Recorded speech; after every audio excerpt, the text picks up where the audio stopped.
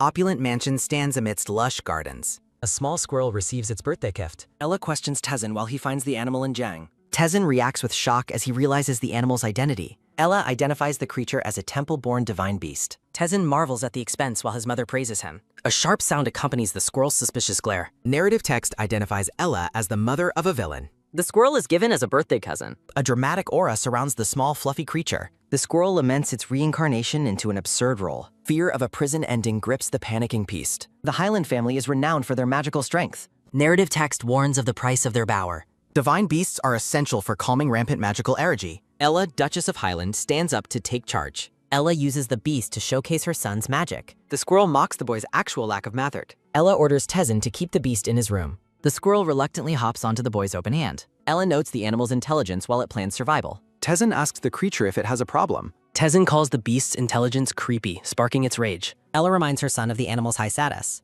Ella and Tezen discuss the beast as a spirit looms. Tezen worries about the creature losing speech during humanization. A sinister grin spreads across the black-haired boy's face. Tezen intends to treat the beast as his new slave. The squirrel explodes in fury over the slavery comment. It laments its short arms and its arrogant new master. Living with the hopeless brat proves to be exhausting. Family secrets remain hidden behind the mansion's large windows. A true villain hides within the mansion's western tower. The squirrel hopes humanization is possible with that person. A servant arrives with news from the western tower. Ella inquires about the state of the tower's occupant. The butler reports that the young master's collapsed. Ella hides her face while the squirrel listens closely.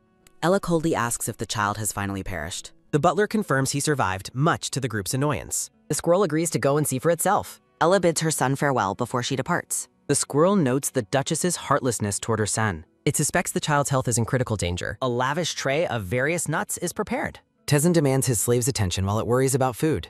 The boy demands a show, further infuriating the beast. The squirrel ignores him, causing Tezen to doubt its intelligence. Tezen contemplates training the creature through more forceful means. The squirrel dreads the torment the boy will surely inflict.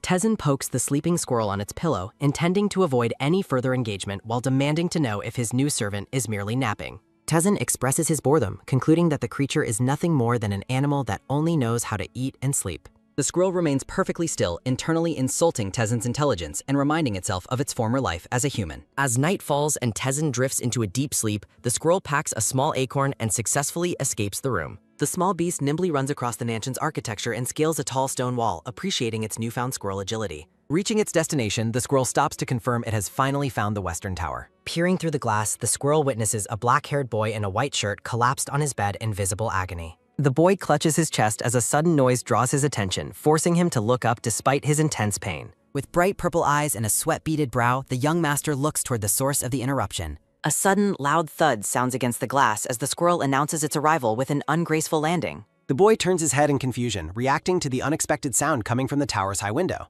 Standing by the door, the boy questions why a common squirrel would be visiting his isolated tower in the middle of the night. A rhythmic thump sounds as the squirrel draws the boy's attention, leaving the young master utterly bewildered. The squirrel waves its arms frantically, wordlessly begging the boy to open the window and let it inside. The boy asks the creature to wait as he reaches for the window handle, his voice gentle despite his exhaustion. The squirrel's foot slips on the ledge, causing it to lose its balance just as the window begins to open. A look of sheer panic crosses the squirrel's face as it realizes it is about to fall from the tower's height. Desperation grips the beast as it laments its inability to use magic or transform into its human form to save itself. Moving with surprising speed, the boy lunges forward and catches the falling squirrel in his hand. The boy looks down at the tiny creature and asks if it is all right after its near-fatal slip. Dizzy and disoriented, the squirrel realizes it is still alive while the boy holds it securely. The beast feels a powerful, rippling sensation and realizes it is sensing the immense magic flowing through the boy. The boy gently cradles the animal, asking if it is injured while the squirrel remains stunned by the sheer power it feels. Looking up at the boy, the squirrel notices his distress and realizes his magic is running wild, causing him unbearable pain. The scene grows quiet as the boy holds the squirrel close, unaware of the animal's deep concern. A surge of magical energy begins to swirl around them as the boy stares down at the small beast in his hand.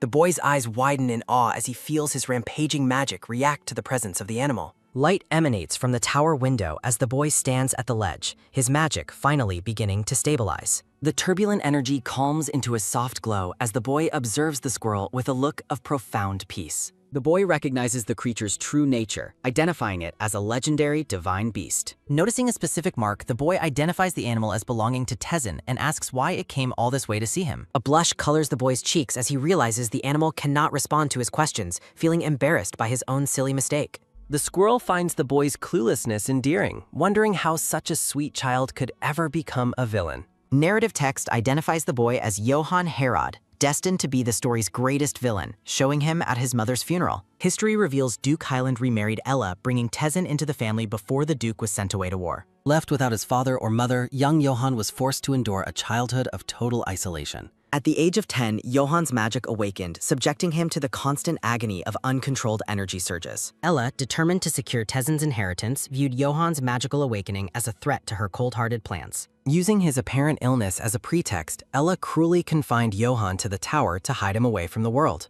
Johann's isolation ended only when Ella's scheme sent him away to the front lines of a long and brutal war. 5 years pass, and Johann is destined to return home as a celebrated war hero who brought an end to the conflict. Foreboding text warns that Johann's return will mark the true beginning of a terrible tragedy. The narrative introduces Lady Mariel, the Empire's most beautiful noblewoman, who is promised to Johann as a reward for his victory. Though Johann falls deeply in love with the heroine, her heart belongs to the crown prince, sparking a cycle of jealousy and ruin. Consumed by a desire to tear the lovers apart, Johann is fated to transform into a heartless villain who stops at nothing. The squirrel shivers as it watches the kind boy before it, unable to reconcile his current warmth with his future cruelty.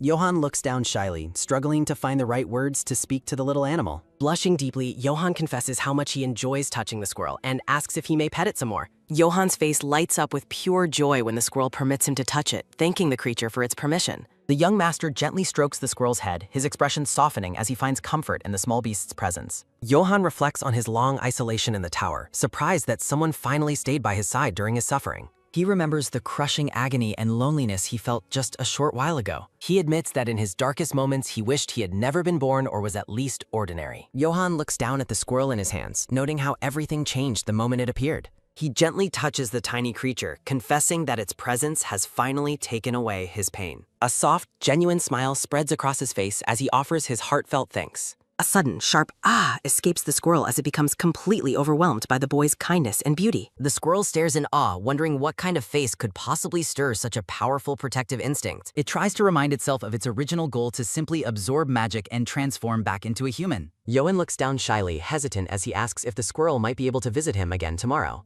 The squirrel realizes it doesn't need to do anything complicated. Simply being near the boy is enough to help him. The squirrel's head moves in a frantic blur as it nods vigorously, tears of empathy welling in its eyes. Johann is overjoyed by the response while the squirrel observes him with newfound determination. The squirrel senses a profound gentleness and compassion emanating from the boy in front of it. It realizes Johann's future as a villain likely stems from the immense pain and loneliness he has endured. A thought strikes the beast, wondering if showing him love and care now could change his tragic fate. It contemplates a different path for the boy, one where he never has to become a heartless villain. Despite being trapped in a small, furry body, the squirrel resolves to do its absolute best to help him. Turning its back briefly, the squirrel prepares to present its precious, shining acorn as a gift. The squirrel holds the acorn out proudly, prompting a surprised Johann to ask if the gift is for him. Moving with careful grace, the squirrel hops back into the boy's palm to deliver the token. Johann nuzzles the small creature affectionately, promising to cherish the gift forever. He tells the squirrel that from tomorrow night he will leave his window open just for its arrival. With a sweet, blushing smile, Johann invites the animal to visit him whenever it wants.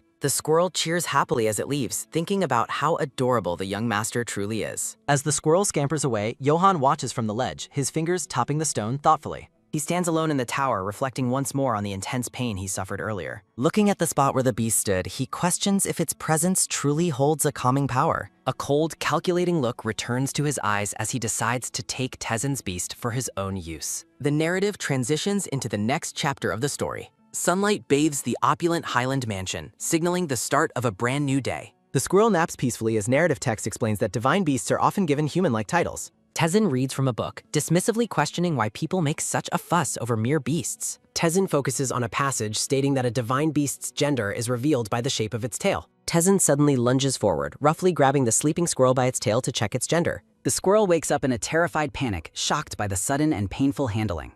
Tezen ignores its protests, concluding from the tail pattern that the beast is female. He wonders if it will transform into a girl and demands to know its actual age. Tezen tosses the squirrel aside, thinking it will be much easier to command once it takes human form. The squirrel is consumed by rage, vowing to end all connections with the brat once it transforms. It plans to have Johann remove the family mark so it can escape the mansion forever. Looking back at its time in the tower, the squirrel contrasts Johann's gentleness with Tezin's cruelty. It feels confident that Johann will not refuse a request from someone who helped him. The squirrel convinces itself that everything will fall into place the moment it becomes human. Despair suddenly hits as the squirrel realizes it has no idea how to actually trigger its transformation. A sharp sounds as the squirrel hurls its half-eaten nut away in complete frustration over its diet. It concludes that its only hope for finding a clue is to continue absorbing Johann's immense magic. Exhausted and silent, the squirrel lies flat on its red pillow, staring blankly ahead. It screams internally about its desperate desire to become human and escape the arrogant Tezin. Back in the tower, Johann holds the squirrel's acorn up to the starlight, his expression unreadable. Johann stares thoughtfully at the acorn. The squirrel presents its tiny gift. Johann wonders if it is coming today. He regrets not acting weaker before. He turns toward the window ledge. The squirrel suddenly pops its head up. It jumps inside with a happy sound. Johann smiles warmly at his visitor. He greets the divine beast softly. He welcomes the pretty little creature back. He offers his hand to the enro. The squirrel hops into his okumham. He notes its difficult time up. He carries the squirrel into his room. He offers his bed for its comfort. The squirrel hops onto the pillow, thinking it will provide him top-notch service in return for the bed. Standing tall, the squirrel thinks that the patient must come first and insists he lies down. Johann smiles and agrees to lie down. He settles onto the pillow beside it. Johann asks if it wants a name. The squirrel realizes it doesn't have one. The squirrel thinks about how Tezin was cruel while this boy uses pretty words, giving him permission to name it. Johann thinks of a possible name. He suggests Paul, which of hates. Johann realizes the name was a failure. He admits he has run out of ideas. The squirrel is appalled by his naming sense. The squirrel thinks it will let it slide because he is cute, but demands a better name next time as Johann promises to think. It notes that the magic is stabilizing. It absorbs more power than it did yesterday. It decides to stop for the night. They both fall into a deep sleep. It celebrates another successful magic absorption. A strange sensation suddenly takes hold. It wonders why magic is still flowing. A human hand and brown hair appear. Shock follows the sudden transformation. Johann begins to wake up suddenly. He is startled by a new presence. A mysterious brown-haired girl has appeared. She clutches the bedsheet to her body. Johann asks the stranger who she is. She stutters as she looks at him. She touches her neck, realizing she can speak. A joyful exclamation escapes the girl. She marvels at her tiny human hands. Johann is stunned by the girl's appearance. Blushing, Johann tells her to cover herself. She thanks him for help. Johann asks if she is shocked as he wonders what is happening. The brown-haired girl explains that divine beasts possess the extraordinary ability to transform into humans. A soft, rhythmic QQ sounds as the squirrel suddenly pops its head up through the white fabric. Surprised, the squirrel lets out a soft cute while looking bewildered.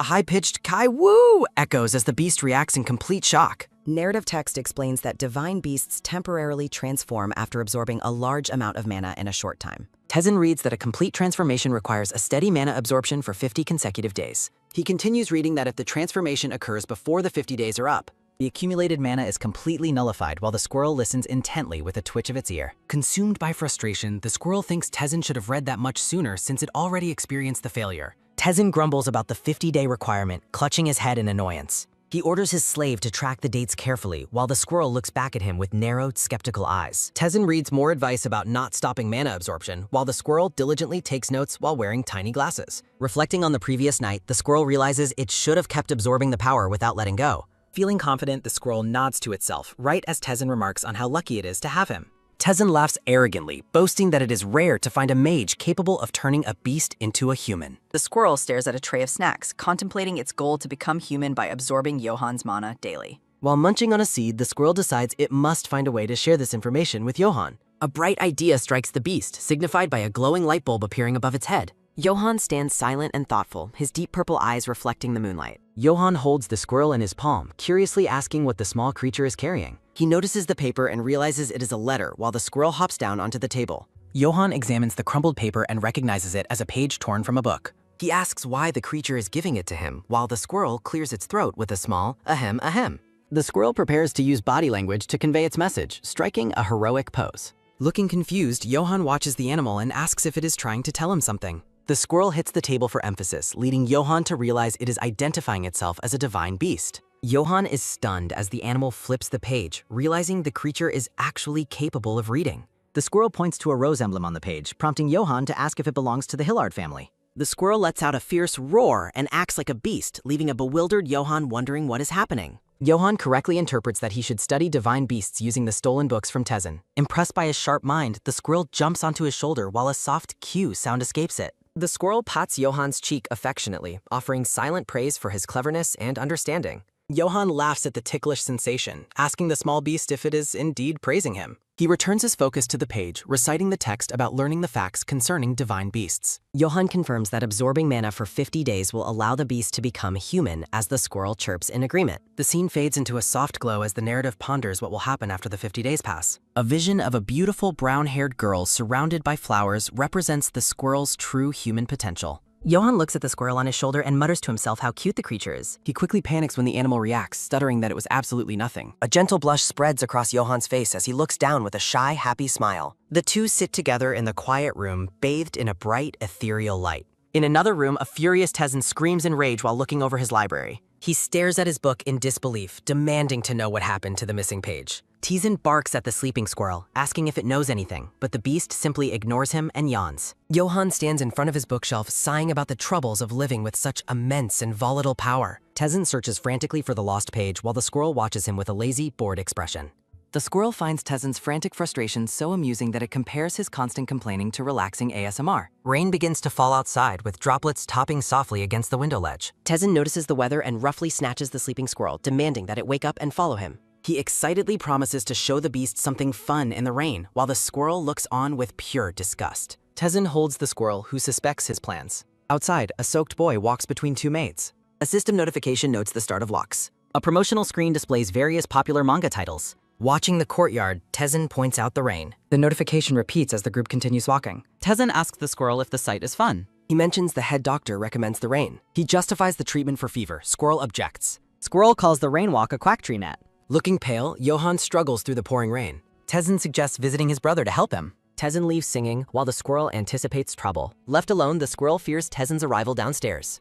Determined to help, the squirrel prepares to leave. The small beast stuffs its mouth with supplies. Wearing a makeshift pack, the squirrel rushes out. It leaps into action to save its friend. A woman in a green gown walks alone. She questions the doctor about Johann's improving condition. The doctor explains hypothermia is a wizard's remedy. He assures her the boy will soon deteriorate. Satisfied, the woman dismisses the doctor from her presence. She thinks of Johann as a persistent annoyance. She recalls keeping him alive only for appearances. A legal oath prevents her from killing him. This war oath was the emperor's political countermeasure. Noble heads are required to serve in battle. She keeps Johann as a substitute for Tezen. Watching the courtyard, she mocks Johann's insignificant life. Rain continues to drench the path ahead. The maids lead Johann across the stone gates. One maid complains about the slow pace. She demands cooperation with the doctor's cruel prescription. High above, the squirrel observes the group's progress. It notes Johann's pain and the maid's cruelty. The squirrel prepares to drop its heavy acorn. It offers Johann a word of silent encouragement. A glint appears as the squirrel takes aim. The squirrel vows to fight alongside its friend. The small creature dives down toward the path. Sudden sharp hits cause the two maids to scream. The maids collapse while Johann stands stunned along. An acorn rolls to a stop at a steep. Johann stares at the small gift in confusion. A realization strikes him as he looks around. The squirrel signals from a tree for him to move. He understands it's his chance to finally escape. Johann sprints away as the maids cry out. A loud bang echoes as the boy disappears. The squirrel feels proud of the game. It wonders where the black hair boy went. Tezen yells at the maids for his wasted effort. A maid explains Johann escaped back to the cower. Tezen splashes the maids in a fit of rage. A woman's voice commands him to stop his outburst. Tezen is startled by the sudden arrival of his mother. He complains about the ruined distraction while she consoles him. She reminds him of his desire to help his brother. She promises to summon Johann for a guest hurrah. Tezen brightens at the prospect of the meeting. The squirrel is shocked to hear the guest's name. It realizes the guest is actually the story's heroine. A mysterious woman appears during a narrative interlude. The beast fears the original timeline has been twisted. It suspects a cruel plot to disgrace Johann publicly. The mother includes the beast in tomorrow's magic showcase. The squirrel reacts with pure, wide-eyed horror. A lone hand rests against the tower window. Johann struggles through a painful fit of coughing. He hopes the squirrel returns to provide some comfort. He contemplates his plan to utilize the creature's power. He vows to stabilize his magic and overturn the dukedom. He feels relieved by their mutual need for one another. He tries to convince himself they are only tools. He questions his true feelings while standing in rain. The squirrel finally returns to the tower window. A quick tap sounds as it hits the glass. Johann welcomes his small friend back with a smile. He offers his sincere thanks for the earlier help. A sudden cough interrupts his expression of gratitude. He reassures the squirrel that he will be fine. The squirrel offers a comforting pat to his face. Johann stares out at the dark, starry sky. The squirrel settles down quietly on the white bedsheet. It worries that Johan's fever is still quite high. It dreads the humiliation Johan faces at the meeting. It realizes Ella's plan to elevate Tezen over Johan. The squirrel facepalms at the looming disaster ahead. It mocks Tezen for using beauty masks for vanity. A mischievous idea for a nighttime prank takes hold. It imagines leaving messy footprints on Tezen's face. Johan asks why the creature is leaving so soon.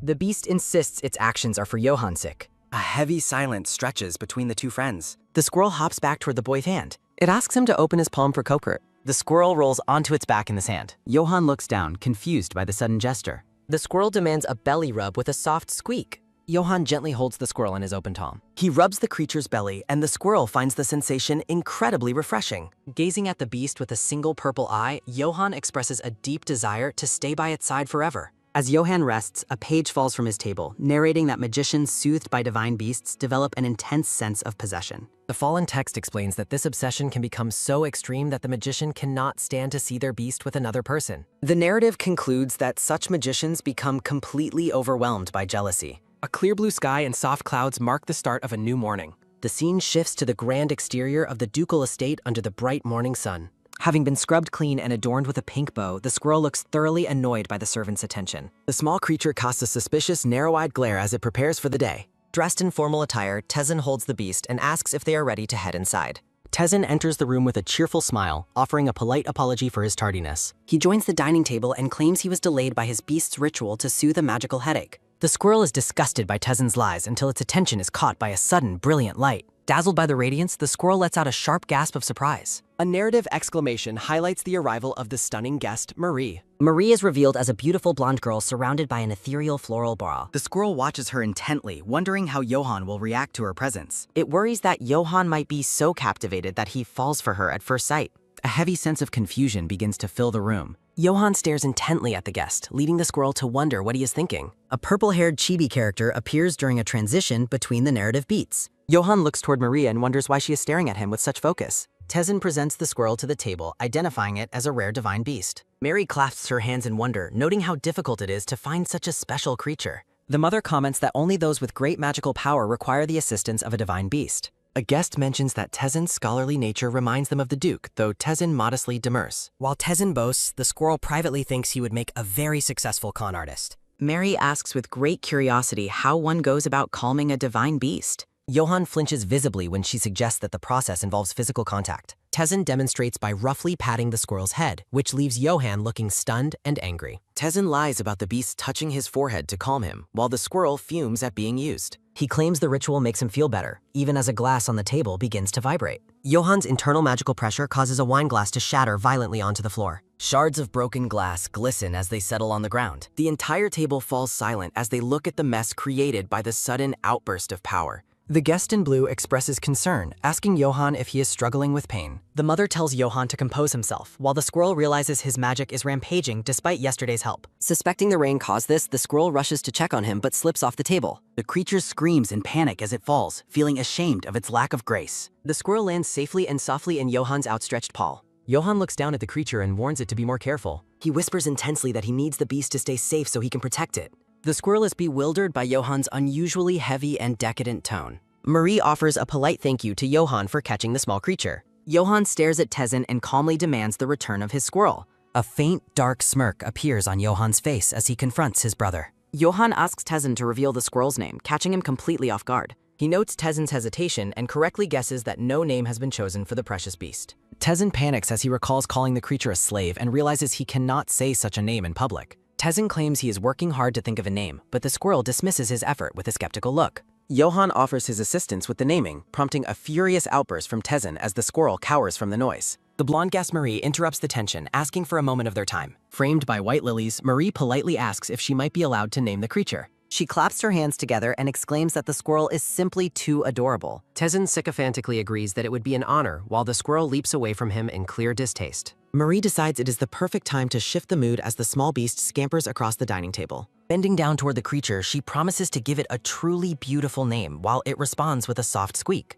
The squirrel looks up with wide, shimmering eyes, appearing perfectly innocent. Mary suggests the name Blackie, leaving the squirrel horrified by the utterly tacky choice. Ella and Tezen shower Marie with compliments, calling her naming sense remarkable and her choice lovely. Mary says her farewells to the beast as it suddenly feels a strange surge of magic. Mary reveals her gift for the creature, which leaves it reeling from a sudden, sharp intake of magical energy. The squirrel is stunned to realize the gift Marie fastened to its leg is made of pure gold. Delighted by the valuable gift, the squirrel thanks Mary while she waves a happy goodbye. Tezen loudly calls for Blackie to return to him, catching the squirrel's attention. He demands the creature return to its master, an order the squirrel finds transparently pathetic. The squirrel pauses, casting a lingering glance back toward Johan.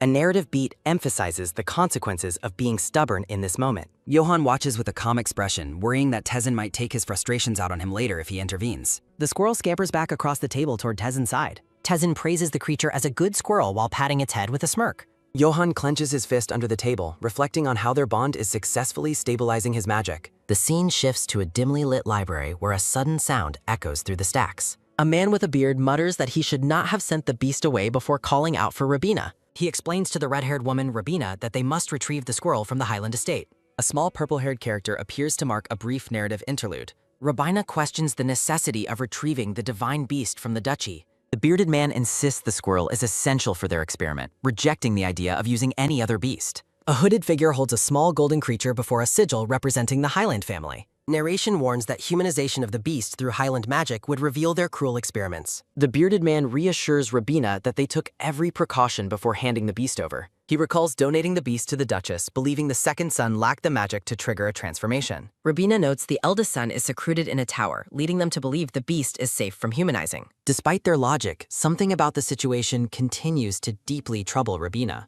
They discuss the possibility that the eldest son might possess enough magic power to have encountered the beast. Rabina insists the squirrel is essential and demands it be retrieved as soon as possible. The bearded man agrees to find a justification to reclaim the divine beast shortly. Late at night, Johan stands by his tower window as a soft knock sounds on the glass. The squirrel peeks through the opening and Johan welcomes it back with a gentle smile. He tells the small creature it doesn't need to knock every time it visits his room. Johan promises that he will always be waiting for it, causing the squirrel to react with a bashful sound. Johan's face appears radiant and healthy, illuminated by a soft, glowing light. The squirrel realizes 40 days of absorbing magic has significantly improved Johan's complexion. It notices a pleasant, soapy aroma beginning to fill the air around the boy. Noticing the intense gaze, Johan asks the creature why it is staring at him so fixedly. The squirrel denies staring and thinks of how well Johan will grow from now on. Johan sits on the edge of his bed, looking out as he holds the beast in his hand. The squirrel demands Johan's forehead to perform its ritual and calm his magic. Johan gently suggests they take things slowly for the night until everything is settled. Johan holds the small squirrel. He stares affectionately at his companion. Johan asks if the beast is comfortable with their arrangement, receiving a cheerful squeak in response. The squirrel scampers onto her shoulder. The creature revels in how soft and wonderful Johan feels. The golden ribbon on its leg shines, a constant reminder of Mariel's gift. Mariel remains seated at the dining table. The name Blackie echoes in the air. Johan remains silent with a distant look. He lifts the beast with a curious gaze. A soft rubbing sound occurs as Johan decides to discuss a proper name. He rejects the name Blackie because the squirrel's eyes aren't black, leaving the creature stunned. Johan notes the squirrel has lovely pink eyes, momentarily envisioning a girl with the same features. He asks the beast if it approves of his choice. The squirrel privately mocks Johan's terrible naming sense. It worries that refusing the name Momo would appear rebellious after accepting Blackie earlier. Johan asks if the name suits it as the beast lets out a soft sound. He praises the name as charming and bright, though the squirrel finds the adjectives overly dramatic. The beast decides to accept the name as the best possible choice, pleasing Johan. A soft touch lands over its head. Johan wonders aloud if their meeting was purely accidental. He expresses a deep feeling that their meeting was a matter of fate. A gentle pat follows his sincere words. Johan apologizes with a smile, admitting he finds the creature irresistibly cute. He reflects on how delicate the beast is and remembers its attempts to protect him. A memory surfaces of the squirrel bravely facing the rain with an acorn. Johan vows to provide even more gold in the days to come. He promises to give the beast the finest room available. He pledges to fulfill every wish the creature has. Johan declares he will make the beast far happier than Tezen ever could. Standing tall, he promises to be the one who protects the creature from now on. The squirrel looks back and calls him a fool. Dark visions of war appear, suggesting Johan will be sent to battle and fed magical suppressants. A narrative warning explains that temple potions will eventually make him forget his divine beast. The squirrel watches him with a somber expression. The beast resolves to do its best for Johan during the time they have left together. Morning light hits the estate as a carriage from the temple arrives. Servants murmur about the high priest's early visit while he meets with the Duchess in the parlor. The Duchess demands to know the meaning of the High Priest's sudden claims. The High Priest asserts that the beast given to Tezen has no calming powers, shocking the Duchess. He formally requests the immediate return of the divine beast to the temple. The high priest reiterates that the creature lacks true abilities and must be returned to the shrine. The Duchess clenches her fan in frustration. He claims only he knows the truth but is restricted by the shrine's authority from saying more. A sharp tap sounds as the Duchess ends the discussion by placing her hand firmly on the table. She agrees to stop the investigation but indicates she has further conditions. The Duchess points out that other measures must be taken regarding her son's magical pain. The high priest offers specialized potions often used by those who cannot summon beasts. The Duchess contemplates the idea of using potions instead. She formally requests the potions as an alternative for her son's treatment. The dark-haired woman notes that the reward money is settled before asking to speak further, and the high priest encourages her to do so freely. The Duchess describes how the beast fled to the tower during an acorn attack and suggests removing any potential threats early since its rebellion is unsettling. Narration mentions a potion with the power to transform a human into a mindless puppet.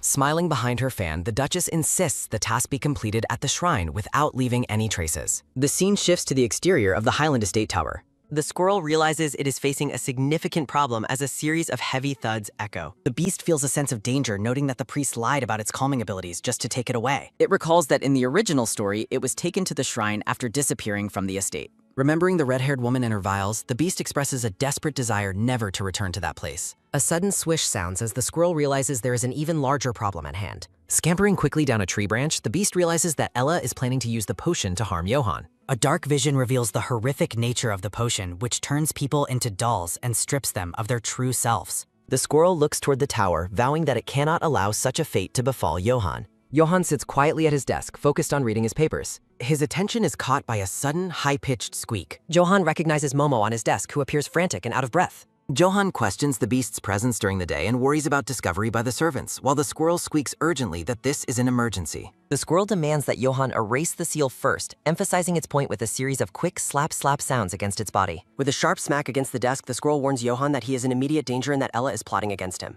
Johann looks horrified, misinterpreting the squirrel's frantic gestures and wondering if it wants to kill him because of its own pain. The squirrel grows anxious, realizing the limitations of using gestures to explain a complex story when time is running out.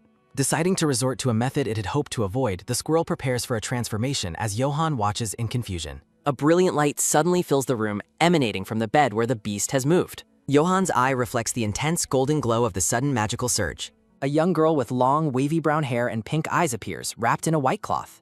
A narrative bubble questions why the humanization process is occurring so early. Grabbing his shoulders with a sudden whoosh, the girl tells Johann to focus and explains she lacks time for a long explanation before revealing the shrine is trying to take her back. Distressed, she explains she doesn't know why they suddenly claimed she lacked calming abilities and decided to retrieve her. The girl declares she must escape immediately, causing Johann to wonder if she is truly leaving now. She looks at Johann with a pleading expression. The girl's pink eyes shimmer with desperation as she looks up. She explains that since Johann is a direct descendant of Highland, he must be the one to erase the seal so she can escape. She begs him for help, expressing her fear of being dragged back to the shrine and dying there.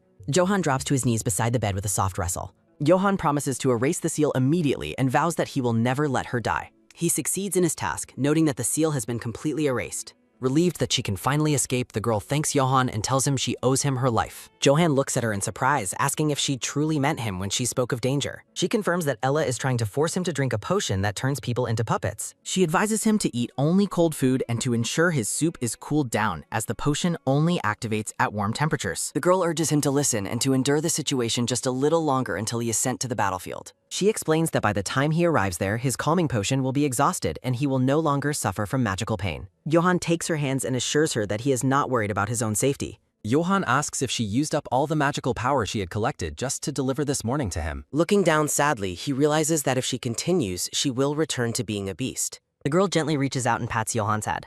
She smiles warmly at him, promising that she will find a way to manage it again and telling him not to worry. Johann lets out a quiet, stifled sigh as he absorbs her words. Johann acknowledges that she gave him his life. Johann bows his head and vows to survive in the estate exactly as she instructed. Johann asks Momo where she's going now while the brown-haired girl prepares to respond. A brilliant flash of light fills the room. The brown-haired girl transforms back into a small orange squirrel. Johann cries out Momo's name in these frest. Johann watches the small beast lying weak on the white sheets. The squirrel realizes it has completely exhausted all the magic it had previously absorbed. Hearing heavy footsteps approaching, Johann warns Momo that they must escape from the tower immediately. Johann tells the beast to stay out of sight by climbing through the truce. A soft rustle sounds as Johann ties a golden thread around the creature. Johann instructs Momo to wear the thread so he can identify her later. He tells the squirrel to return to him if it cannot find magic anywhere else. Johann vows to protect the small beast no matter what happens. Johann tells Momo to go quickly while he distracts those approaching him. Johan whispers Momo's name with a somber expression. The squirrel reassures Johan that he is not a villain despite what others say. The beast notes Johan has a kind and beautiful heart, leaving the boy stunned. Johan asks if the creature intends to handle things alone, making the squirrel react with a frustrated squeak. With a quick leap, the squirrel jumps down from the window ledge. The beast squeaks a final farewell to Johan as it begins its escape. Johan thinks about how difficult it is to let the creature go off on its own. The squirrel reflects on meeting the real Johan as a great blessing in its life. A parting message thanks Johan as the tower stands tall against the bright sky. Johan stands alone, gazing through the window. Johan sadly notes that Momo is truly gone now. Outside, voices demand the squirrel's capture as Johan clenches his fist in frustration. Johan reflects on the temple's suspicious actions since they sold the beast to Tezen. He firmly decides that Momo cannot be returned to such a place. A series of loud knocks sound as a man calls for Johan. A reddish-brown-haired man enters the room with a polite greeting. The man asks about the squirrel named Blackie, which Johan denies seeing while critiquing the poor name. Searching through the bedding, the man grumbles about needing to find the beast for the reward money. Johan asks what the searchers will do if the squirrel isn't found, and the man predicts constant chaos. The man turns back with a question. Johan listens with a calm, calculating gaze. Johan proposes marking a dead animal with his seal so people mistake it for the dead divine beast. The man is stunned by the suggestion and asks why Johan would help him. In exchange, Johan asks the man to bring him simple cold food in secret. Johan admits that he is currently very hungry. The man pities Johan, noting that the tower meals are notoriously terrible. He agrees to the plan and leaves to find a replacement squirrel immediately. A clicking sound echoes as the door closes. Johan hopes this ruse will deceive the temple's eyes for at least a little while. He remains motionless in the quiet room. A faint magical glow lingers on the bed. The pillow rests empty now. Johan admits to himself that he hesitated to let her leave for a moment. He reflects on his deep desire to keep the girl by his side. Johan prioritizes her survival over his own desires. He recalls the happy smile of the girl. Johan finds comfort in knowing Momo is clever enough to escape on her home. Johan thinks of the squirrel's resolve. Johan grieves while holding their breath. He sits alone in the quiet room. Night falls over a distant, grand estate. Soft scratching sounds echo in an office. A blonde girl reviews a request. She worries about excessive territorial demands. The financial situation weighs heavily on her. She wonders what action she should take. A sudden scratching sound startles her. She realizes the sound is at the window. She fearfully asks who is there. She stares at the window in shock. An orange squirrel sits on the ledge. She recognizes the squirrel's golden thread. The squirrel begins to wobble and sway. Blackie collapses with a soft cud. Darkness and confusion cloud the beast's mind. A hazy room slowly comes into focus. The squirrel wonders about its new location. Blackie wakes up resting on the pillow. The blonde girl offers a tray of food. She marvels at the beast's incredible appetite. Blackie squeaks that the food is delicious. She questions how it traveled so far. The squirrel panics at returning to Highland. It fears being sent back there. It desperately needs to send a message. Blackie scurries toward the desk's papers. She warns him not to play with documents. Blackie points to specific words on paper. The girl watches the beast with surprise. The squirrel spells out abuse and escape. Determination and anxiety fill the small beast. She asks if Highland abused the squirrel. The beast sadly confirms her dark suspicion. She realizes why the creature fled here. She finds the squirrel irresistibly cute. A sudden realization strikes her mind. She recalls Tezen's cruelty toward his brother. She vows never to return Blackie. She promises to protect Blackie from now on. The daring escape mission is officially complete. The High Priest praises Ravina's past hailing. Ravina reports the beast's supposed accidental death. The High Priest discusses the secret serum. He admits the situation feels slightly unsettling. He tells Ravina not to worry, Huther. He claims beasts lack strong human wills. He dismisses the divine beast as ordinary. The squirrel strikes a heroic pause. It notes significant magic accumulation recently. The beast observes Mariel's incredible magic. It notes her magic's remarkable stability. Mariel calls out to the squall. The blonde girl announces her arrival. Muriel sighs over the passing day while the squirrel asks if something is wrong. Mariel looks on with a smile. Mariel explains that a letter from Erides says they cannot pay taxes again, which she understands due to the war. The squirrel questions how they supported the military this whole time without collecting any taxes. Mariel wonders what to do while the beast calls her a fool. Narration describes Mariel's kindness and naivete. The Metis family fortune declined rapidly. The squirrel critiques the room's lavishness. It wishes people would stop exploiting her. The squirrel directs Mariel's attention elsewhere.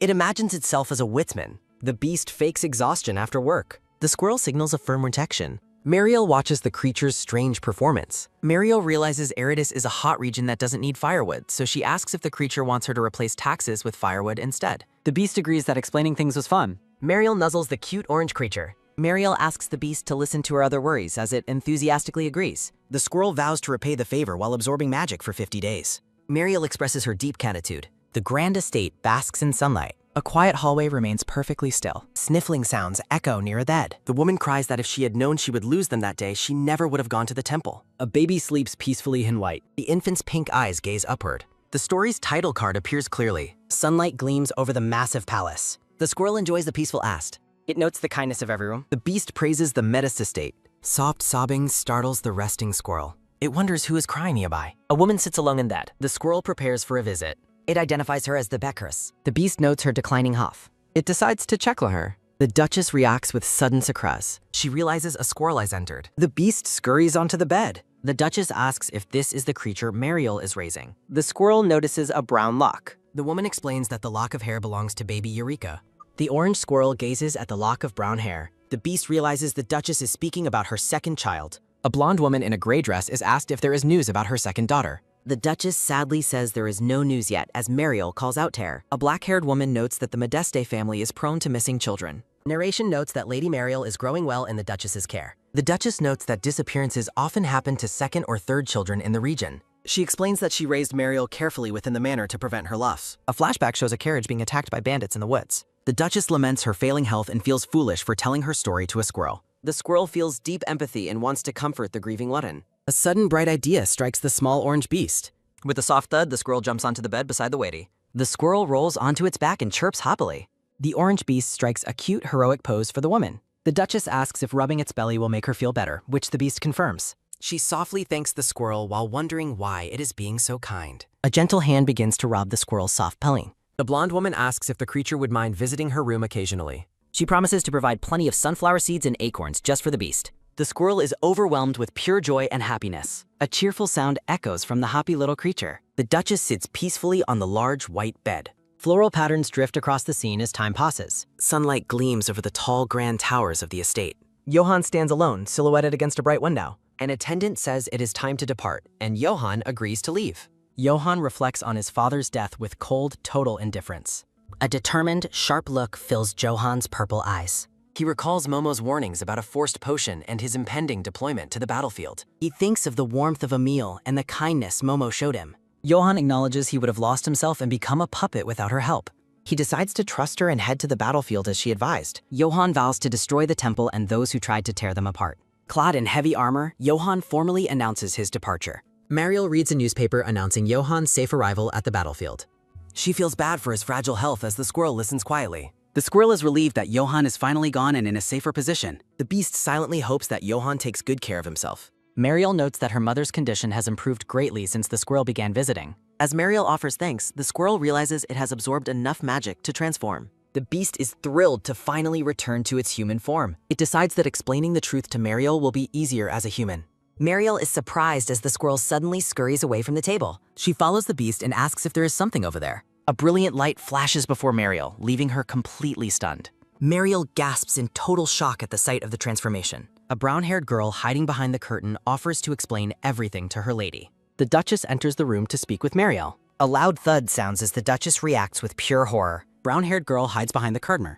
A panicked voice shouts for Eureka. The Duchess joyfully proclaims Eureka's return while Mariel frantically calls for her mother. The Duchess thanks the gods for answering her prayer as Mariel pleads for her to calm down. With a sudden heavy thud, the Duchess loses consciousness as Mariel cries out in alarm. Mariel screams for someone outside to help because her mother has collapsed. The brown-haired girl panics over what to do next. She never imagined human transformation would be so chaotic. A heavy silence fills the sitting room. A quick, polite tap-tap sounds at the door. Dr. Brown, the family physician, informs Mariel that her mother has finally fallen asleep. He reassures the worried girl that the Duchess should wake within a few hours. The doctor explains that seeing someone resembling her lost child caused extreme mental confusion for the lady. The brown-haired girl listens with somberness. The doctor expresses concern about what will happen to the Duchess once she wakes up. He warns that if this person is missing, the Duchess may think she lost her daughter again. He advises that mental stability is crucial and suggests the girl should stay at the mansion. The white-haired doctor takes his leave. Silence returns as they sit together. The brown-haired girl tries to speak, catching Mariel's attention. Mariel apologizes for the shock of the situation. She explains her sister shared the same brown hair and pink eyes, leading to her mother's confusion. The girl insists she is the one who should apologize for surprising the lady. Mariel watches her most while. Mariel reveals she researched divine beasts and asks how the girl absorbed enough magic to transform.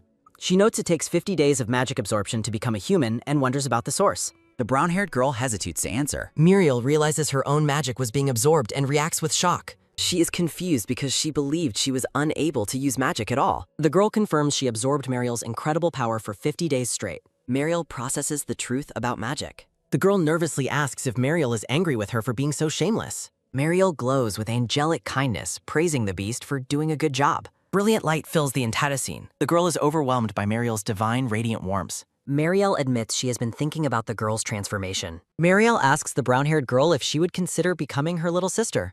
The girl shouts in total shock at the unexpected proposal. Mariel holds her hands tightly, acknowledging the selfishness of her request. They sit together in the evening. Mariel explains she wants her mother to spend the rest of her life happy with her daughter. The girl recalls that in the original story, the Duchess was unable to bear her sorrow. Broken by grief, the lady passed away before Mariel could grow into an adult. She remembers the Duchess's kind vow. She thinks of the lady's comfort. The girl stares down in conflict. Mariel apologizes for the burden but asks the girl once more to stay. She confesses the family regained its vitality because the girl's presence is a great support. Mariel says she feels guilty for receiving so much help.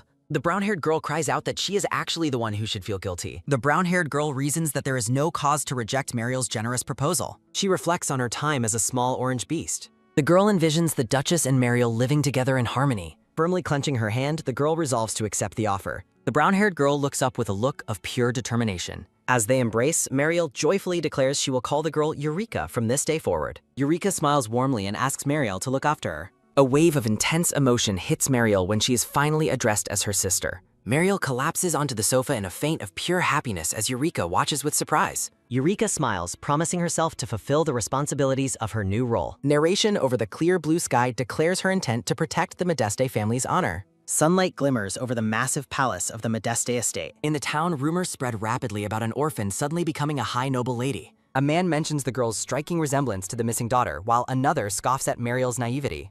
Gossips predict a decline for the family fortune due to what they perceive as poor judgment. Attendants watch as the new young miss arrives at a modest bilking. Eureka stands poised in a detailed blue dress with a black ribbon. The scene shifts back to a view of the grand estate under the bright sun. The director and matron of the orphanage offer a warm welcome to Her Highness. Eureka graciously thanks them, noting this visit is her first official duty as a Modestan. She privately plans to use her background as an orphan as a strategic advantage. As the director leads the way, Eureka thinks about how she has no intention of hiding her past. The back of a woman with white hair pulled into a bun is shown. Eureka walks through the orphanage courtyard alongside the director and matron. Her gaze is steady as she thinks about the specific person she is searching for. Narration explains her goal is to find the Empire's greatest doctor to save the Crown Prince. A silhouetted figure works carefully with medical tools over a bedridden patient. It is revealed that Lunat, who will save Mariel's lover, owes a deep debt to this orphanage. Lunat is depicted as a genius doctor standing atop an open book. Text notes that his progress was hindered by his long stay at the orphanage. Eureka wonders if she can find a way to accelerate his pass. She pauses upon hearing the sounds of children playing nearby. The director points out a nanny playing with the children under a massive tree. Narration describes the woman as a motherly figure to all the orphans. A young girl with green hair happily hands a bouquet of wildflowers to the kind nanny. Eureka recalls a tender moment when the Duchess called her a dear daughter.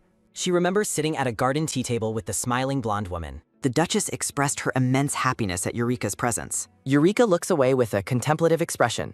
She thinks of how the Duchess hugged her even when she was just a small squirrel. A feeling of protectiveness washes over Eureka as she clenches her hand. Standing before the orphanage, she reaffirms her mission to find Luna.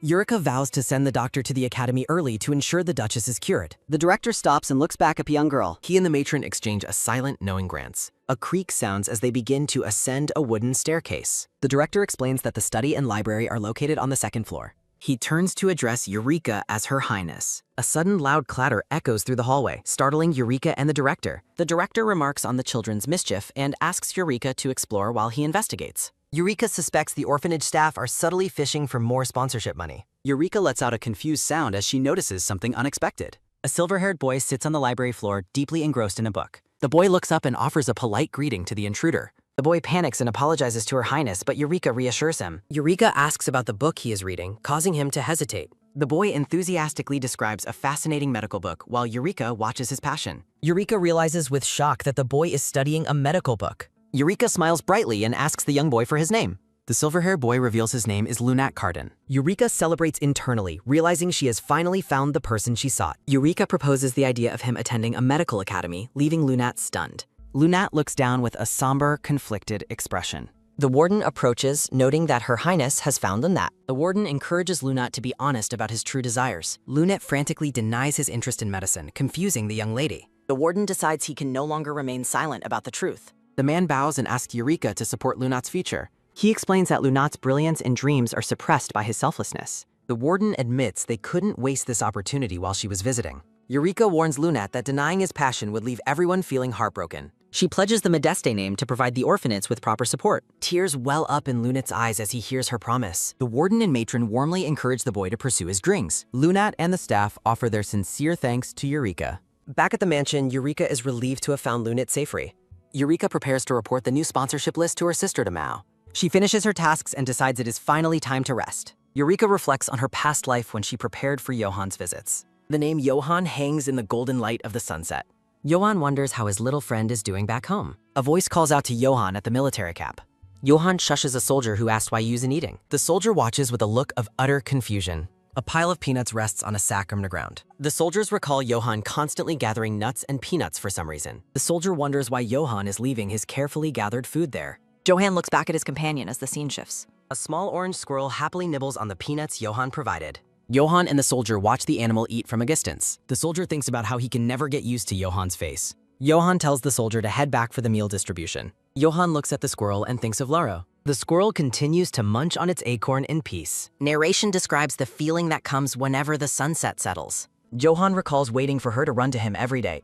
A heavy boot steps on the grass as he confesses his longing. Johan vows to find her and turn her into a human. He thinks that as a human, her only family will be him. Johan imagines a future where they are each other's only family. A horse-drawn carriage travels along a sun-dappled forest pass. Inside the cabin, Renat looks wide-eyed and nervous. Mariel asks if he's excited for school and he credits her. Renat's spirit burns as he vows to cure the Duchess. He mentions the orphanage is grateful for the new laboratory. Eureka thinks about how Mariel is gaining more influence. Mariel tells him to focus entirely on his medical studies. Eureka cleverly lets Mariel take credit for the social work. She realizes Mariel needs more power to survive. A flashback shows a man kneeling before a woman. Mariel aims to be a strong leader, not just a lover.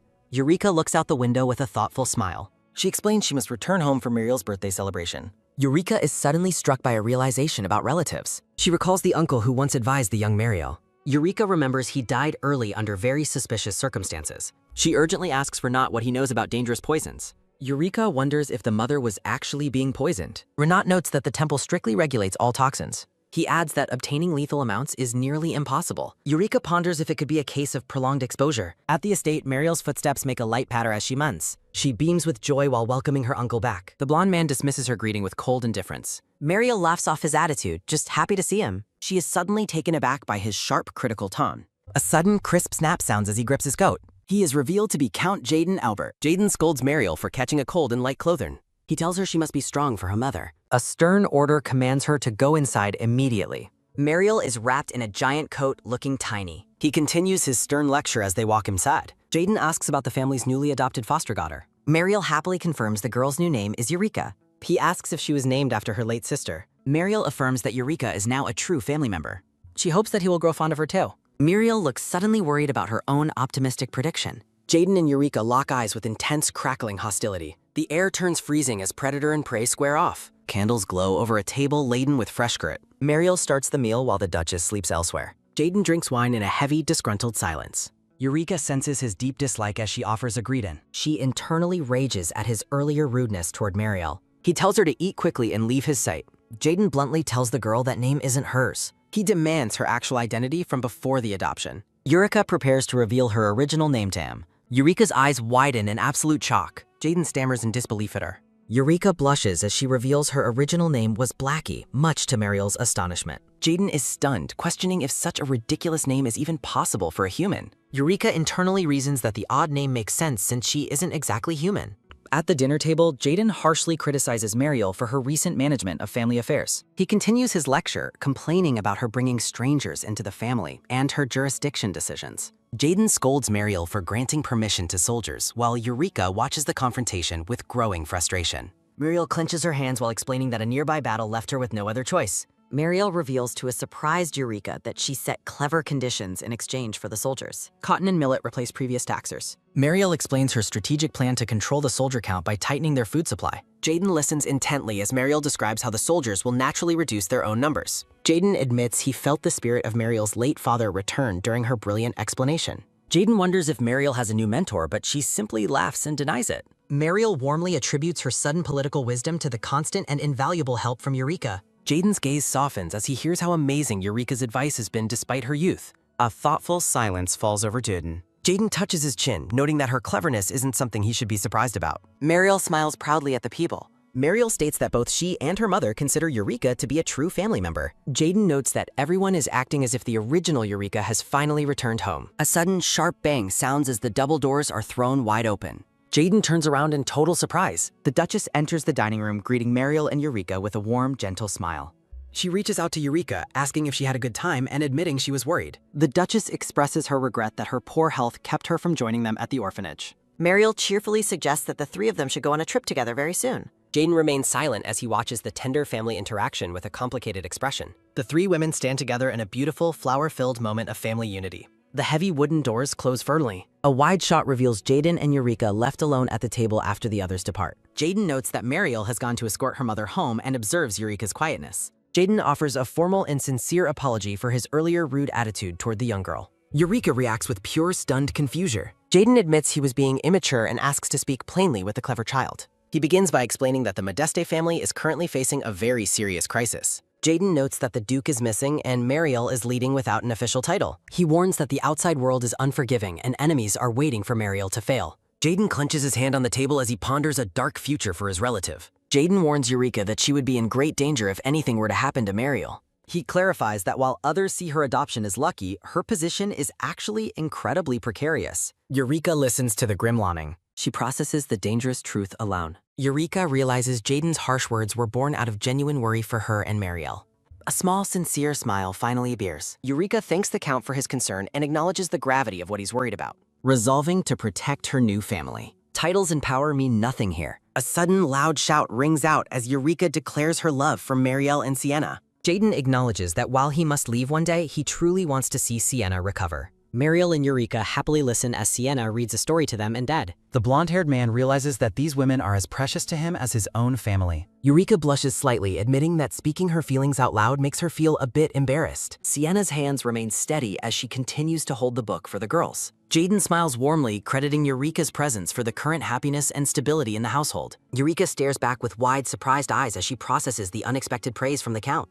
Jaden nervously stammers an apology, taking back his earlier harsh words as a small squirrel-like version of him cries nearby. Eureka looks on with determination, vowing to prevent the early death that fate has planned for such a good man. Eureka pumps her fist, ready to immediately put the medical plan we're not provided into action. Moonlight filters through the windows of the silent, ornate mansion hallway late at night. Carrying a large basket, Eureka wonders who would poison the Count and considers investigating the situation in Ibert. Eureka interprets Jaden's habit of scolding the servants to go to sleep as a hidden expression of concern for their health. The young girl stops before the large decorated double doors of the Count's private study.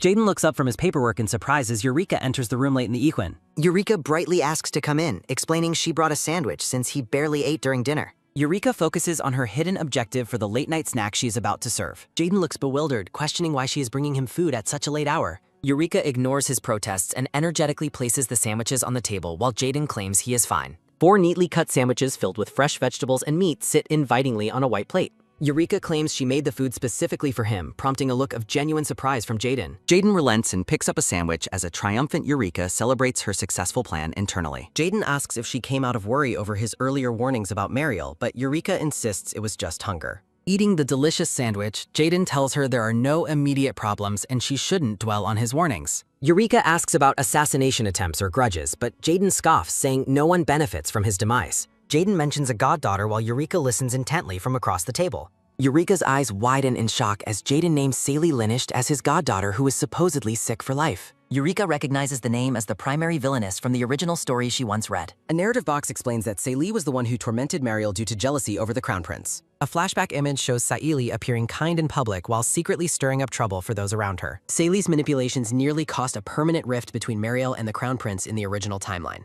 Eureka asks for clarification, wondering if it's true that Saili requires lifelong medical treatment for a disease. Jaden sadly confirms that the doctor diagnosed her with an incurable disease, leaving her with a frail body.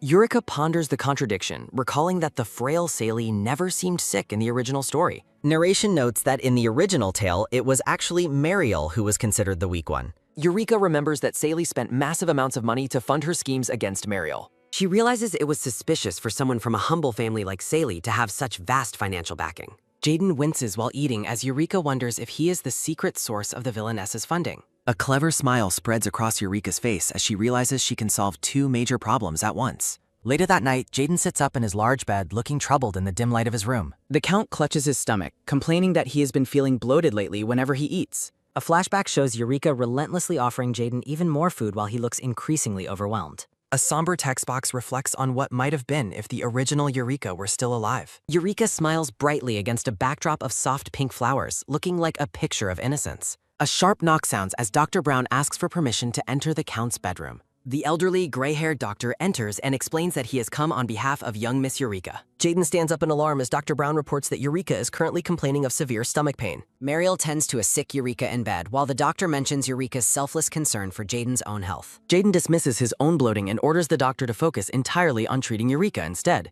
Dr. Brown explains that Mariel insisted on the checkup because she prepared the food, while a chibi Eureka hides a secret smile. Agreeing to the medical checkup, Jaden sighs as Dr. Brown prepares to conduct a thorough examination while a bright twinkle appears behind a triumphant Eureka. A soft clatter sounds as the wooden medical box is opened, revealing specialized vials of medicine and diagnostic tools. Under the dim light of the study, Dr. Brown checks the Count's pulse as Jaden reflects on the unusually busy nature of the night. Jaden decides to tolerate the examination primarily to prevent Eureka from worrying about his health any further. The Count's gaze sharpens as he notices a look of sudden alarm on the doctor's face. Trembling with shock, Dr. Brown tells Jaden not to be alarmed while he prepares a more detailed diagnosis. A grim narrative box notes that the patient has likely been suffering from this condition for a significant amount of time. The atmosphere turns heavy as the doctor reveals that the Count has been systematically exposed to poison. Jaden reels in shock at the terrifying news. A poignant narrative box questions how people could be so cruel as to attempt an assassination. Sunlight filters through the lush greenery of a peaceful conservatory. Mariel is absolutely horrified to learn that even the family doctor was bribed to fake Silas' illness. Eureka confirms that Siley Linisht was never actually sick and has always been perfectly healthy. A flashback shows a woman approaching Jaden to request a guardian role while secretly poisoning him and manipulating his will. Eureka expresses her deep relief that the plot was uncovered before it was too late for the Count. She laments how the conspirators cruelly exploited the Count's grief over losing his young nephew. Eureka credits the success of her intervention to the medical information she sought from Renat. Narration explains that the lethal poison remains in the system and leads to a slow death once it accumulates. Flashback text explains that the substance is specifically designed to be undetectable during standard checkups. The text emphasizes that the poison is rare and used specifically for long-term stealthy assassination attempts. Looking down from above, Eureka asks if there is any method to prove someone has been poisoned. Dr. Brown describes a rare southern plant that causes a visible reaction in the body if consumed shortly after the poison. Eureka reveals that she secretly added the diagnostic plant to the sandwich she prepared for the Count. A sudden flustered feeling washes over Eureka as she admits to Mariel that her own stomach pain was merely a ruse. Mariel beams with pride, noting that her uncle expressed his concern and gratitude for Eureka in his latest letter. She excitedly announces that the Count is returning to the capital soon, specifically to thank the young girl. Eureka is surprised to learn that the Count intends to take her to a special location. A candle flickers on a stand, illuminating a narrow, brick-lined staircase descending into the mansion's depths. Jaden leads the way down the steps, his golden hair catching the dim light of the corridor. A rhythmic crunching sounds as Eureka follows the Count down the stone stairs. Eureka worries about the destination, but Jaden tells her to focus on being careful while walking in the dark.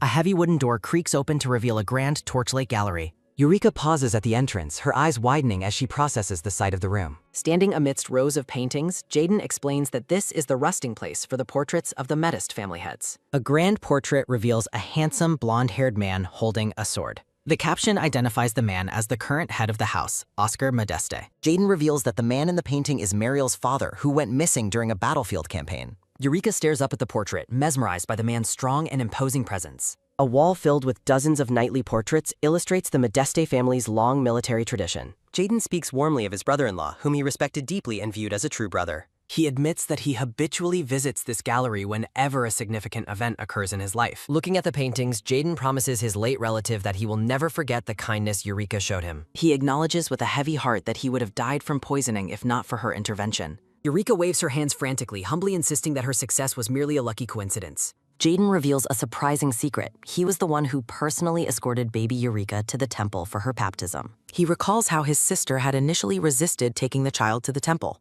A silhouette flashback shows the young man holding a baby while arguing with the woman about the baptism ceremony. Jaden remembers the chaos of a past attack and the devastating moment he realized baby Eureka had disappeared. He admits that he always harbored suspicions about the Lanisht family's intentions. Jaden confesses that his own guilt led him to turn a blind eye, allowing Seili to take the real Eureka's place for all those years. Jaden confesses to Eureka that without her intervention, he would still be trapped in his past and unable to see what truly matters. Jaden gives Eureka his heartfelt thanks.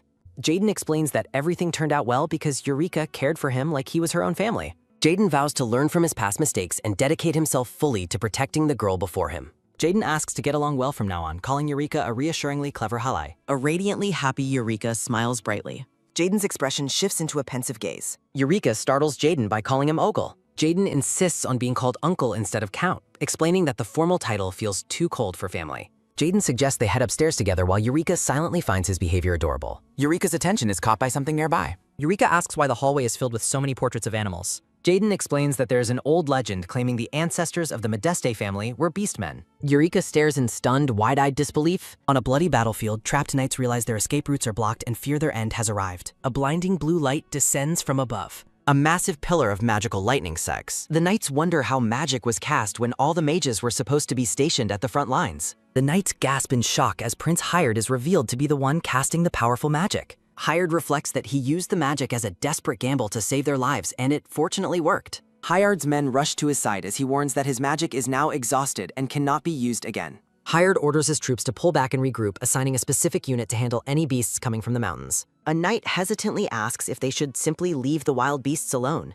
The soldier explains that since the Duke of Modeste disappeared, the army has intentionally avoided bothering the local beasts. He mentions that many soldiers believe they saw the missing Duke transform into a tiger. Hired smirks and agrees to pretend they saw nothing, even though he privately admits he witnessed the transformation himself. Eureka awakens in bed looking deeply unsettled. As Hired is helped along by his men, he finds himself thinking about Momo. Hired imagines that if Momo were present, she would certainly try to take all the credit for the victory. The squirrel Momo strikes a triumphant pass. Hired thinks Momo would claim his successful magic use was only possible because of her. Hired smiles warmly despite his bloody injuries.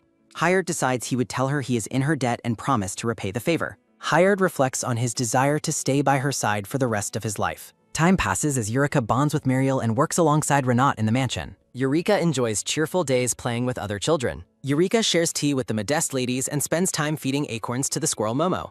Jaden fussily adjusts Eureka's scarf while scolding her. Jaden and Eureka look out over the balcony. The grand imperial palace shines under the sun. Mariel looks down at a newly arrived telegram. Sunlight streams into a quiet palace room. Mariel's eyes widen as she reads the message. Mariel calls out to Eureka, announcing that an urgent telegram has just arrived. Eureka waits expectantly for the news. Mariel joyfully announces that the war is finally over. Golden light illuminates a peaceful bedroom interior. Eureka enters the room and calls out to Lady Renat, who is resting in bed. Renat stands nearby holding a medical clipboard. Renat reassures them that the lady is doing much better and there is no longer any need to worry. In the lady's bedroom, Renat explains that reducing the medicine dosage has produced positive results, while Lady Renat notes her body feels much lighter. Renat promises to do his absolute best as her attending physician. Eureka reflects on how 5 years have passed since she first met Renat. Narration notes that Renat's medical talents flourished at the academy, leading the imperial family to grant him a baronet title. Renat remains loyal to the Modeste family, turning down massive salary offers from other prestigious institutions. He officially became the family's primary doctor last month, allowing the elderly Dr. Brown to finally retire in peace. Eureka expresses her joy that their mother's condition has been steadily improving. Renat gets flustered as Lady Renat thanks him and says she is counting on his future care. Renat recalls his childhood, thanking Eureka for giving him the chance to become a doctor. Renat expresses his gratitude for the opportunity to repay her kindness, while a proud Eureka feels the fulfillment of helping someone succeed. Eureka realizes her actions are successfully changing the original course of the story. Lady Renat grows worried when Mariel doesn't arrive at her usual time. Renat mentions he saw Mariel earlier and she appeared to be unwell. Eureka looks on with focused intensity. She wonders if a specific event is the cause.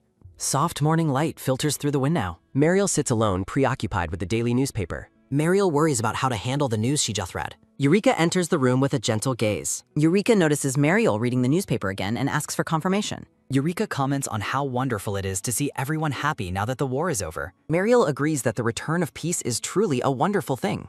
Eureka suspects that despite the victory, Mariel is still deeply troubled. Narrative boxes explain that Mariel was originally supposed to enlist as the heir to the missing duke, but the imperial family suggested a political marriage instead. The agreement allowed her to stay in the capital, but with the war's end, the specific hero she must marry has finally emerged. The hero is identified as Johann Hirad, who awakened as a powerful mage thanks to a temple potion. Eureka thinks the marriage wouldn't be an issue if Mariel hadn't already given her heart to someone else. Mariel is shown in a romantic flashback with Crown Prince Raymond. Eureka feels for Mariel, acknowledging that one cannot simply control their feelings. Eureka points out that Mariel has been sighing a lot lately. She asks Mariel if her sadness is caused by the impending marriage to the war hero. Mariel sadly confirms Eureka's suspicion. Mariel remembers trying to suppress her feelings for the prince, knowing her marriage was an unavoidable duty. She laments being left with emotions that feel like a burden to those around her. Mariel feels pathetic for being unable to celebrate the peace because of her personal misery. Eureka offers comfort, telling Mariel that she completely understands her difficult position. Eureka knows that even if Johan is a good person, the situation is still tragic. The reality of a loveless marriage hangs heavily over them. Mariel envisions a cold wedding where she must bury her true love. Eureka's inner squirrel self vows to prevent this tragedy from unfolding after all her hard work. Eureka's determination sharpens. Mariel begins to cry, overwhelmed by her conflicting duties. Flashback shows a happier time for the two girls in a sunny meadow. Festive fireworks explode over the city as a quick boom sounds. Townspeople cheer for the end of the war and the hero who made it possible. Rumors spread about the mysterious magician from the Hyrad house. A newspaper portrait shows the stoic and handsome Johan Hyrad. Passers-by debate whether the hero is the second prince or the first prince born to the previous wife. A man describes the hero as fearsome and murderous, but his companions are intrigued. A woman gushes over the hero's beauty and his likely future as the next duke. Narrative boxes describe the return of a beautiful hero and newly minted duke. The citizens eagerly anticipate the hero's return to the capital. Sunlight gleams over the city architecture. A rider enters the fortress gates. A knight informs Johan that it is time to begin the royal procession. Johan calmly acknowledges the knight's command. A banner signals the troops to march into the capital. Johan leads his men through the city. Enthusiastic crowds celebrate the end of the war. Onlookers are mesmerized by the hero's presence. Narration identifies the mysterious mage hero as Johan Hyrad. A boy with a squirrel on his shoulder cheers for the hero. The boy is impressed by the hero's cool appearance. Johan manifests a tiny, glittering magical spark. The boy is startled to find a magical acorn in his hands. A knight explains that the acorn is a token from Johan, surprising the boy. A knight shares how Johan protected animals and their food sources during the conflict. Johan reflects on how surprising people can be. An armored hand holds a single acorn. Johan rides on with a neutral expression. Eureka prepares to discuss a serious plan with Mariel. Eureka proposes preventing the marriage between the hero and her sister. Mariel worries about breaking a royal promise, while Eureka acknowledges the difficulty of the contract. Eureka makes a sharp, decisive point. Eureka presents a draft for Lair. Mariel wonders how to handle things without altering the contract.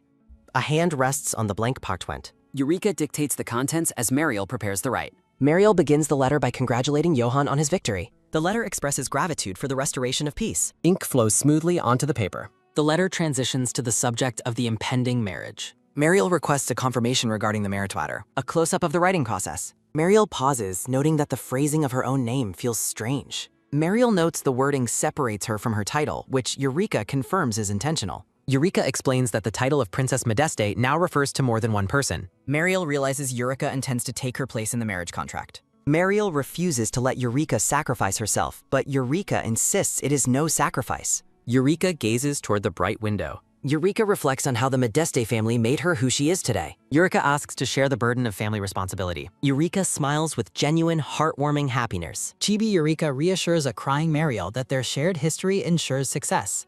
Mariel clenches her skirt and expresses deep gratitude for Eureka. Mariel remains anxious that the plan might fail and hurt Eureka. Eureka comforts Mariel with a warm sisterly hug. Eureka smirks, confident in her secret advantage. Narration explains that while Johan originally loved Mariel, the focus has shifted to the squirrel. Johan rests peacefully as the squirrel Momo sleeps on his face. Eureka reflects on how Johan has likely grown into a much kinder person. Johan expresses disbelief while Eureka playfully asserts that she remains his greatest benefactor. Eureka notes that a reply should arrive within a week of sending the letter. She wonders if they will finally have the chance to meet in person. Eureka looks out with a soft gaze, admitting her desire to see him soon.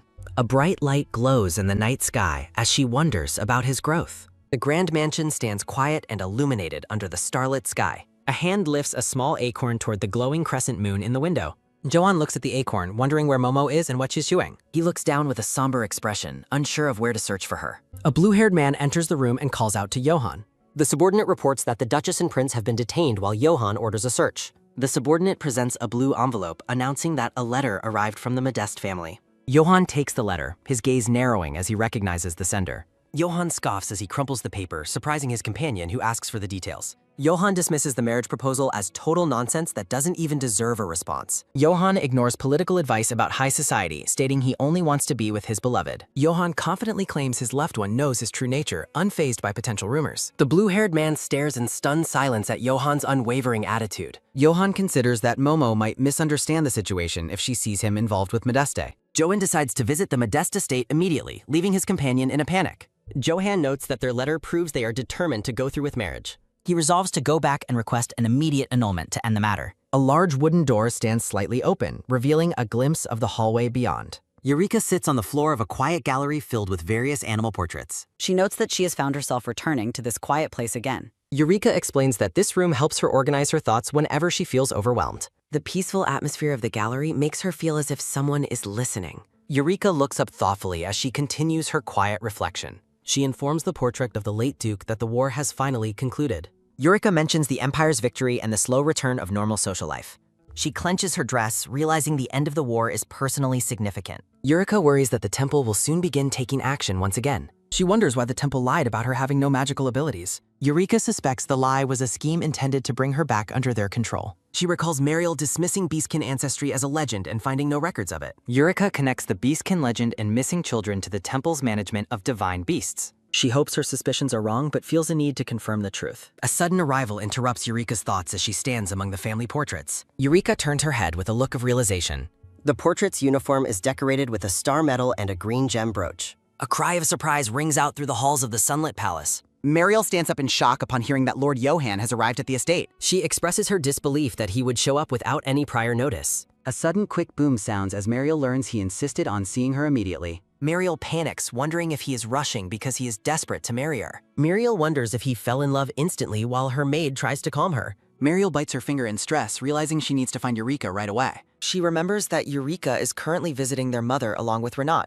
Mariel decides to handle Johan alone to avoid worrying her mother during the medical consultation. A brown-haired maid enters with an urgent message from Lady Eureka, prompting a shocked response from the blonde Mariel. A close-up of the formal letter being clutched tightly in hand. The gray-haired butler informs the brown-haired Eureka that Lord Johan has already arrived at the estate. Eureka urges the butler to stall for as much time as possible while she prepares to return. A close-up reveals Mariel's wide-eyed shock at the sudden news. Mariel stares at the message with a deeply troubled and anxious expression. A sudden quick tap sounds as Eureka enters a room to find the silver-haired Renat. Renat expresses gratitude for Eureka's assistance with the day's medical treatments. Renat invites Eureka for tea, but she declines, explaining that she has a guest waiting.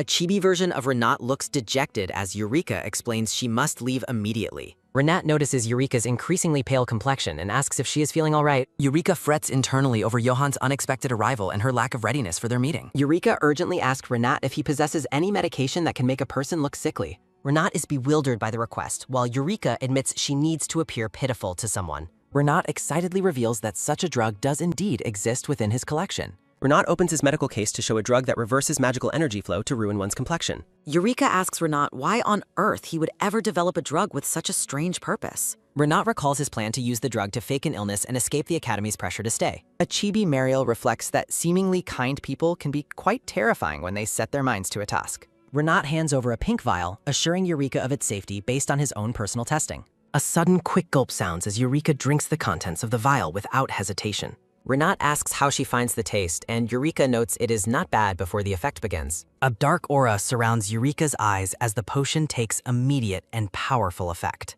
Eureka stumbles and leans on Renat, shocked by the drug's rapid and intense impact on her body. A close-up of Eureka's flushed and strained face as she struggles with the potion's power.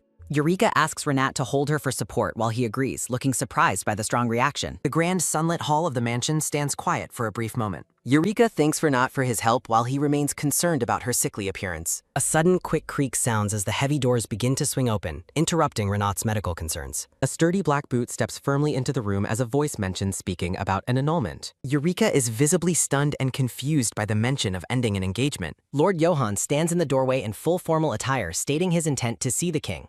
A close-up of Johan's cold, purple-eyed gaze as he takes in the scene. Eureka and Renat stand close together, looking on in disbelief as Johan makes his entrance. Eureka asks Johan why he is there so suddenly, her expression one of utter bewilderment. Mariel stands alone in the hall, determined to stall for time until her sister Eureka can arrive. Mariel vows to find a way to make Johan completely lose interest in her and their marriage. A sudden quick bang sounds as Johan ignores the servant's protests and pushes through the office doors. Johan strides into the room with an imposing air while a panicked attendant follows closely behind. Johan coolly greets Mariel, noting that it has been a long time since they last met. Mariel is shocked that the hero would barge into the family office without any notice. A close-up of Mariel's wide, terrified eyes as she faces the intimidating war hero. Mariel and Johan stand face to face in the middle of the brightly lit room. A dark aura of intimidation radiates from Johan, overwhelming the terrified Mariel. Mariel trembles and cries, terrified by Johan's cold expression as she tries to recall Eureka's instructions. Mariel gathers her courage and scolds Johan for being rude by showing up unannounced. Johan looks down at her with a stoic and unimpressed expression, acknowledging her assessment. Johan walks past her, stating that while he understands her family's desires, he has no obligation to fulfill them. Mariel looks on in confusion as Johan states he will not waste any more words on the matter. The scene concludes with a blunt declaration that the engagement should be called off immediately. Mariel is stunned into silence by his unexpected words. Johan remains cold and firm in his decision. Mariel enthusiastically agrees that the marriage should be cancelled. Johan suggests drafting the formal annulment documents immediately. Johan dictates the specific terms of the marriage annulment. Mariel is baffled by the strange and sudden turn. She wonders if she overlooked a critical piece of information. Mariel attempts to stall for time until her sister arrives. Johan flatly refuses to wait for her sister's arrival. Johan finds further involvement with the Modeste family burdensome. Mariel is deeply offended by his dismissive and arrogant attitude. A sudden quick tap sounds as Mariel slams the pen gop. She demands an irrevocable clause be added to the document. Johan agrees, wanting no further association with her family. A sudden quick scratch sounds as Johan signs the paper. Mariel warns him never to change his mind later. Johan assures her that he always keeps his word. A sturdy black boot steps firmly toward the exit. A sudden quick creak sounds as the heavy doors open. Johan feels relieved that things were resolved so easily. His thoughts immediately turn to finding his beloved Momo. Johan's eye widens in absolute shock as he stops. He spots the brown-haired Eureka standing beside the knot. A close-up reveals Johan's frozen gaze of pure disbelief. He wonders if what he is seeing is a dream. Johan questions why Momo would be present in this house. Mariel cheerfully announces that everything has been successfully resolved. Eureka reassures the concerned Renat that she's Heim. Johan realizes that Eureka and Momo are the same person. Muriel mocks Joanne's awful character to her younger sister. Eureka listens quietly to the conversation with a slight smile. A startled gasp escapes Johan as he remains frozen. Eureka politely requests a moment to express her deep gratitude. She explains how she was able to safely turn human. Johan listens to her story while they sit together. He expresses his relief that she successfully became human. Eureka notes that their separation was very sudden. She smiles warmly, happy for his safe return home. A close-up of Johan's eye as he looks at her. He begins back at her gentle expression. Johan notes that her warm smile has not changed. He recalls thinking he was the only witness to it. He reflects on his role in her becoming human. Johan notes that she now has other family members. Johan speaks of those who are now standing beside her while she looks confused. Johan asks who the man with her earlier was. Eureka explains that Renat is the physician and her friend. Eureka mentions her background in an orphanage and her adoption. She asks Johan to keep her true origins a secret. Johan promises to deal with the temple himself very soon. Eureka tells Renat she feels suddenly nauseous and needs his medical assistance. Eureka stumbles while Johan watches her in stunned silence. Johan is shocked as he sees Eureka begin to transform into his former companion, Momo. A squirrel's ear suddenly pops out from Eureka's hair. Eureka lets out a confused cry as she fully reverts into a small squirrel. The scene shifts as the group reflects on the news of the official annulment. Mariel expresses her profound relief to Renat that the engagement was settled without any major complications. Mariel complains that Lord Heirat is far ruder than rumored and worries about leaving her sister alone with him. Renat asks Mariel if Eureka was feeling sick earlier, noting she did not look well. Renat reveals he provided a potion to make Eureka look pale at her own request, explaining her sickly appearance. Mariel is impressed by how effective the potion is in making her sister look genuinely unwell. Renat observes that despite Eureka's claims, her condition seemed to actually deteriorate after taking the drug. Muriel reacts with immediate shock to the suggestion that the potion caused actual harm. Renat begins to sweat, worrying that he may have made a mistake with the prescription he gave her. Back in the room, Johan sits on the couch staring at the squirrel sitting in Eureka's discarded dress. Squirrel Eureka is terrified to realize she is turned back into a squirrel. She expresses disbelief, never having known it was possible to revert to her animal form. Eureka panics, reflecting on how it has been 5 years since she successfully became human. Eureka tries to stay calm, deducing that the magic-disrupting potion must be harmful to divine beings like her. Johan gently reaches out to touch the small squirrel. Johan softly speaks the name Momo as he stares at her. Johan wonders if her human transformation was undone, while Eureka marvels at how much he has grown. Johan notes how much larger his hands have become as Eureka realizes the same about him. Eureka gets angry, shouting that her name is Eureka, not Momo, while flailing her paws. Johan asks if she wants to try turning human again, while Eureka laments that he still cannot understand her. Johan looks down at the tiny squirrel with a tender expression. Eureka resolves to turn back into a human so they can properly communicate. Joanne holds the squirrel close to his face with a gentle look. Sparkles and light begin to surround them as the transformation effect starts. Eureka is overjoyed to find the potion's effect was only temporary. Eureka suddenly freezes as a horrifying realization hits her. She realizes with absolute terror that turning human now means she will be naked. Panicked, Eureka wonders what she can possibly do about clothing in this situation. Eureka dives toward her pile of clothes on the couch, much to Johann's confusion. Eureka screams internally that she cannot transform yet. A cloud of sparkles fades as a terrified Eureka clutches her dress against her human body. Johann's face turns bright red as he stutters in absolute shock and embarrassment. A blushing Eureka screams at Johann to look away immediately. Outside the door, Mariel and Renat are startled by a sudden, loud shout. Mariel recognizes Eureka's voice and fears that something terrible has happened. A sudden quick dash sounds as Mariel rushes toward the mattress. A sudden quick knock sounds as Mariel frantically calls out for her sister. Inside, the pair remains frozen in a state of mutual shock and embarrassment. Eureka panics at her sister's arrival and begs Johann to hurry and help her. A sudden quick tug sounds as hands tremble while desperately trying to lace up the dress. Outside the door, Mariel and Renat note that both voices sound incredibly strange and flustered. Renat decides they must enter immediately, regardless of etiquette, because something has clearly gone wrong. Mariel stands in suspense as she prepares to open the door. The heavy doors swing open as the pair announces their arrival. Muriel and Renat are stunned by what they find inside. Eureka asks Mariel and Renat why they barged in so suddenly, while Johann stands flustered nearby. Eureka breathes a deep sigh of relief, feeling like the close call almost shortened her life. Mariel notes they seem out of breath, prompting Eureka to lie about enjoying the sunshine on the terrace. Eureka laughs off their concern, claiming her health has returned and the previous potion was simply too potent. Eureka asks Renat for an abundance of the pale complexion potion, leaving the silver-haired physician questioning her plan. Eureka vaguely explains she might need it occasionally, while Renat reluctantly agrees to prepare the requested medicine. Eureka ushers the pair toward the exit, while Mariel insists she still has matters to discuss with Johann. Mariel and Renat stand in the hallway in a moment of quiet contemplation after the door closes. Renat observes that Johann's condition appears worse than before, a sentiment the blonde Mariel grimly echoes. Mariel suggests that perhaps Johann is the one in desperate need of medical treatment instead. Inside the room, a blushing Johann is overwhelmed by the memory of Momo's sudden human transformation. Johann remains in a daze, haunted by the sight of her reverting to her human form right before him. Johann squeezes his eyes shut, struggling to process the intense embarrassment and shock of the moment. A sudden, quick rustle sounds as Eureka places a hand on Johann's shoulder to get his attention. Eureka apologizes for the shock, realizing how jarring the sudden change must have been for him. Eureka admits that because it had been so long, she had completely forgotten how the transformation mechanics worked. Johann asks for clarification regarding her unexpected reversion into a squirrel earlier that day. Eureka stares ahead with a serious expression, revealing she has a theory about what caused the incident. Eureka asks Johann for his assistance in testing her hypothesis, and he immediately agrees to help. A grand temple stands tall against the sky as Eureka mentions Johann's upcoming victory celebration. Eureka asks to accompany Johann to the temple by hiding in his arms in her squirrel form. Night falls over the temple as the narrative notes the war ended much sooner than anticipated. In a dark laboratory, a red-haired woman tells a priest that a hero was born from their elixir. They discuss Johann's status as a wizard and the possibility that the divine beast attained a human form. The priest argues the beast was found dead with the family crest, but the woman remains skeptical. The woman finds Eureka's adoption suspicious and suggests that a direct descendant could have faked the beast's markings. The priest sighs, acknowledging that Johann's status as a war hero makes them difficult to move against. The red-haired woman resolves to take matters into her own hands and investigate the situation personally. A sudden quick rumble sounds as a black carriage travels through a bustling cobblestone town square. A blue-eyed blonde man watches the city pass by through the window of his moving carriage. A newspaper report confirms that Johann broke off his engagement with Mariel immediately upon reaching the capital. The blonde man notes he left to protect the children, but Johann arrived at the estate before him. He wonders if there is more to the story since the engagement was dissolved with such ease. A sudden, quick murmur sounds as the blonde man catches the sound of noisy chatter from the street. Two women stand near the carriage gossiping about the latest scandals involving the ducal family. One woman whispers that Johann has locked the Duchess and a Baron away in an underground prison. Further rumors suggest that Johann has ascended to the title of Duke and dismissed his entire staff.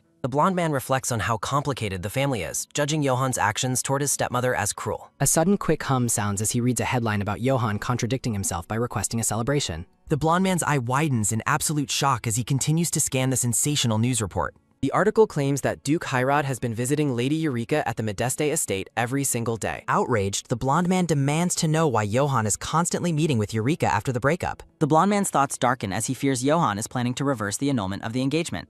Johann sits in deep thought, privately wondering if magic exists that could actually turn back the hands of time. Eureka realizes Johan only requested the celebration for her sake and feels guilty for asking him to go. Chibi Eureka apologizes for the trouble she's caused, but Chibi Johan assures her that it is perfectly fine. Eureka worries that the public will misunderstand his character, but Johan smiles and says he simply doesn't care. Johan informs her that the victory celebration is scheduled for next month while they sit together at tea. Eureka decides to use the intervening time to conduct more experiments with the elixir when not provided. The scene shifts to the Grand Imperial Palace where a victory banquet is scheduled to take place soon. Eureka's pink eyes widen as she silently realizes the truth of the political situation. A silhouetted figure stands before a set of scales, reflecting the Crown Prince's calculated inaction. Chibi Eureka recalls her advice to Johan about accepting the invitation to the upcoming banquet. During tea, Johan hesitates to use Eureka's former name before addressing her properly. Johan looks away with a slight blush, appearing uncharacteristically flustered and bashful. A close-up reveals Johan's intense embarrassment as he struggles to maintain his composure. Eureka casually mentions she has already selected several familiar men to potentially accompany her. A sudden, quick clink sounds as a hand pauses while Johan repeats her choice of words. A dark aura surrounds Johan as he menacingly questions exactly who these familiar men are. Eureka points directly at Johan, naming him as her very first choice for a partner. Chibi Johan is stunned by the revelation while Eureka enthusiastically confirms her decision. Eureka explains that their partnership will provide political cover for her sister while strengthening their house. A narrative vision shows the red carpet of the banquet where she intends to be his guest. The pair imagines themselves walking together in elegant formal attire amidst the sparkling ballroom. Johan's expression turns cold as he notes the temple will struggle to oppose him publicly. Johan's thoughts drift to the hardships Eureka suffered in the past due to the temple's actions. A sudden, quick tap sounds as Johan rests his hand on the table while speaking Eureka's name. Johan proposes a violent end to the temple, leaving Eureka horrified by his casual suggestion. Chibi Eureka panics and waves her arms, insisting they need the temple intact for their investigation. Eureka sternly forbids any destruction of the temple, and Johan reluctantly agrees to her terms. Chibi Eureka watches him with lingering doubt, wondering if he actually intends to listen. The peaceful tea time is interrupted when Eureka hears a loud disturbance coming from outside. A sudden quick stomp sounds as a boot enters the frame and a voice bellows her name. Eureka stands up in alarm, immediately recognizing the voice of the person approaching the room. A sudden, quick crash sounds as the doors fly open and Eureka cries out for her uncle. Jaden Albert rages about a hero bothering his niece as he makes a dramatic entrance. Eureka is mortified by Jaden's outburst while Johan stands silently behind her in the shadows. A close-up highlights Eureka's pure shock and embarrassment at her uncle's unexpected arrival. Johan reveals his presence with a cold look, informing the intruder that the hero is right there. A sudden, quick thud sounds as the door is kicked open once more for Jaden's frantic keck. Jaden stands framed in the doorway, staring down the man he considers a nuisance to his family. A sudden, quick rustle sounds as Eureka rushes toward the blonde man and calls him her uncle. Johan is completely taken aback, repeating the word uncle with an expression of total confusion. Eureka scolds Jaden for his entrance while he explains he came to protect her from the hero. Jaden quickly shifts his tone, offering a polite greeting once he sees Johan's calm demeanor. Johan introduces himself as Johan Heirad with a polite and charming smile that disarms the situation. Jaden freezes in surprise, struck by the fact that Johan is far more handsome than rumored. The two men shake hands as Jaden introduces himself, privately noting Johan's surprisingly normal behavior. Johan acknowledges the bad press he's received and expresses a desire to make a better impression. Johan secretly resolves to explain everything so he can eventually discuss the topic of marriage. Eureka tries to move past the awkwardness by inviting both men to sit down for a talk. Chibi Jaden is left in a state of confusion, unable to reconcile the rumors with reality. Jaden asks the pair to clarify how they first met before Johan went away to war. Eureka warmly explains that Johan provided her with vital assistance during their much younger years. She details how they lost touch during his military service and only recently found each other again. Jaden expresses his gratitude for her care, but Johan insists that Eureka was his true savior.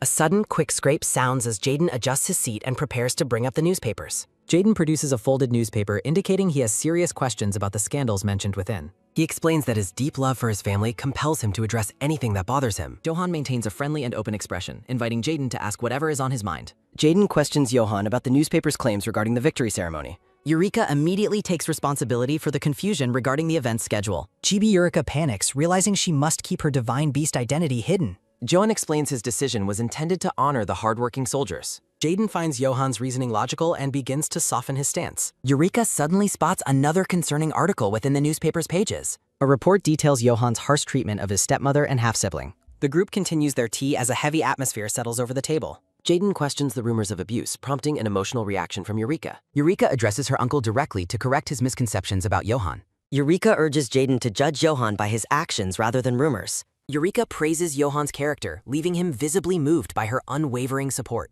Jaden observes the pair closely, re-evaluating his opinion of the young duke. Johan thanks Eureka while Jaden privately admits Johan seems quite respectable. Jaden apologizes for his previous rudeness, and Johan graciously accepts the gesture. Jaden moves to change the subject, turning his attention to a different document. Eureka notices a scrapbook and asks her uncle about its contents. Jaden reveals a collection of articles featuring both Mariel and Eureka. Jaden invites Johan to view the childhood memories he has carefully preserved. Eureka is relieved that the two men are finally finding common ground. Eureka's attention is drawn to a news sheet lying on the table. Jaden explains he brought a news sheet from the Eastern region just in case. The text mentions a major story that hasn't reached the capital's press deck. Prince Theodore has reportedly found a fiancée from the rising Sevs family. Eureka is completely blindsided by the news of the prince's unexpected engagement. Eureka recalls Theodore's ambitious nature and his eventual betrayal in the original story. Eureka searches her memory, finding no record of Ravina Sevs in the past. Jaden asks if she's interested in the engagement, and she admits her curiosity. Jaden finds the lack of news in the capital suspicious while Johan observes Eureka. Eureka realizes Theodore's announcement will overshadow everyone at the upcoming victory banquet. Johan confirms that Theodore intends to be the center of attention that night. A sudden, quick thud sounds as Johan points to Theodore's potential partner. Eureka recognizes that this development threatens her plans and requires a powerful countermove. Eureka's sudden realization causes her uncle to jump in surprise.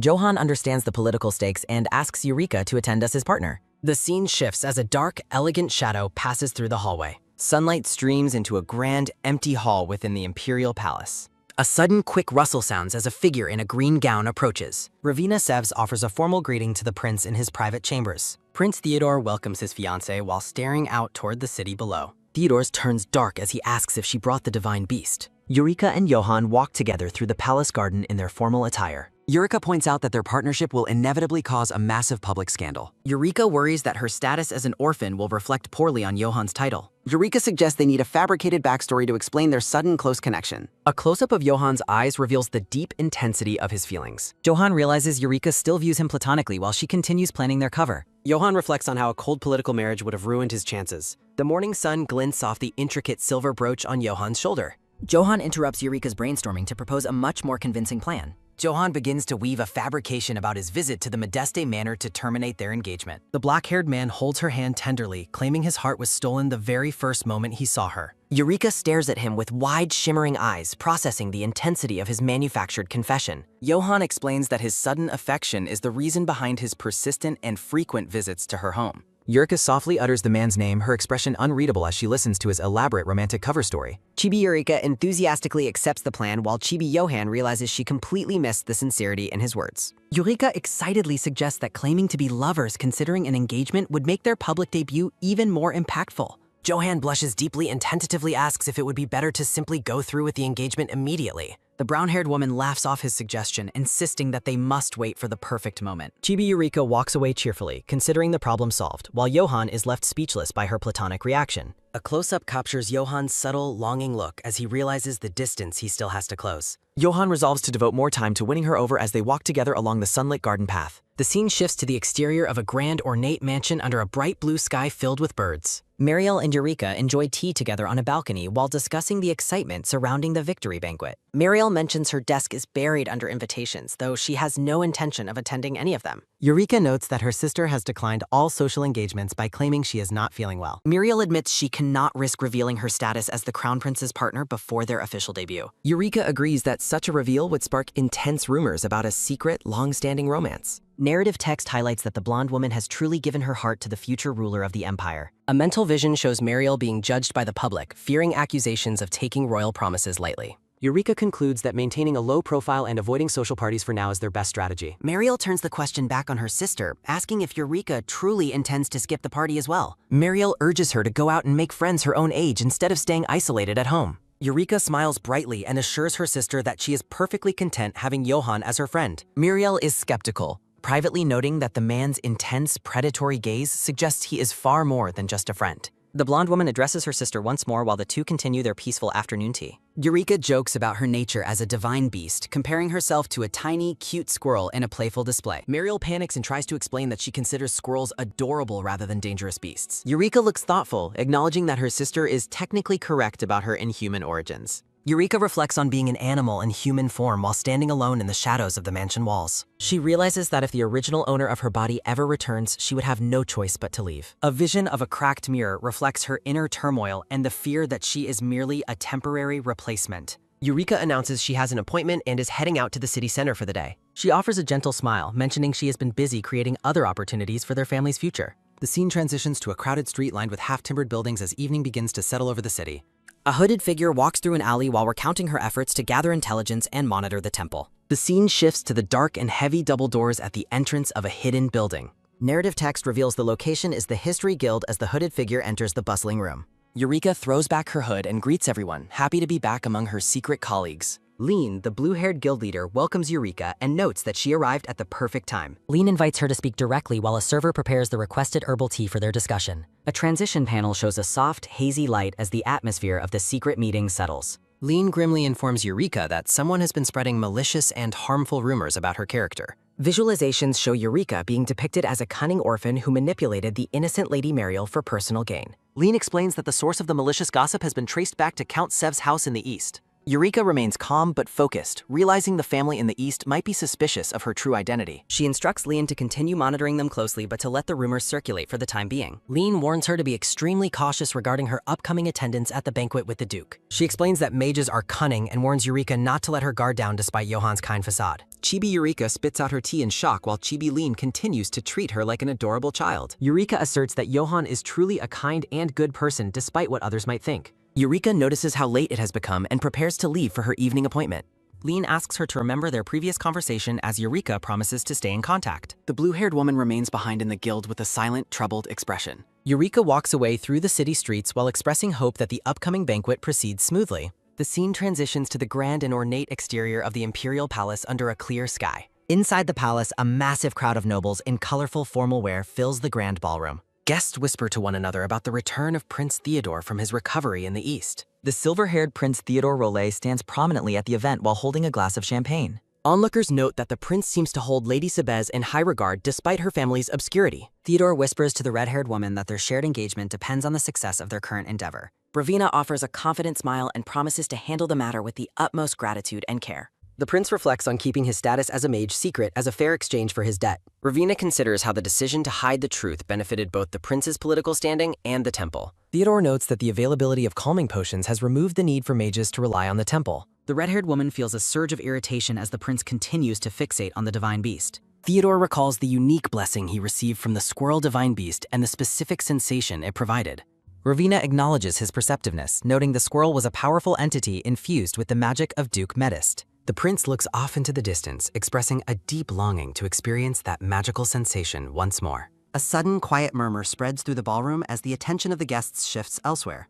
Duke Johan Haylard and Lady Eureka Medist are formally presented to the Imperial Court as partners. Eureka observes the sheer scale of the victory celebration and the many noble families in attendance. She catches a nearby guest criticizing her appearance as being completely and excessively extravagant. Eureka overhears more gossip claiming that the rumors of her being an ungrateful adopted daughter are true. Her expression shifts as she realizes people are already talking about her the moment she arrived. A soft floral background frames her internal pause as she considers her next move. Eureka resolves to live up to the rumors by acting as rudely and extravagantly as the nobility expects. Johan looks at his partner with a concerned expression, noticing her intense focus. Eureka admits she feels guilty, fearing that her presence as his partner might damage his reputation. She suggests that they can later claim she was the one rejected to preserve his social standing. Johan looks at her tenderly and insists that he is truly fortunate to have been chosen as her partner. Narrative text highlights that Johan is still struggling to ignore the unpleasant warnings he received earlier. A memory shows Lean explaining that finding a partner does not mean the end of romantic conflict. Lean warns the black-haired man that many young nobles will likely fall for Eureka at the ball. The blue-haired man cautions that Johan is bound to encounter several rivals for her affection that night.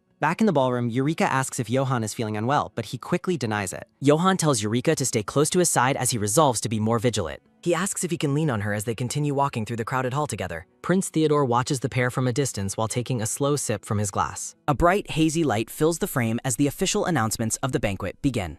The Emperor stands before the court to acknowledge the great debt the Empire owes to Duke Johan. Johan is frustrated that the formal proceedings have forced him to be separated from Eureka so quickly. The royal speech takes an unusually personal turn by discussing the Duke's romantic side and his search for love. Chibi Eureka is bewildered by the content of the speech, questioning if it is even appropriate for the occasion. Eureka walks through the crowd alone while the attention remains on the Duke and the Emperor. She overhears a woman nearby mockingly identify her as the fake noblewoman who was once an orphan. A group of ladies laugh as they predict the Duchess will cast Eureka out when she recovers her senses. A close-up of Eureka's lower face reveals a subtle, knowing smile as she listens to their insults. She considers the gossip to be the perfect opportunity to set her planned countermove into motion. The brown-haired woman suddenly addresses the gossiping nobles, catching the woman in the green dress by surprise. Eureka confronts the group, prompting the pink-haired woman to call her rude for eavesdropping on a private conversation. Eureka counters that their loud gossip was the true rudeness, smiling knowingly while holding her drink. Eureka stuns the ladies by claiming Duke Haylard is deeply infatuated with her, leaving the pink-haired woman speechless. Eureka questions how the nobles will explain their behavior once she eventually becomes the Duchess of Haylard. Infuriated by what she calls baseless threats, the pink-haired woman screams at Eureka to stop trying to intimidate her. A sudden wet splosh sounding echoes as the pink-haired woman throws her champagne directly at Eureka. Eureka stands drenched in the middle of the ballroom while the pink-haired woman stares in horror at the mess. The pink-haired woman continues her tirade, calling Eureka a fake for ruining her dress, just as a new voice interrupts. Ravina Sebes steps forward with a polite smile, introducing herself to the gathered nobles amidst the tension. Ravina notes that the commotion is inappropriate during the Emperor's speech, while Eureka realizes her scene successfully drew the woman out. Accompanied by a server, Ravina suggests they resolve the matter silently to avoid ruining the joyous occasion. Ravina offers Eureka a new glass of champagne as a token of goodwill and courtesy. Eureka stares at the offered glass with a look of deep suspicion and uncertainty. Eureka suspects the drink is from the temple and might be drugged, deciding not to take any unnecessary risks. Eureka thanks Ravina for her mediation while resolving to step carefully. Eureka offers the champagne to Lady Eladri instead, catching both the pink-haired woman and Ravina completely off guard. The pink-haired woman hesitates and reluctantly accepts the arrangement. Eureka turns away, satisfied that her plan to avoid the drink has worked for now. Eureka suddenly pauses as she senses a powerful presence behind her. Prince Theodore appears beside her, his presence immediately commanding the attention of the surrounding guests. A massive realization hits the crowd as they recognize the silver-haired royal. The shock of the prince's appearance ripples through the ballroom once more. Lady Eladri and her companion bow deeply, expressing their honor at meeting the prince. Prince Theodore gently reminds everyone that they shouldn't cause a scene on such an important day. He urges them to focus on the Emperor's speech, leaving Eureka stunned that the prince intervened personally. Theodore suggests putting the matter to rest while Eureka wonders if he is working with Lady Sedes. The prince reaches out and takes the glass from Eureka's hand, deciding to handle it himself. Their fingers brush for a brief moment as the silver-haired man takes the champagne glass. A sudden, subtle flinch sounding passes through the prince as he looks down at Eureka. Theodore gazes intently at Eureka, his expression unreadable as the silence stretches between them. Eureka realizes the prince and Ravina must be together, deciding it is best to retreat from the situation. She offers a polite bow and thanks him for his mediation before attempting to walk away. With a sudden, firm grab sounding, Theodore stops Eureka by taking hold of her hand. Holding her fast, the prince asks for her name while the surrounding nobles watch in disbelief. Eureka identifies herself, privately wondering if he touched her hand intentionally to feel her magic. Theodore leans in slightly and asks if they have perhaps met somewhere before. Chibi Eureka is completely bewildered, mentally criticizing him for using a third-rate pickup line. The prince remains pensive, continuing to study her face with a strange intensity. Theodore dismisses the thought, telling her never mind if she doesn't recall a prior meeting. He walks away with Ravina at his side, mentioning that they will speak again later.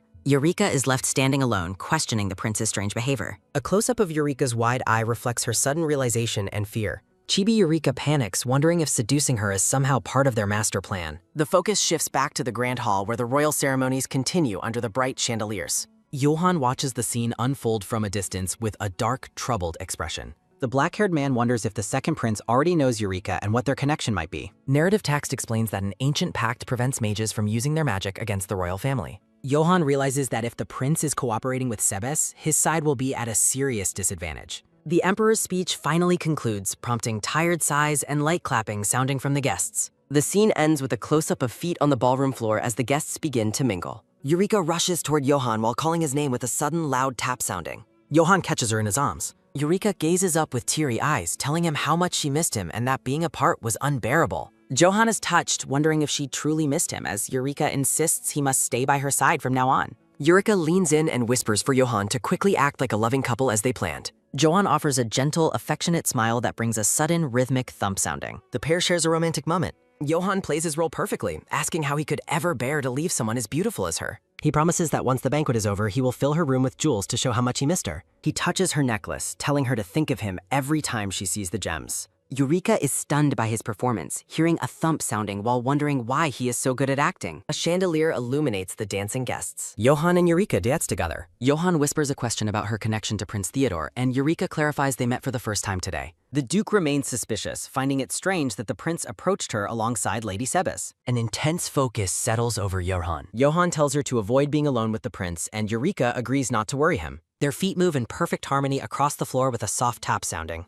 The couple concludes their dance elegantly. Johan remarks on how in sync they are even while dancing together. Eureka plays along by expressing her excitement, privately thinking that Johan might actually be a genius actor. Eureka notices something new about it. Guests nearby murmur that the Duke is an easy target for a manipulator because he has only known battlefields. Johan irritably wonders if he should just wipe them out while Eureka mentally notes the strength of their reputations. She remains calm, believing an opportunity to turn the situation around will come soon. Prince Theodore interrupts the banquet with a sudden, sharp clap sounding to share some good news. He formally announces his engagement here to Lady Ravina of the Sebes household. A surprised murmur sounding spreads as guests comment on how proper Lady Ravina seems compared to others. Theodore highlights Ravenous' experience managing a trade guild, prompting another impressed murmur sounding from the crowd. Ravina begins answering business questions, noting how popular leather products have become and how social circles provide income. She privately plots to gather wealth for the temple and use her social influence to ruin Eureka's reputation. Ravina intends to confirm if Eureka is the divine beast just as Eureka suddenly shouts Johan's name. Ravina is taken aback, asking Lady Modeste what is happening so suddenly. Eureka's eyes flash with determination as she declares that she wants to get engaged too. She turns to Johan and asks if they can get engaged as well right now. Ravina watches with a stunned expression as Eureka continues shouting for Johan. Lady Sebes asks what is going on with a confused, questioning look. Eureka repeats her demand to get engaged, leaving Johan completely speechless. The nobles react with a shocked murmur sounding, calling Eureka shameless for demanding an engagement so publicly. Ravina refuses to believe the Duke would agree, thinking Lady Modeste is acting completely irrationally. She realizes that Eureka stole everyone's attention the moment she was about to discuss business. Looking at her rival, Ravina feels certain that her suspicions from before were correct. Ravina panics about the timing, but Johan suddenly agrees to the engagement if that is what Eureka wants. Johan suggests getting engaged right there, noting he would marry her immediately if she hadn't refused earlier. The surrounding ladies scream and faint with a loud ah sounding at the news of the marriage talk. Eureka hides against Johan's chest with a thumb sounding, telling him not to do it right now. She dramatically describes wanting a beautiful engagement by the sea with a sudden gasp sounding from the crowd. Eureka privately panics, wondering if she got too carried away with her acting after watching Johan. A blonde woman rushes forward with a dash sounding, asking how long they have even known each other. Leela shakes Eureka while asking about her ideal type, causing a sudden thump sounding as Eureka tries to calm her. The blonde woman urgently warns that the current romantic spark is blinding, suggesting that more time is needed to see the truth. Mariel insists she will find a more suitable match, while Johan irritably notes how unnecessary her interference is. Eureka cleverly argues that as the younger sibling, she shouldn't get engaged before her older sister, following proper social order. Mariel is left flustered while an approaching voice agrees that Eureka's logic is perfectly sound. A tall man in a tan uniform intervenes, mentioning that they should fulfill the Duke of Hyrad's wishes. The man is revealed as Crown Prince Raymond Roulet, who shocks everyone by suggesting he and Mariel should get engaged quickly. Raymond leads Mariel away to meet the king, much to Johan's silent delight. Mariel frantically yells for Eureka to reconsider while she is dragged away by the prince. Johan and Eureka share a triumphant look, realizing Mariel's intervention successfully shifted the crowd's focus. A stunned murmur spreads through the guests as they reel from the sudden royal engagement talk. Silhouettes of guests show them gossiping about the political weight and seriousness of the new couple. Eureka watches with a satisfied expression, quietly acknowledging that the plan is working perfectly. Narrative text explains that with this new scandal, the previous talk of Theodore and Ravina's engagement is completely forgotten. Eureka prepares to deliver her final blow to steal her victory. Eureka suddenly addresses Johan with a bright expression. She asks Johan if he can prepare her engagement gift first, surprising him with the request. Johan is completely overwhelmed by how precious Eureka looks, his heart racing with a sudden, heavy kung sounding. Johan leans in with intense devotion, promising he would do anything for her as Eureka blushes at his proximity. Eureka mentions that she heard artificial leather products have reached incredible quality lately, catching Ravina off guard. Narrative text highlights that artificial leather protects the environment and avoids harming animals, making it an ethical choice. Eureka uses her family's beastkin legend to explain why she refuses to use products made from real animals. She sighs dramatically about the relief of having an alternative, making real leather look cruel and unfashionable. Eureka is satisfied that her moral argument has successfully painted her rivals as insensitive and outdated. Someone approaches with a steady pace, dismissing the old stories as they join the conversation. A handsome blonde man arrives and Eureka joyfully welcomes him as her uncle. The uncle presents a pair of artificial leather gloves that are indistinguishable from the real thing. Prince Theodore and Ravina stand in defeated silence as they realize their social leverage is gone. Theodore asks about their stock, only to learn they have bought up leather that is now socially undesirable. The Sebes family's massive investment in real leather is ruined, as they won't be able to sell a single piece. A wide shot of the grand doors shows the isolation of the defeated rivals. On a quiet balcony, Eureka and her uncle confirm that their economic trap worked flawlessly. Eureka looks out at the night sky, pleased that everything went exactly as she predicted. A flashback reveals Eureka and her uncle planning the artificial leather move after learning of the Sevs family's purchases. Eureka reflects on her uncle's background, noting he is a merchant from the East rather than a capital noble. Her uncle is described as a highly successful and influential merchant who can easily sway public opinion. Chibi Eureka celebrates the total destruction of Ravina's plan to use wealth to dominate social circles. The uncle warns that he won't sit back if there are future plans against her, showing his protective nature. He tells Eureka not to let the opinions of the superficial socialites bother her. He reassures her that the rumors are just baseless chatter that will die down in time. Eureka looks down with a complicated expression, feeling bad about venting her deep insecurities to her uncle. She acknowledges that while the rumors are cruel, it is true that she is lucky and standing in someone else's place. The uncle bluntly agrees that she is indeed a stand-in, which causes Eureka to pause.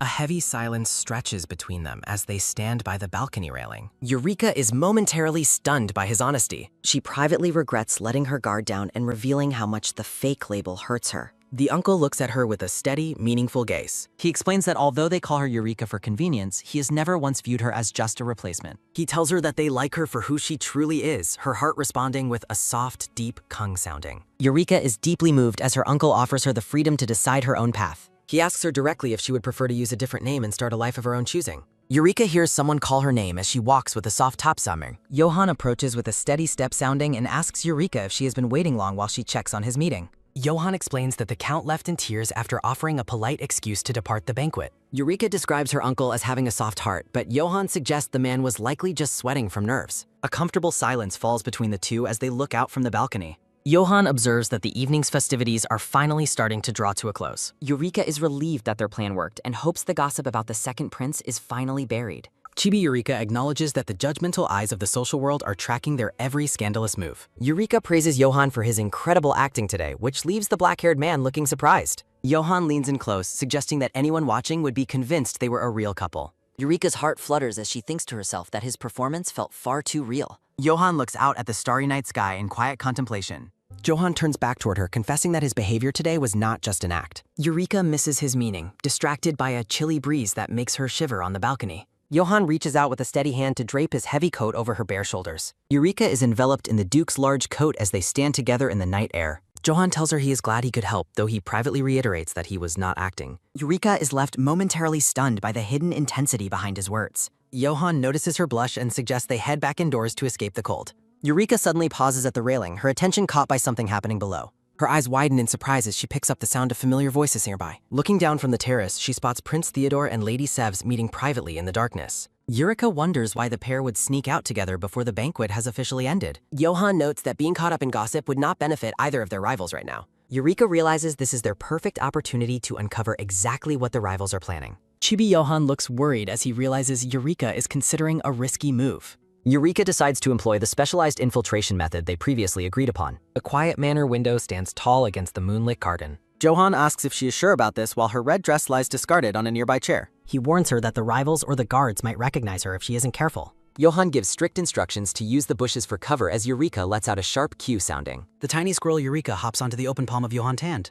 The squirrel lets out a frustrated cue sounding, complaining that Johan has already nagged her enough with his instructions. Johan watches the small spirit with a subtle and affectionate smile. Johan apologizes for not being able to accompany her on this part of the mission. He promises to wait for her return right there on the balcony with a soft coo sounding. Johan bids her to be careful as the scene shifts to the Grand Palace grounds. On a secluded balcony, Prince Theodore and Lady Ravina stand together in the cool blue light. Ravina asks what His Highness wishes to discuss, privately annoyed by his stubborn behavior. Theodore bluntly brings up the name of Eureka Modesta. He asks if Ravina wanted help removing the adopted daughter for interfering with temple affairs. Theodore ponders why the girl feels so much like the divine squirrel spirit, while Ravina reacts with a sudden thump sounding. A vision shows the divine beast that once fled toward the Modeste household years ago. Theodore describes his long history of demanding the temple hand over that specific divine squirrel spirit. He recalls the unique sense of exhilaration he felt during his brief encounter with the creature. Theodore explains that the temple ignored his demands and sold the spirit to an unknown mage. Theodore's eyes glow with a chilling blue light as a heavy thump sounding emphasizes his deep obsession. Ravina listens as he mentions the temple claimed the spirit had already died during the transfer. Theodore pulls Ravina close with a sharp tap sounding, asking her what if the spirit didn't actually die. He theorizes that the fake lady is actually the real Eureka Modeste who was stolen by the temple. A quiet rustle from the shadows. Squirrel Eureka reels in total shop. She recalls her uncle's offer to help her start a new life under a different name. The idea of a new identity lingers. She wonders if this is her chance to reclaim a name that is truly hers. Fond memories of a gentle woman's touch surface from her past. The blonde man awaits her decision. Her human self remains a confusing facade. She politely tells her uncle she will consider his offer. A startling realization begins to take root.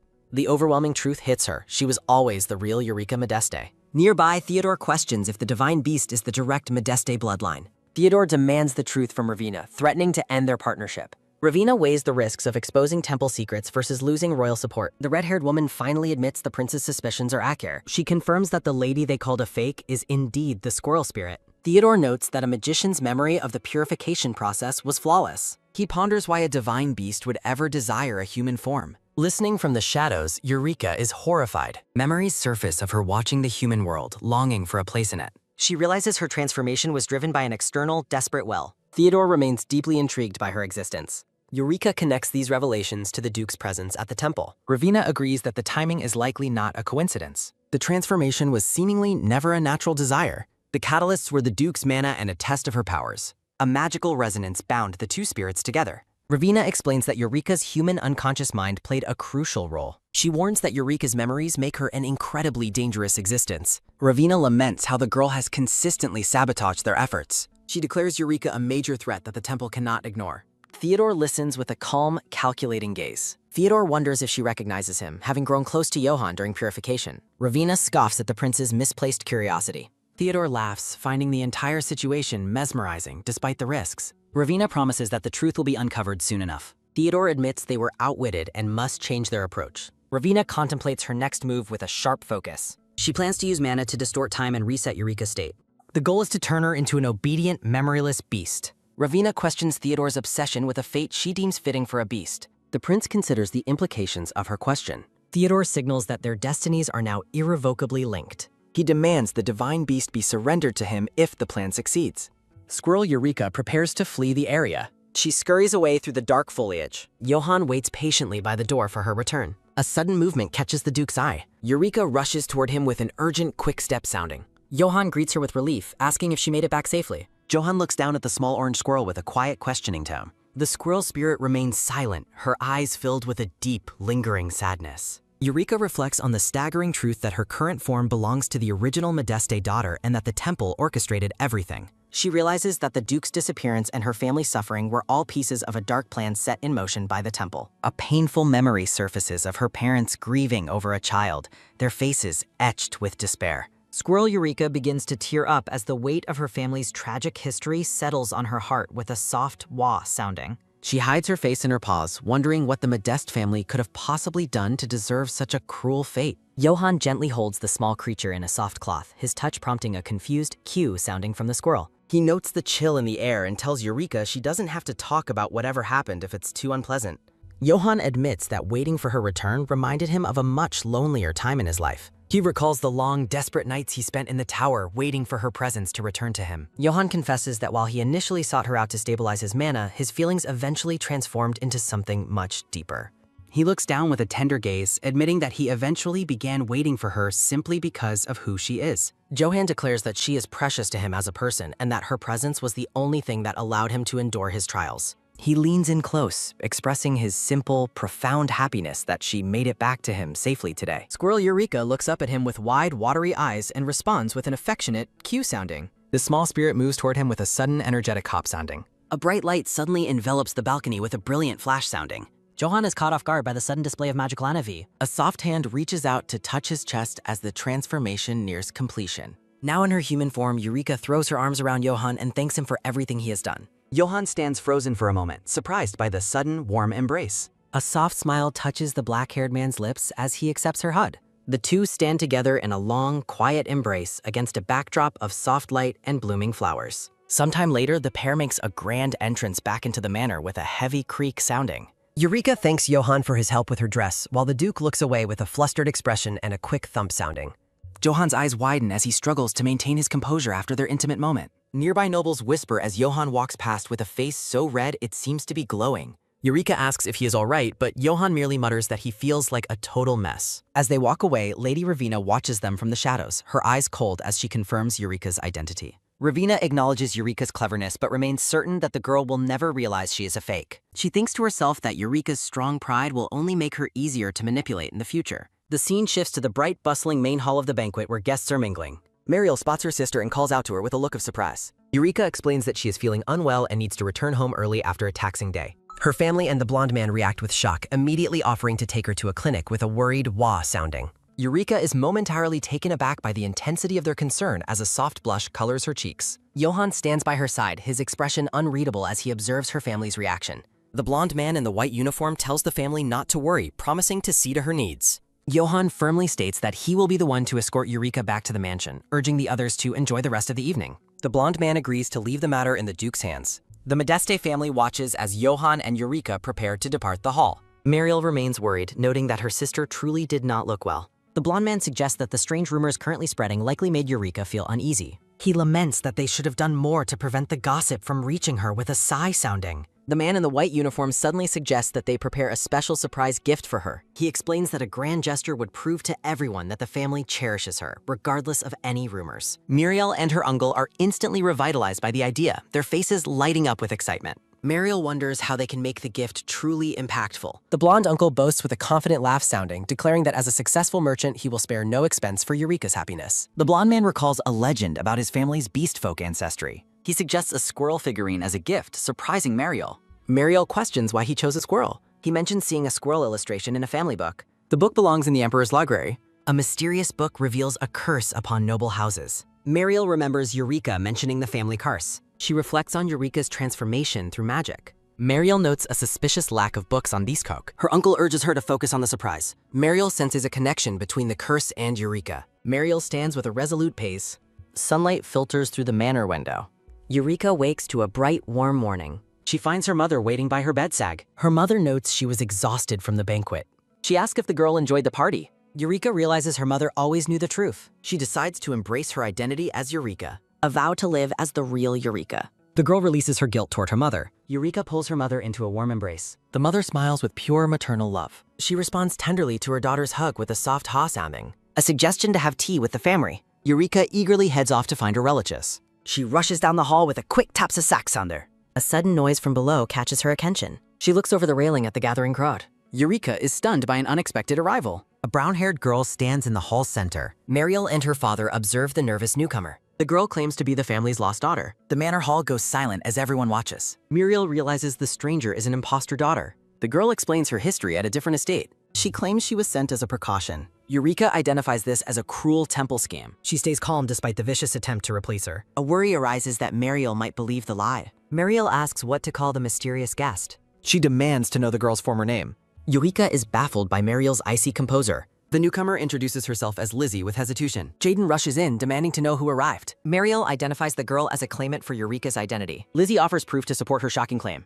She begins explaining how she was taken in. The girl presents a small, tattered white dress. Jaden is visibly shaken by the familiar garment. A narrative bubble reflects on a specific day of guard duty that is remembered with perfect clarity. A memory surfaces of a baby in a white outfit, identified as the one Eureka wore for her baptism. A close-up shows the intricate flower embroidery on the dress, confirmed to be the handiwork of Eureka's sister. The family gathers around the garment, accompanied by a sliding and clinking sound as they confirm it is indeed Eureka's dress. Muriel looks down with a shadow over her face, silently questioning if this newcomer could truly be the second young lady. Mariel notes that nothing is certain yet, reminding everyone that the second daughter has been missing for a long time. Mariel apologizes for her skepticism, while Lizzie humbly brushes off the lady's concerns. Noting the noise in the hall, Jaden suggests they move the discussion to the drawing room for privacy. A maid asks if Eureka is all right, prompting the girl to put a finger to her lips with a soft shh sounding. Eureka suspects the dress is real but concludes that the temple strategy is incredibly malicious. She worries that without proof of her own identity, any attempt to speak up will only make her look like a troublemaker. Eureka tells the maid she is heading upstairs and asks her to keep their meeting a secret. A sharp, jagged bubble suggests a tense wait to see what the next move will be.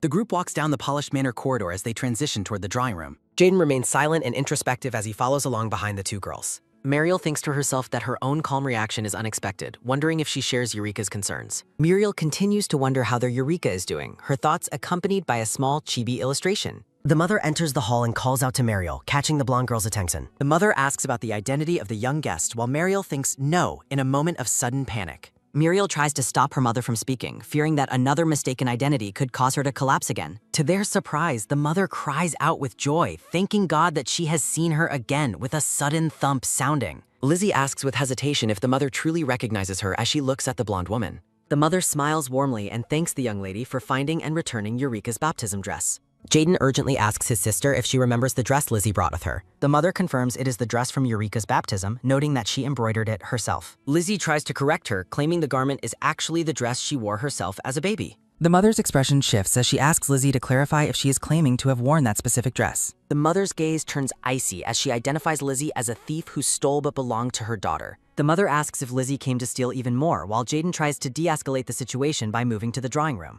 The mother demands to know why Jaden is letting a thief in, but Mariel promises to talk to the girls separately. Eureka stands in the grand hallway with the maid, observing the scene from a distance. Eureka notes the intense atmosphere in the mansion with a quick glance sounding toward the others. She lets out a soft sigh sounding and asks the maid if she could prepare some tea. Eureka enters a room with a sharp creak sounding, thinking she might have fled the manor just to escape the tension. She stops in her tracks with a sudden flinch sounding, her eyes wide with shock at what she sees inside. The room is filled with a massive mountain of wrapped gifts, stuffed animals, and bouquets of flowers. The maid explains that Mariel and Jaden stayed up until early morning to decorate the room for her. A close-up of Eureka's pink eyes captures her overwhelming sense of surprise and wonder. She reflects on the tradition of sending gifts after a banquet to grow closer to others. Eureka admits that she never expected to receive such an outpouring of love from her family. Mariel holds a letter that expresses a desire for them to become even closer in the future. Jaden is shown writing a heartfelt note declaring that Eureka is a precious member of their family. A close-up view shows the elegant handwriting on a purple envelope held in someone's hands. Eureka smiles through her tears as she reads the touching words from her sister and uncle. The girl sits alone on the floor, dwarfed by the sheer volume of gifts her family prepared for her.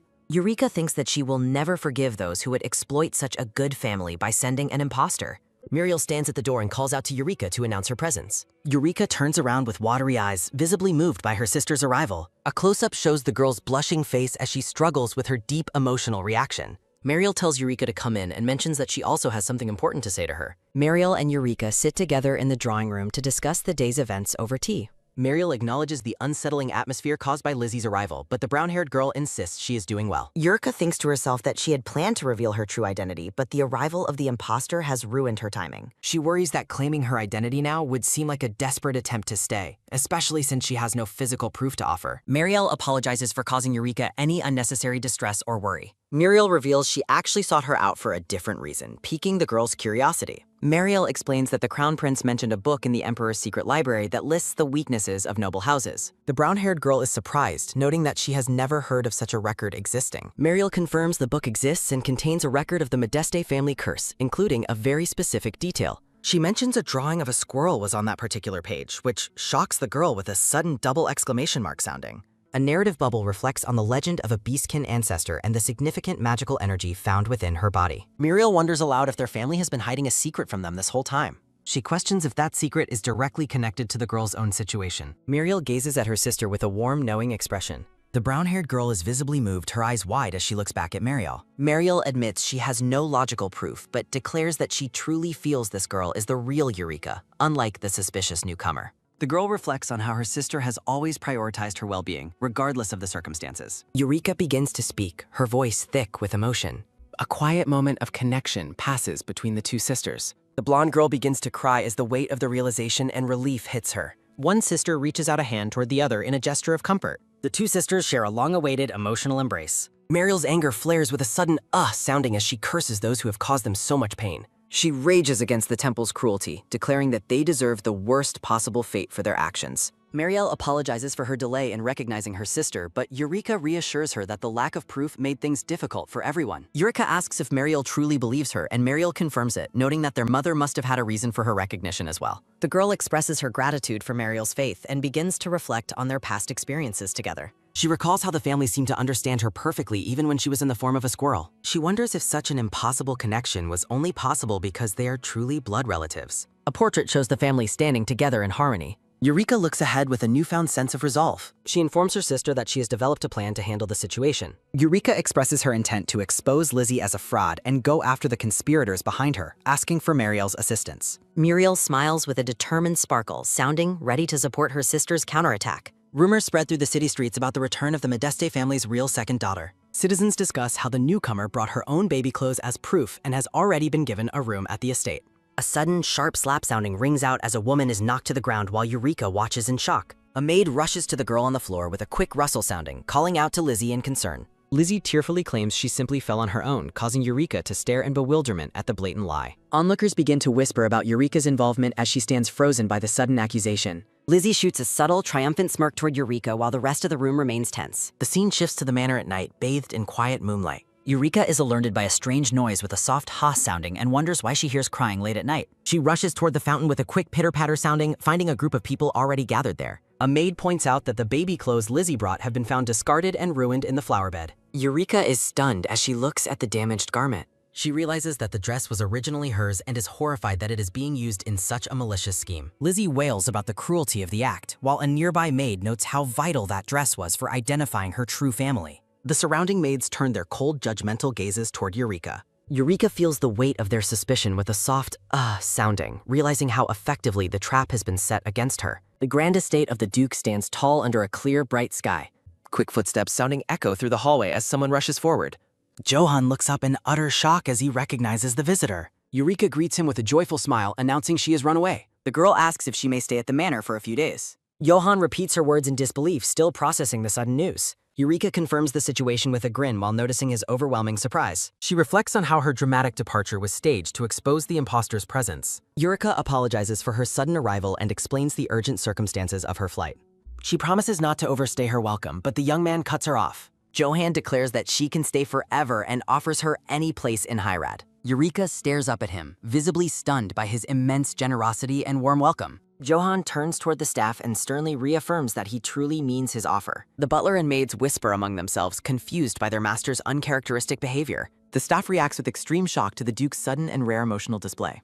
Johan leads the girl deeper into the manor with a soft, gentle smile. The two share a formal meal at a grand table overflowing with food. Eureka reminisces about the room where she first met her sister in her squirrel form. The girl prepares to offer an honest confession about her true motives and feelings. Johan admits he was ready to storm the Modeste estate before she arrived. He dismisses the threat of the imposter, confident that he can handle any fraud. Eureka marvels that Johan still trusts her despite the evidence the imposter presented to others. She calls out his name, causing him to pause and listen to her next words. Eureka asks him directly if he thinks she might be an imposter herself. She questions if her previous claims and stories were all just elaborate lies. She wonders if his acceptance is only a sense of obligation from their past connection. The girl worries that her presence might be making him uncomfortable or burdened. Johan declares his unwavering belief in her, regardless of what anyone else might say. He urges her not to speak about herself in such a hurtful way. Johan confesses that he has long awaited the day they could be peacefully together. Eureka reflects on how their past meetings in Hyrad were always secret and rushed. She expresses her deep gratitude for his faith and kindness during the meal. Chibi Johan asks if her sister was the one who actually drove her out. He assumes her family rejected her because they were too blind to recognize her.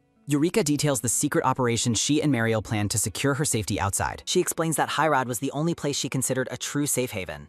A rhythmic heartbeat sounding fills Johan as he realizes she feels safest by his side. Johan vows to protect her forever while the girl asks for one last favor. Eureka asks to borrow some clothes, even offering to wear a simple maid's uniform. She waits sheepishly as Johan responds with a soft sigh sounding while looking away. The two walk together as a sharp creak sounding signals a door being opened. Eureka gasps in awe as a shimmering twinkle sounding reveals a massive luxury closet. Johan asks if she feels more at ease while she thinks about staying forever. Lush garden flowers bloom brightly under the morning sun as the scene shifts. Pink peonies sway gently in the breeze near the mansion's stone wall. Lizzie and Mariel walk through the garden discussing the girl's former room. Mariel explains that they could not stop the other girl from choosing to leave. Lizzie thinks to herself that she would never abandon such a luxurious life. The imposter wonders if her bullying was really enough to drive the girl away. A sudden thud sounding accompanies Lizzie's memories of tripping and bumping the girl in secret. The brown-haired girl wonders if the other was truly mistreated that badly before deciding it no longer matters now that she is gone. Mariel informs the brown-haired girl that she plans to give her this place as well. The blonde woman introduces the area as Eureka's garden, while the other girl asks for clarification. Mariel explains that her father built the greenhouse right next to her own garden. Mariel hands over a key, explaining that she is secretly giving the girl this place since Eureka is no longer there.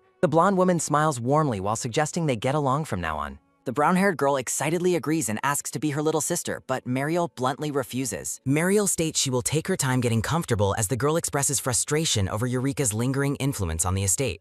Lizzie reflects on how the Duchess remains guarded and her uncle refuses to acknowledge her as the real daughter despite his kindness.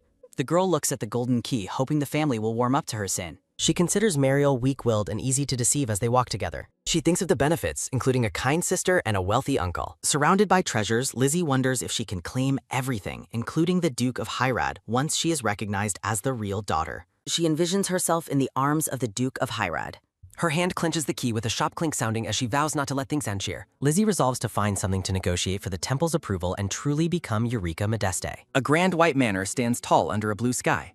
A dark-haired knight is startled by a sudden, loud noise. A silver-haired man is shocked to hear that Eureka Modeste is staying in Hyrad. The knight explains that Eureka ran away to her lover's house because of the woman claiming to be the second daughter. The silver-haired man slams his desk with a heavy thud and questions if this mess was part of Ravina's plan. He orders a letter to be sent to the Duke of Hyrad immediately. The silver-haired man looks ahead firmly, stating that he will be visiting soon. Johann and Eureka walk through a beautiful garden archway. Eureka reflects on how she spent most of her time as a squirrel in this very spot. She notes that the mansion remains mostly unchanged except for the new servants. A narrative bubble points out the most important change is the mansion's current owner. Johann gazes ahead with a calm expression. Eureka recalls how she never imagined walking side by side with Johann in the past. The girl looks up at him with wide, curious eyes. Eureka asks Johann if he is still suffering from the pain he felt before. Johann reassures her he is fine, mentioning he still has calming potions from the battlefield. He takes her hands and explains that her presence alone helps him stay calm. Eureka reacts with surprise as Johann holds her hands tightly. Johann admits he can feel a faint sense of calm even though she is not in her divine beast form. Eureka is amazed that she can provide comfort even in her human form. She suddenly realizes that this might be how Theodore recognized her divine beast nature with a single touch. She recalls a book stating that a stronger calming effect requires deeper physical contact. Johann admits their current contact only has a minor effect, confirming Eureka's suspicions. Eureka is shocked to learn that Johann hasn't been taking his calming potions lately. Johann looks back at her with a quiet, knowing gaze. Eureka realizes with a sharp gasp sounding that since the temple made the potions, they might be trying to harm Johann now that he is on her side. She worries the easiest way to eliminate him would be to poison the calming potions. 4 potion bottles sit on a table, one glowing with a dangerous orange light. Narrative text suggests the potions were distributed to Hyrad along with other supplies. Eureka blames herself for the danger he is in, but Johann tells her not to think that way. Johann reveals he was planning to destroy the temple once the war ended regardless. He recalls the temple trying to feed him horrific drugs and vows never to forget what they did to him. Johann's violet eyes narrow with a sudden, intense glint, sounding as his anger flares. Eureka is left stunned by the weight of his revelation and resolve. Johann gently touches Eureka's face, telling her that he has never forgotten the kindness she showed him in the past. He pulls her into a firm embrace, confessing that thoughts of her sustained him on the battlefield before vowing never to let her go. Eureka looks up at him with concern and softly calls out his name. Chibi Johann tries to reassure Eureka that he is fully grown and no longer feels the pain he did as a child, but the girl remains unconvinced. In the garden, Eureka holds Johann's hands and promises to help calm him whenever they are together while she stays in Hyrad. Johann gives her a rare, gentle smile and admits he will be counting on her. A soft rustle sounding comes from the dense bushes nearby. 3 servants hide behind the shrubbery, whispering about the rumors they heard that the visitor is a manipulative fox. A chibi version of the Duke with fox ears and a tail asks to hold Eureka's hand while the servants realize he is the true fox in this situation. The staff sweat nervously as they realize the Duke is the one trying to seduce the innocent girl. Eureka is surprised to see a wooden swing still hanging from a tree in the distance.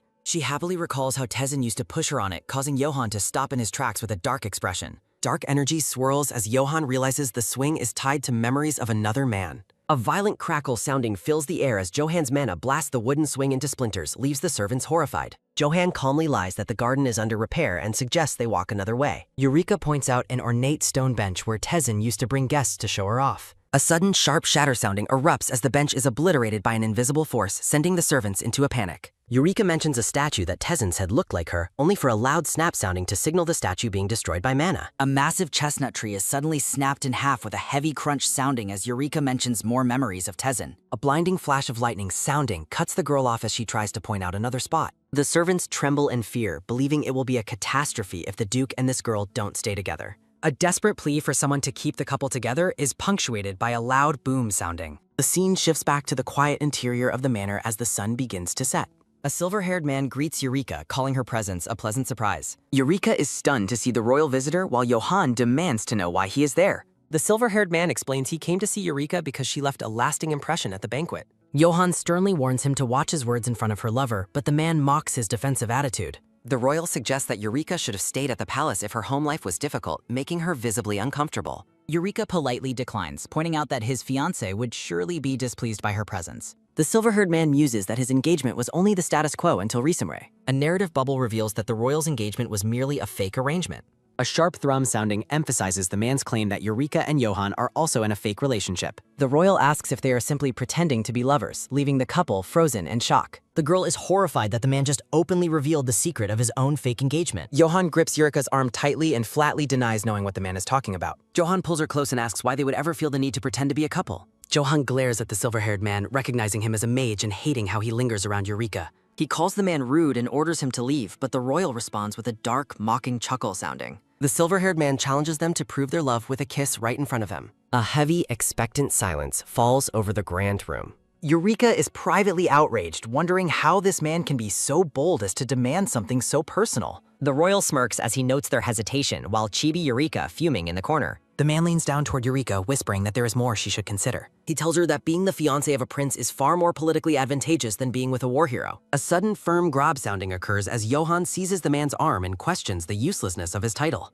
Johan's expression turns murderous as he prepares to act before anything else can be said. A massive surge of mana sounding erupts from Johan as he declares he will not let the prince live. Eureka panics as she senses Johan's mana spiraling out of control and realizes she must stop the confrontation. The girl steps between the two men, loudly declaring that she and Johan are real lovers. Eureka looks the prince in the eye and asks if his suggestion wasn't completely ridiculous. Johan and Eureka stand close as the girl suggests that love can be easily faked by those who wish to. Eureka firmly declares that her relationship with Johan is completely genuine, causing the man to blush. The girl tells the silver-haired man that she doesn't mind if he remains skeptical of their bond. Eureka mocks the prince for his apparent hobby of wanting to watch other people's intimate moments. She pulls Johan into a protective embrace and states that they do not share such indecent interests. Eureka politely asks the man to leave so she and Johan can spend the rest of the evening alone. The scene shifts to the moonlit mansion grounds as the silver-haired man walks toward his waiting carriage. He grumbles to himself about his failed attempt to interfere, only ending up helping the couple. Reflecting on Johan's intense reaction, the prince vows to secure Eureka for himself at the palace. A sudden, sharp thwack sounding catches the man off guard as something hits him from behind. He turns around in a rage, demanding to know who would dare to strike him. A quick, rhythmic clatter sounding pelts the man with small objects, causing him to cry out in pain. 2 acorns lie on the stone path next to the heel of a person's shoe. The silver-haired man stares at the ground in confusion, frustrated by the bizarre situation. Back inside the mansion, a light, quick tap sounding echoes down a grand, empty hallway. Johan stands in a quiet room and greets Eureka warmly as she returns from her business outside. Eureka excitedly claims her revenge as she imagines herself as a cool squirrel in sunglasses. Johan agrees that the prince deserved it given his inappropriate behavior earlier in the night. He apologizes for any discomfort his own actions may have caused while he was defending her. Johan mentions kissing her hand without permission and looks away from her with a flushed face. Eureka immediately gives her full consent, leaving the man wide-eyed with shock. Johan promises to consent to everything she does and even offers to put it in writing. He begins to state his official consent as Eureka calls his name with a stunned expression. A chibi Eureka atop the mansion warns him against making such bold declarations so carelessly. A soft, low rustle sounding comes from the dense bushes in a different part of the estate. The freckled girl hides in the shrubbery, hoping to overhear a conversation involving the crown prince. A dark, triumphant grin spreads across her face as she prepares to exploit whatever she learns. She watches the prince from the shadows as he stands with a blonde girl and a man in glasses. A man named Renat is identified as a genius doctor whose presence indicates a very important matter. Dr. Renat addresses the crown prince while Mariel and another man listen intently. The doctor explains that certain symptoms the prince mentioned are caused by a specific flower. He describes rare purple petals from the western desert that can cause disorientation when mixed in dye. Renat warns that the allergy could lead to paralysis, prompting the prince to vow extreme caution. The silver-haired man requests that this weakness be kept a total secret, and his companions agree. The girl with freckles smiles maliciously, thrilled to have discovered a devastating weakness for the prince. She realizes how valuable this information would be to the high priest, the prince's greatest enemy. The girl plots to use this secret to eliminate both the prince and Mariel to claim her inheritance. The scene transitions to the grand white manor standing tall under a clear blue morning sky. Eureka, dressed in an elegant blue gown, looks surprised as she pauses in a mansion hallway. A woman with long blue hair approaches her and asks what has her so distracted. The blue-haired woman reveals that Count Albert has arrived and is currently waiting in the drawing room. Eureka realizes she must go see her uncle right away, feeling a bit overwhelmed by the visitors. She worries her stay is a burden, but the blue-haired woman is quick to dismiss the thought. The woman laughs heartily and warmly encourages Eureka to stay as long as she makes. She privately notes that Eureka's presence brings a sense of peace to the entire household staff. Inside the drawing room, a blonde man in a brown uniform stands waiting by the large double doors. He reflects on his own hypocrisy as he is now barging into a home without a proper warning. A long, tired sigh sounding escapes the blonde man as he worries he has become an inconsiderate guest.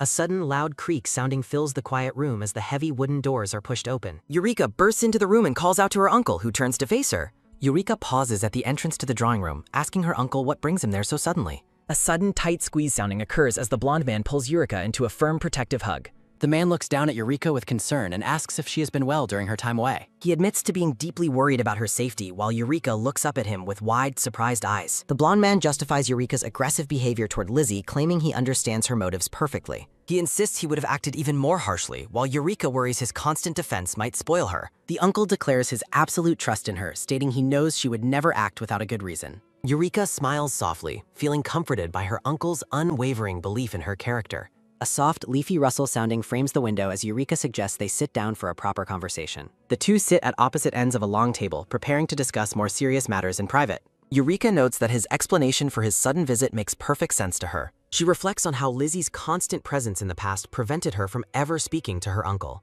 The blonde man explains that he took advantage of the chaos following the crown prince's arrival to slip away. He offers Eureka a place at the Albert estate if she feels uncomfortable returning to her previous home. Eureka is visibly stunned by the sudden invitation to move into the Albert estate. The uncle encourages her to view the stay as a relaxing vacation to help her feel more at ease. He expresses intense anxiety about her staying in a place he compares to a dangerous wolf's den. The man imagines his brother-in-law dueling the Duke, while chibi Eureka wonders why he is so wary of Johann. Eureka defends Johann, explaining that he welcomed and cared for her even though she arrived without notice. The blonde man shouts in a panic, declaring that he simply hates any man getting too close to his niece. He rants that all men are wolves and expresses his outrage that she has been living with one for days. Eureka is touched to realize that her uncle still considers her his true niece despite Lizzie's arrival. A sudden sharp clink sounding punctuates the man's declaration of care as Eureka prepares to ask a difficult question. Eureka asks her uncle if he has ever considered the possibility that Lizzie might be a fake. A heavy, stunned silence falls over the room as the blonde man looks down with a shadowed expression.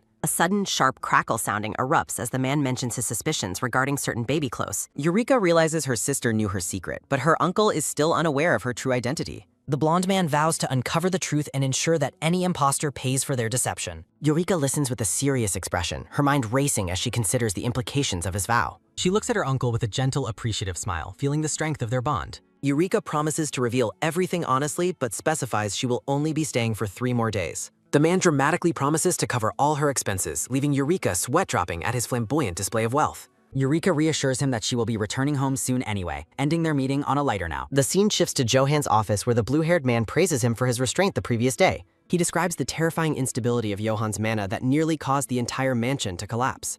The aide reminds the Duke that using magic against royalty is a serious crime with disastrous consequences. He frantically asks if Johann is even listening while the Duke remains stoically focused on his paperwork. Johann casually suggests he could have simply thrown the royal out of a window without using any magic at all. The blue-haired man lets out a long, weary sigh sounding while confirming that all mansion repairs are finished. He credits Lady Eureka with being the only reason the situation finally calmed down. The aide wonders how she managed it, while a blushing Johann vividly remembers her protective embrace. Johann refuses to see Eureka immediately, fearing he won't be able to hold back his intense emotions. The scene transitions to a tall stone tower as Johann sends a message requesting a secret meeting with Eureka. He gives strict orders to ensure that no one else is allowed to come near the tower tonight. A quick, rhythmic pitter-patter sounding follows a small squirrel as it leaps through the moonlit trees toward the tower. The squirrel pauses on a high branch, wondering why Johann has summoned her to such a secluded spot. Eureka realizes he likely needs her divine beast form to help calm his lingering magical agitation. She notes that she brought potions, knowing her calming influence is most effective in her animal form. A sudden, sharp rustle sounding catches the squirrel's attention as she nears the entrance of the tower. The little squirrel stares ahead with wide, shocked eyes at something completely unexpected waiting for her. The little squirrel wonders if the man expects her to climb the tiny wooden stairs and questions the odd drawing of herself on the wall. The black-haired man looks pensive as a thought bubble asks what exactly he has prepared for her arrival. Johann remains quiet and thoughtful, standing in the dimly lit room with an air of mysterious anticipation. A quick, rhythmic pitter-patter sounding follows the squirrel as she begins to hop up the small wooden steps built into the stone wall.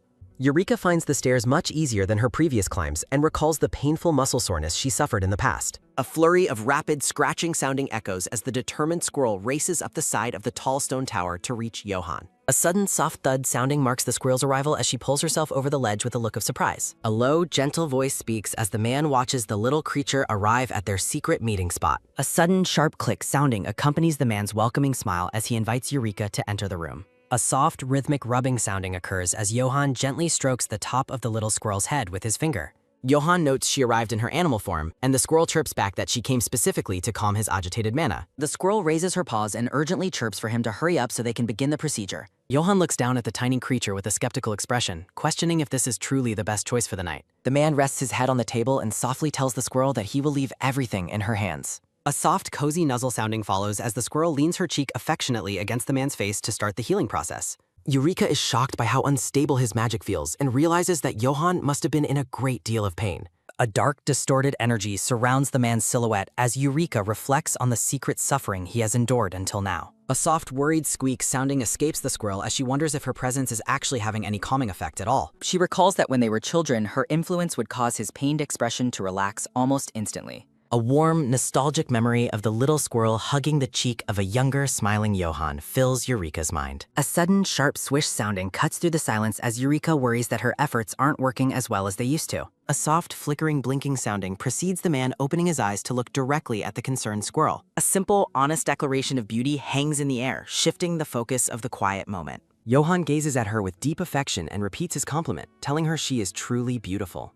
He reaches out to her and insists that she is beautiful to him, whether she is a human or a squirrel. A sudden rhythmic thumping sounding follows Eureka's tail as she flusteredly tells him to stop talking and concentrate on the calming. Johann looks back at the embarrassed squirrel with a calm, steady gaze that makes her feel even more self-conscious. Johann tells her she shouldn't go anywhere else because she's beautiful even when still, leaving the shy squirrel feeling complimented. A soft, curious hum sounding vibrates from the squirrel as she looks up at the man with wide, questioning eyes. A sudden low crackle sounding punctuates Johann's question as he wonders if absorbing more mana would turn her back into a human. A quick, soft potting sounding follows the squirrel as she thinks to herself that transforming now would only lead to more trouble. Johann gives her a gentle, praising look and tells Eureka that she has done a very good job tonight. A happy, light bounce sounding follows the squirrel as she leaps onto the soft white bed, delighted by its comfort. She reflects on how long it has been since she was able to enjoy herself in this form like this. A soft, hollow thumping sounding marks the squirrel's pause as she tells Johann to lie down, and he agrees it feels like old times. A gentle, rhythmic rustle sounding accompanies the man as he lies down on the large bed with the tiny squirrel by his side.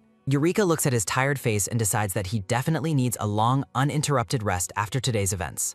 The squirrel chirps happily and promises to return every day for a while to continue helping him feel better. A soft, slow breathing sounding comes from the man as he begins to drift off into a peaceful sleep. A sudden, sharp gasp sounding escapes the squirrel as she is taken by surprise by a new, intense sensation. A memory of a younger girl being warned about a hungry wizard's excuses flashes briefly through Eureka's mind. A silent, tender moment from the past is remembered, showing the two characters in a protective, close embrace. Johann admits how relieved he is that she needs him and expresses his happiness that their lives remain entangled. The squirrel gazes at him with an adoring, starry-eyed look, touched by his genuine and heartfelt words. Johann lies back and looks up at her with a soft, inviting smile, his eyes filled with a quiet intensity. He makes a final, earnest request for Eureka to simply stay by his side from now on. A sudden, soft swallow sounding marks the squirrel's silence as she processes the depth of his emotional request. Eureka looks around in a daze, wondering what is happening to the once familiar atmosphere of the room. A rhythmic, heavy thudding sounding of her heart follows Eureka as she realizes everything is the same, yet feels entirely different. The little squirrel notes that while the person and place remain unchanged, the very air between them has shifted. Eureka recalls Lean's frequent warnings regarding a magician's extreme obsession with a divine beast. She wonders if Johann has become obsessed since she has calmed him multiple times. Eureka questions why the black-haired man treats her so specially and tries to seduce her. A small squirrel rests in large, gentle hands. She notes she should feel disgusted if obsession is the reason for his behavior. A squirrel closes its eyes in deep thought. Eureka admits that her heart keeps pounding because of the black-haired man. Pink eyes widen in a moment of suck. Her name is spoken in a soft whisper. Johann tells the squirrel to use him as needed and to stay by his side. The squirrel stares up with a stunned expression. Eureka questions if her feelings are just the affection she has always had. She decides that sentimental thinking is a luxury while temple issues remain unsettled. Johann asks what she is thinking as he intends to distance himself later. A cute Kai sounding escapes the squirrel as she realizes distancing herself will be difficult. First, everything must go according to plan. She wonders if Raymond has handled his tasks well. The grand palace stands tall against a bright sky. A man at the council meeting discusses the temple's past distribution of divine beasts. He notes that Tezen Hyrad received one despite his brother having superior magical power. The man suggests investigating the distribution for potential corruption. A man with glasses asks if beasts are still sold, and the prince confirms they aren't. The council moves to the more pressing matter of the capital's reconstruction plan. Eureka notes that they are brushing the issue aside since it was resolved years ago. A simple declaration that the dismissal doesn't matter. The brown-haired man smiles with a mysterious, knowing look. As long as the news reaches the high priest, the plan succeeds. The day of the temple renovation ceremony has finally arrived. Johan stands ready in his formal blue and white uniform. The crown prince greets Johan, noting it is their first meeting since the banquet. He asks about his sister-in-law staying with the duke, leaving Johan confused. Eureka reflects on saving her sister and becoming the prince's sister-in-law. The prince mentions Mariel's concern while Johan looks on with a flat expression. The prince asks how Eureka is doing, causing Johan to start answering. A sudden, sharp snap sounding punctuates the tension between the men and the aide. Johan reassures him that Eureka is comfortable and declines any further help. The prince dreams of marriage while someone calls out to his highness. A bearded man in religious robes greets the group warmly.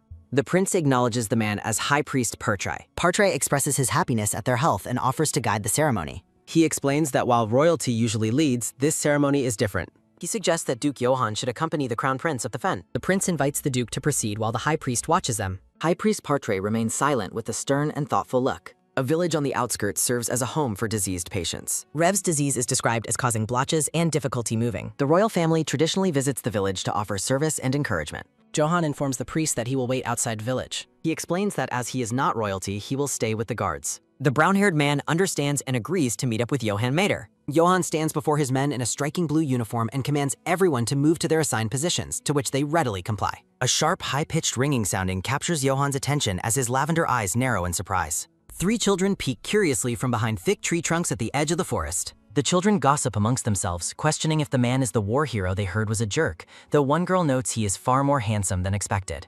Johan breaks into a nervous sweat as he realizes he can hear every word of their gossip, including a comment about his bulging pocket. A deep, embarrassed flush spreads across the black-haired man's face as he remains silent. Inside his clothing, the squirrel reacts with a flustered expression to the children's mention of chest muscles. Johan leans down in concern to ask Eureka if she is all right or having trouble breathing, prompting a soft, high-pitched chirp sounding from the creature. A sudden, frantic scratching sounding follows the squirrel as she tries to readjust her position to avoid being seen by the commoners. Eureka thinks to herself that Johan just needs to hang in there a little longer despite the discomfort. The tiny squirrel looks forward with determination, noting that there is not much of the task left to complete. A bold declaration promises that once the day is over, the business regarding the temple will finally be concluded. A sudden, heavy thud sounding marks the arrival of the crown prince, wearing a protective face shield as he stands before a village building. High Priest Partre indicates there is only one building left to inspect, and the prince decides to accompany him personally for the final stop. A slow, rhythmic step sounding echoes through the hallway as the 2 men enter the building together. Partre gazes ahead with a suspicious look, recalling how the crown prince brought up the divine beast during a state meeting. The priest reflects on how the prince has been working to diminish the temple's authority and is now showing interest in their secrets. Partre worries that if the prince becomes emperor and investigates the curse of Medeste, the temple will be in grave danger. The bearded priest stares with intense eyes and decides they must put an end to the prince's interference immediately. A sudden, sharp creak sounding punctuates the moment as a wooden door is pushed open. Inside the room, a young woman with pink hair is startled by the prince's visit, but he gently tells her to lie back and rest. A soft, curious hum sounding comes from the priest as he suggests that the girl's bedding should be changed for her comfort. High Priest Partre watches the scene with a cold, calculating side glance. A sudden, soft rustle sounding accompanies the girl as she offers a small bag of cookies as a token of her gratitude. The pink-haired girl smiles warmly and asks the prince to accept the modest gift she prepared. The prince takes the bag and admits he was starting to feel hungry, promising to enjoy the cookies. A secret revelation notes that the Yarla flower is the prince's greatest weakness, shown alongside a document and a single purple blossom. A narrator explains that the cookies were packed full of poisonous Ayarla petals during their preparation. A sudden, dry crunch sounding follows the prince taking a bite as the priest waits for the lethal effects to begin. The prince manages to say the cookies are good before a sudden, wet splatter sounding occurs as he coughs up blood in shock. A sudden, heavy thump sounding marks the prince's collapse as the half-eaten cookie falls from his hand. The crown prince lies motionless on the floor as his mask falls away. A low, triumphant chuckle sounding escapes the high priest as he laughs at how easy it was to eliminate his rival. The girl on the bed gasps in horror and calls out to the priest in a trembling voice. A sudden, sharp shing sounding occurs as Partre draws a dagger, promising the girl a reward once he frames her for the crime. He explains that the dagger will be planted as hers, and since she gave him the cookies, she will be the one accused of regicide. Partre declares he has had enough and prepares to deliver a final blow to the fallen prince. A sudden, thunderous crash sounding fills the room as a bright blue light erupts. A sudden, sharp gasp sounding comes from the priest as the door is kicked open and soldiers appear in the shadows. High Priest Partre freezes in terror, struggling to understand what is happening as his plan unravels. The Crown Prince stands tall and unharmed, declaring that Partre is under arrest for the attempted regicide of a royal. The title of the story is displayed amidst a decorative floral border. A formal announcement thanks the readers for their support and reveals that the series will return for a second season. Guards lead the shackled high priest and the accomplice away from the village building. Partridge screams in desperation that he is being framed and swears to God that he is innocent. High up in a tree, the little squirrel watches the arrest and happily chirps that the priest is correct about the trap. A playful question hangs in the air, asking if anyone is curious about how the elaborate trap was actually set. The narrative shifts back in time to the day Eureka decided to tell her sister the entire truth. Human Eureka and her blonde sister Marielle sit together on a white sofa during a serious conversation. Marielle notes that a success here will be a great achievement for the prince, while Eureka reflects on destroying the temple once and for all. Blonde-haired Marielle agrees that the Emperor will cooperate if it's for this specific reason. Marielle teases her sister about a certain man's deep affection, leaving the brown-haired girl visibly flustered. Eureka explains her plan to leave the area for a while to ensure the temple is completely deceived. She asks her sister to open her private garden to a woman named Lizzie, acknowledging the necessity of sacrifices. Flashbacks reveal the strategy to feed the high priest fake information about the king's weaknesses. Eureka asserts that a successful plan will expose Lizzie's ties to the temple and allow for a formal investigation. The two sisters sit together on the sofa as they finalize the details of their secret operation. Muriel agrees with the plan, hopeful that it will lead them to the truth behind their family's secrets. Returning to the present, the small squirrel cheers with excitement as the plan begins to unfold. She reflects on how she signaled Johann when Raymond and the high priest entered the room, leading to a successful ambush. The squirrel Eureka appreciates Raymond's assistance and plans to praise his compatibility with her sister later. The team stands together, having successfully executed the first phase of the operation against the temple. A sudden soft purr sounding comes from the squirrel as she feels content with the day's progress. A sudden quick rustle sounding follows the creature as she dashes through the lush forest greenery. Eureka worries that her tendency to turn human when absorbing mana has prevented her from properly comforting Johann. She remains determined to reach him quickly, knowing he must be feeling incredibly uncomfortable. A sudden sharp crackle sounding of magic disrupts her path, pulling the squirrel into the air. She cries out in shock as a mysterious magical force seizes her, far different from the mana she knows. The gray-haired second prince, Theodore, smiles down at the captured creature and suggests it is time to depart. A dark and ominous atmosphere surrounds his possessive words directed at his captured prize. A sudden low whir sounding echoes through the silence as the scene shifts. Theodore seals the squirrel inside his pocket with magic, leaving her trapped and unable to escape. He smugly tells her to scream as much as she likes, enjoying her futile struggle against his power. A sudden high-pitched cue sounding of distress escapes the squirrel as she thrashes against the magical barrier. Eureka tries to stay calm and wait for Johann, but Theodore mocks her for trusting a man he claims views her as a tool. The prince suggests she would be better off choosing him and tells her to consider her options carefully. He explains that since a divine beast is essential to a mage, his feelings for her are just as intense. Theodore tempts her with the promise of becoming empress, claiming no other woman could ever satisfy him. The squirrel reacts with pure annoyance to his arrogant proposal, finding him to be completely unappealing. She curses him as a bastard for exploiting the very doubt she has been struggling with recently. She ponders whether Johann and Theodore are truly different at their core, given they are both powerful mages. Memories of Johann's genuine kindness and his constant concern for her safety flood her mind. She recalls how he always encouraged her to come to him whenever things became difficult. Eureka remembers the gentle moments they shared, contrasting sharply with Theodore's possessive nature. She reflects on how Johann has always placed her needs above his own interests. She realizes that even if he benefits from her power, his actions have always been selfless. Comparing the two men, Eureka concludes that Johann is fundamentally different from the manipulative prince. A sudden frantic cue sounding punctuates her demand to be released as Theodore grips her tightly. He coldly informs her that she will remain in her squirrel form until she decides to cooperate with him. The squirrel's eyes widen in horror as he mentions a mark he intends to place upon her. She realizes he plans to brand her with the imperial crust, which would trap her within the palace forever. Eureka desperately hopes that Johann is on his way to rescue her before it is too late. She suddenly remembers that mages are forbidden from using magic against royalty and begs Johann to stay away. A sudden sharp zap sounding marks her decision to find her own way out of the magical trap. A sudden thunderous kaboom erupts as the forest is consumed by a massive fiery explosion. Theodore stares in disbelief at the destruction, cursing the rival who has dared to interfere. A sudden heavy stomp sounding heralds the arrival of a newcomer through the thick smoke and embers. Johann stands amidst the swirling mana and fire, his expression cold as he demands to know Eureka's location. A sudden violent blast sounding rocks the area as the squirrel watches the chaos unfold in terror. Theodore's shock turns to pure fury as he realizes the sheer reckless power of the man standing before him. Theodore calls his opponent crazy as the squirrel recognizes Johan's voice. Johan demands to know where the girl has been taken. A sudden, firm thud sounding marks his determined step forward. Theodore wipes a cut on his cheek and remarks on the situation. He questions if Johan is hesitating because attacking royalty directly is forbidden. Theodore laughs, calling him a lunatic as they face off in the clearing. He accuses Duke Hyrad of treason for his insolence and magical threats. Johan coldly orders the prince to be quiet. A sudden, bright flash sounding accompanies a magical barrier appearing. Theodore mocks him for wasting effort on magic that cannot harm a royal. He dismisses the attempt to use surrounding debris as a cute but futile idea. Theodore claims there is nothing left to do, but Johan disagrees with a quiet intensity. Theodore gasps with a sudden, wet cough sounding as he is physically struck.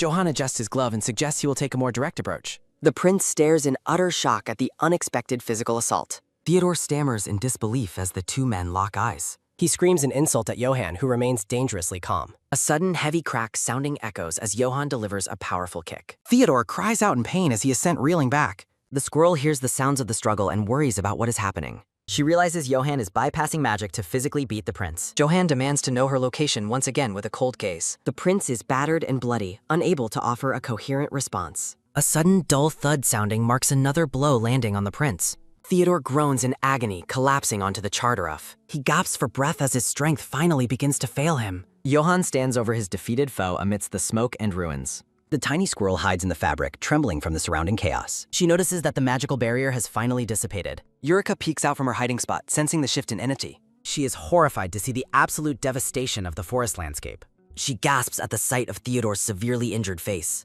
Her focus shifts to Johan, who looks physically and emotionally drained. Johan's expression is one of pure desperation and sorrow. He spots the small creature and tentatively calls out her name. Eureka worries that his complexion looks absolutely terrible. She decides she must find a way to soothe his chaotic mana. Johan lifts her into his hands, asking if she is safe from harm. A sudden, high-pitched cue sounding follows her, telling him to worry about himself. A sudden, soft hum sounding of magic begins to glow around them. She observes that his reckless use of magic has left his mana tangled.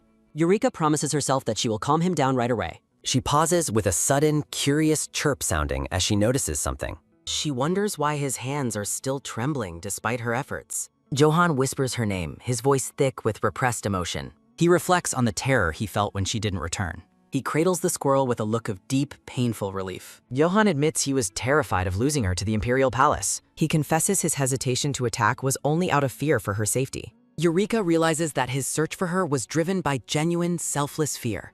Eureka realizes Johan's restraint was solely for her protection. A sudden, soft wish sounding follows Johan's reassurance of her safety. Johan cradles the squirrel, expressing profound relief at her well-being. The squirrel gazes up with large, shimmering eyes. Johan admits he is finally calming down despite his weakness. To a mage, a divine beast is of absolute importance. She understands that his care transcends mere magical utility.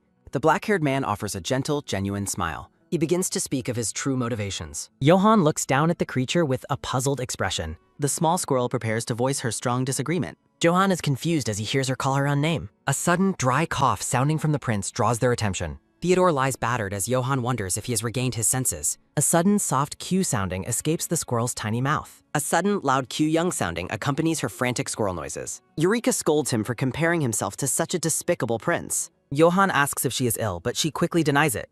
Chibi Johan watches as she rants about Theodore's outrageous clamps. Johan dismisses the prince, but Eureka laments his lack of understanding.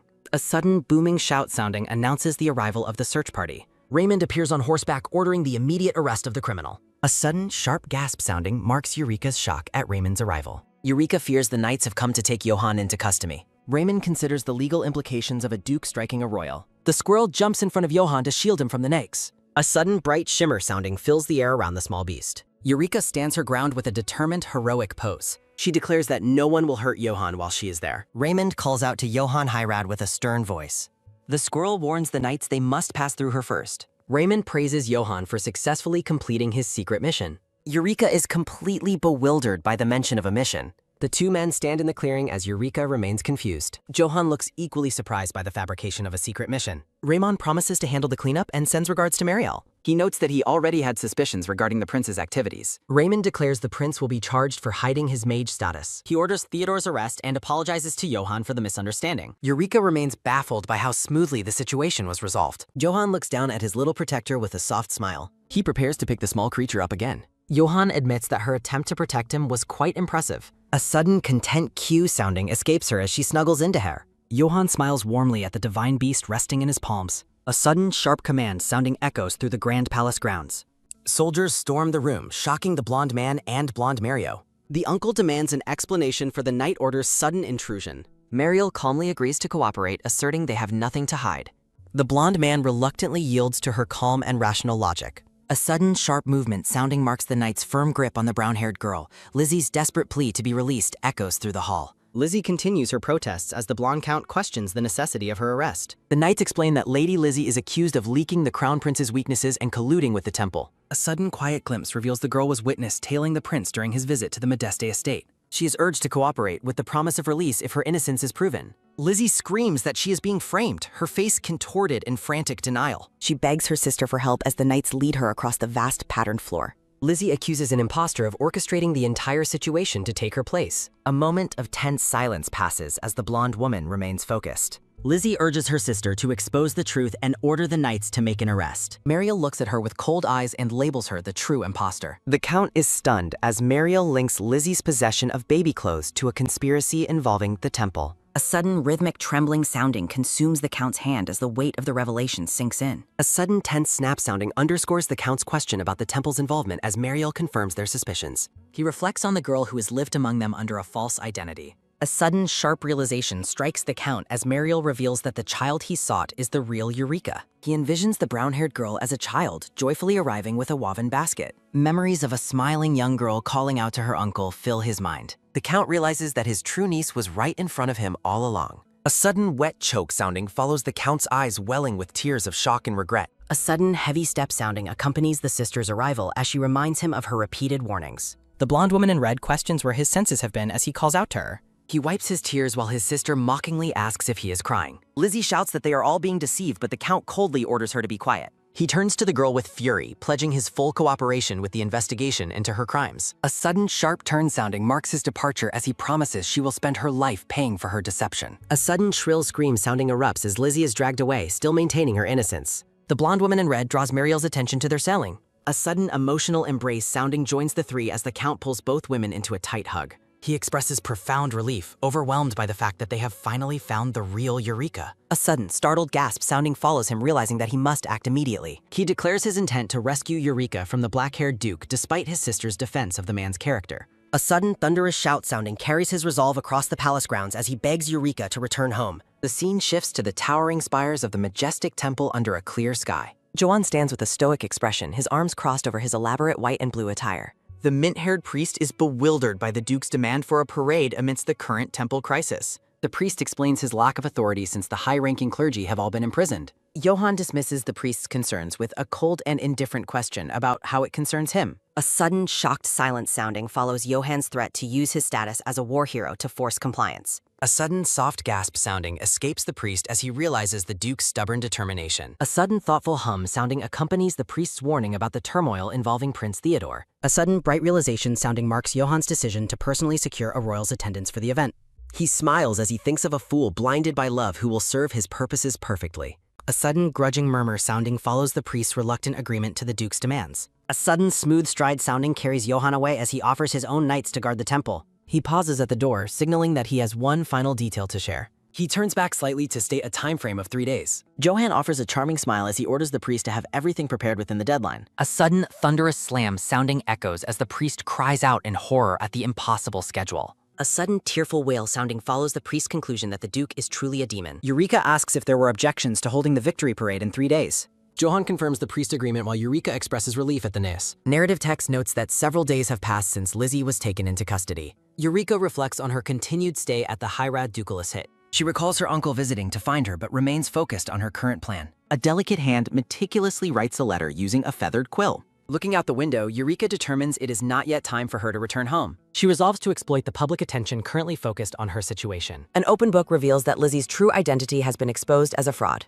Eureka plans to find her father and the laboratory once the enemy lowers their guard. Johann questions why she specifically agreed to a 3-day grace period for the event. A small chibi bubble explains her intent is to make full use of the time. A tiny chibi Johann wonders exactly how she intends to use that time. A sudden, sharp gasp sounding follows Johann asking if she intends to use Ravenna Cephs. A whimsical scroll introduces Eureka's detailed plan to corner their enemies. Step 1 involves spreading news of the parade and the presence of knights at the temple. Step 2 predicts that a stressed Ravina will attempt to infiltrate the temple within 3 days. Step 3 focuses on watching and waiting as the target enters the temple grounds. Step 4 dictates that they will immediately chase her down and capture her. Eureka boasts that Ravina has no remaining allies, making it the perfect time for a raid. Johann interrupts her plotting by softly calling out her name. He warns that even a single mistake in their plan could result in a total disaster. Eureka stares back at him with wide shimmering pink eyes. She silently mocks the man who is nearly a villain for speaking so sweetly to her. She reflects on his previous promise to remain on the same side forever. Blushing, she scolds the black-haired duke for suddenly saying such romantic things. Night falls over the grand spires of the secluded mountain tower. A sudden rhythmic tapping sounding echoes through the cold stone hallway of the palace. A sudden sharp creak sounding follows a heavy door being pushed open from the shadows. A sudden light clatter sounding marks a small glass bottle rolling across the floor. Ravina stands in the dark room, her green eyes fixed on the man before her. She identifies the dropped vial as a calming potion used for recovery. Theodore sits battered on the floor, having exhausted himself with reckless magic after waking. A sudden soft rustle sounding accompanies Theodore's greeting as he acknowledges her arrival. He notes her speed and admits he feared she had been captured along with the others. A sudden tense snap sounding underscores Ravina clenching her fist in rage at the prince. Narrative text explains that the prince's impulsive actions at the parade were completely unplanned. Theodore asks why she remains silent about a crucial piece of information. Ravina retorts that His Highness was the one who acted unilaterally without consulting anyone. Theodore asks why she never mentioned that the divine beast can transform into a human. He explains that seeing Eureka in beast form during the parade changed his understanding. The disheveled prince lets out a dry, mocking chuckle at the situation. He realizes from her expression that Ravina was also unaware of the transformation ability. Theodore laments that he only suffered this defeat because he tried to reclaim his beast. Ravina is horrified that she, the creator, knows less about the beast than the enemy. She worries that Eureka's ability to slip away makes the temple's secret laboratory vulnerable. Below the laboratory lies a caged tiger, a secret hidden from the world. A sudden, bright flash sounding marks a shift in the tense atmosphere. Ravina realizes she must work with the prince as he is her only remaining option. She begins to propose a deal to help the prince escape his current predicament. Ravina proposes a way for the battered prince to finally reclaim the divine beast. She explains that their success depends entirely on a specific high-stakes experiment. The experiment involves manipulating time through a girl and her mysterious animal form. Its ultimate purpose is to completely erase the current timeline and its events. Theodore questions the possibility of rewinding time while Ravina acknowledges the difficulty of the process.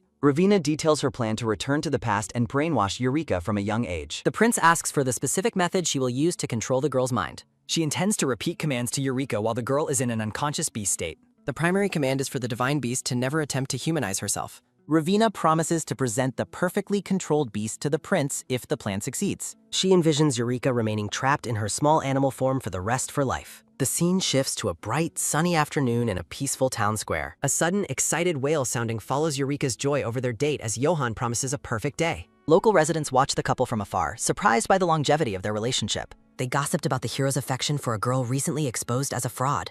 Johann notes that their public appearance has successfully made them a major topic of conversation. Official reports confirm that Ravina and Theodore have not yet ended their controversial engagement. A dark silhouette suggests the two will continue to collaborate despite their public failures. Eureka realizes that Ravina will be extremely cautious of her transforming and infiltrating the temple.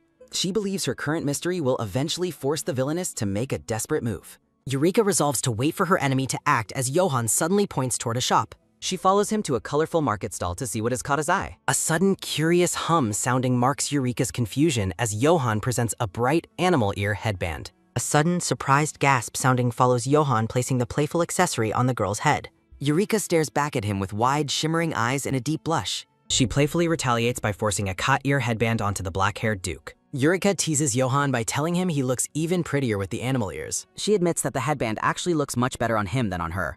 Flustered, she reminds him that wearing a headband does not make him a real wolf. Johann laughs and suggests they continue their walk to see the rest of the town. They pass a shop sign depicting a large, delicious-looking vanilla ice cream cone. The couple shares a sweet moment as Johann feeds a bite of ice cream to Eureka. They continue their playful outing by trying on several elegant and oversized hats. Eureka excitedly points out a beautifully decorated dessert shop through a glass window. A sudden, delighted shout sounding accompanies the arrival of a table filled with various sweets. The girl is overwhelmed with joy as she prepares to taste the colorful treats. Eureka offers a bite to Johann, promising him that the cream is exceptionally soft. Johann leans across the table to accept the offering from her fork. He wipes a bit of cream from his lip and confirms that it is delicious. Eureka is dazed by his charm, wondering how he can be so bewitching during their wonderful day. She watches him with a soft, affectionate smile as they enjoy their meal. Johan confesses that walking through the streets with her has been his lifelong dream. He reflects on how they were previously only allowed to meet within the castle. Eureka looks at him with surprise and warmth after his heartfelt sentimental revelation. A sudden, soft murmur sounding follows Johan, asking how she managed to find him in the past. Eureka's expression turns quiet and serious as she prepares to answer his question. For the first time, she decides to reveal the story of her life before their meeting. She explains that a single, persistent thought filled her head the moment she became conscious. She recalls a voice constantly whispering that she must remain human no matter the cost. Eureka describes being sold to the Hylard family and how young Johan's mana was insufficient then. Eureka reflects on how she can't explain her knowledge comes from possession.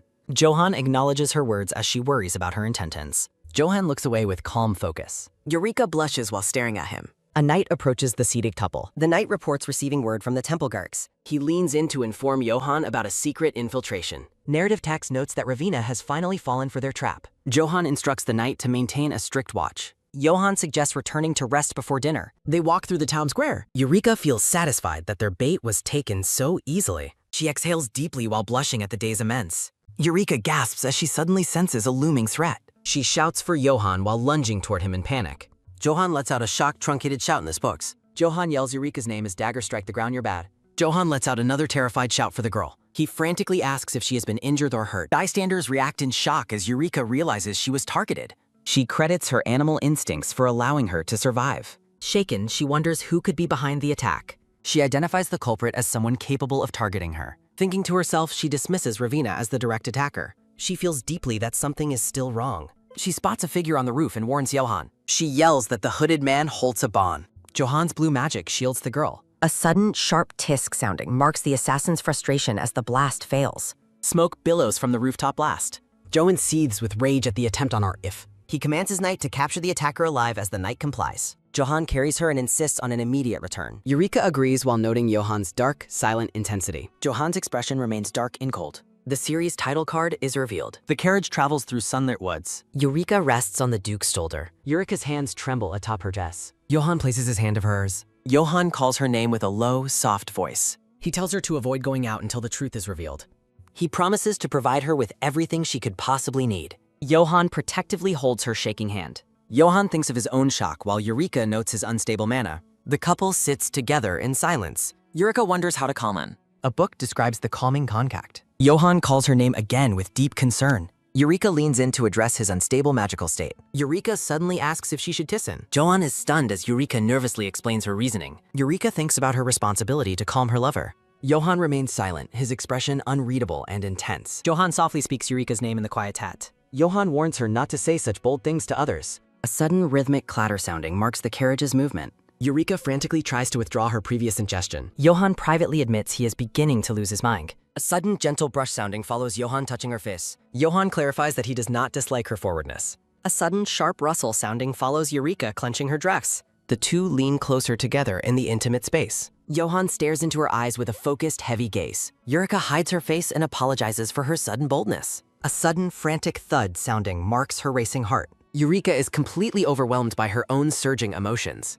She promises to soothe him in her beast form later. Johan confesses that he shares her feelings completely. Johan reaches out and takes her hand with firm resolve. Johan asks if his own nervousness is a parakur. A sudden, heavy throb sounding follows Eureka feeling his pulse. They share a moment of intense mutual vulnerability. Johan admits he will always want her near him. Johan looks down with a soft, bashful expression. He tells her to proceed however she wishes. A sudden, soft gasp sounding follows Eureka's shock. Johan and Eureka share a long-awaited, passionate kiss. Light sparkles around the couple's intimate embrace. 3 days pass as the restoration ceremony begins. Johan arrives at the temple for the official event. Temple staff confirm that all preparations are complete. Johan stands tall in his ornate formal uniform. Johan notes the temple's modest appearance with dissatisfaction. He remains skeptical of the current state of affairs. Theodore greets the Duke with a knowing, mocking smile. Theodore mentions their upcoming familial connection via marriage. Theodore comments on Johan's reputation for passionate love. Johan is perplexed by the prince's strange remarks. Theodore mocks Johan's past engagement and current emotion. He claims Johan's disregard for formal pacts is admirable.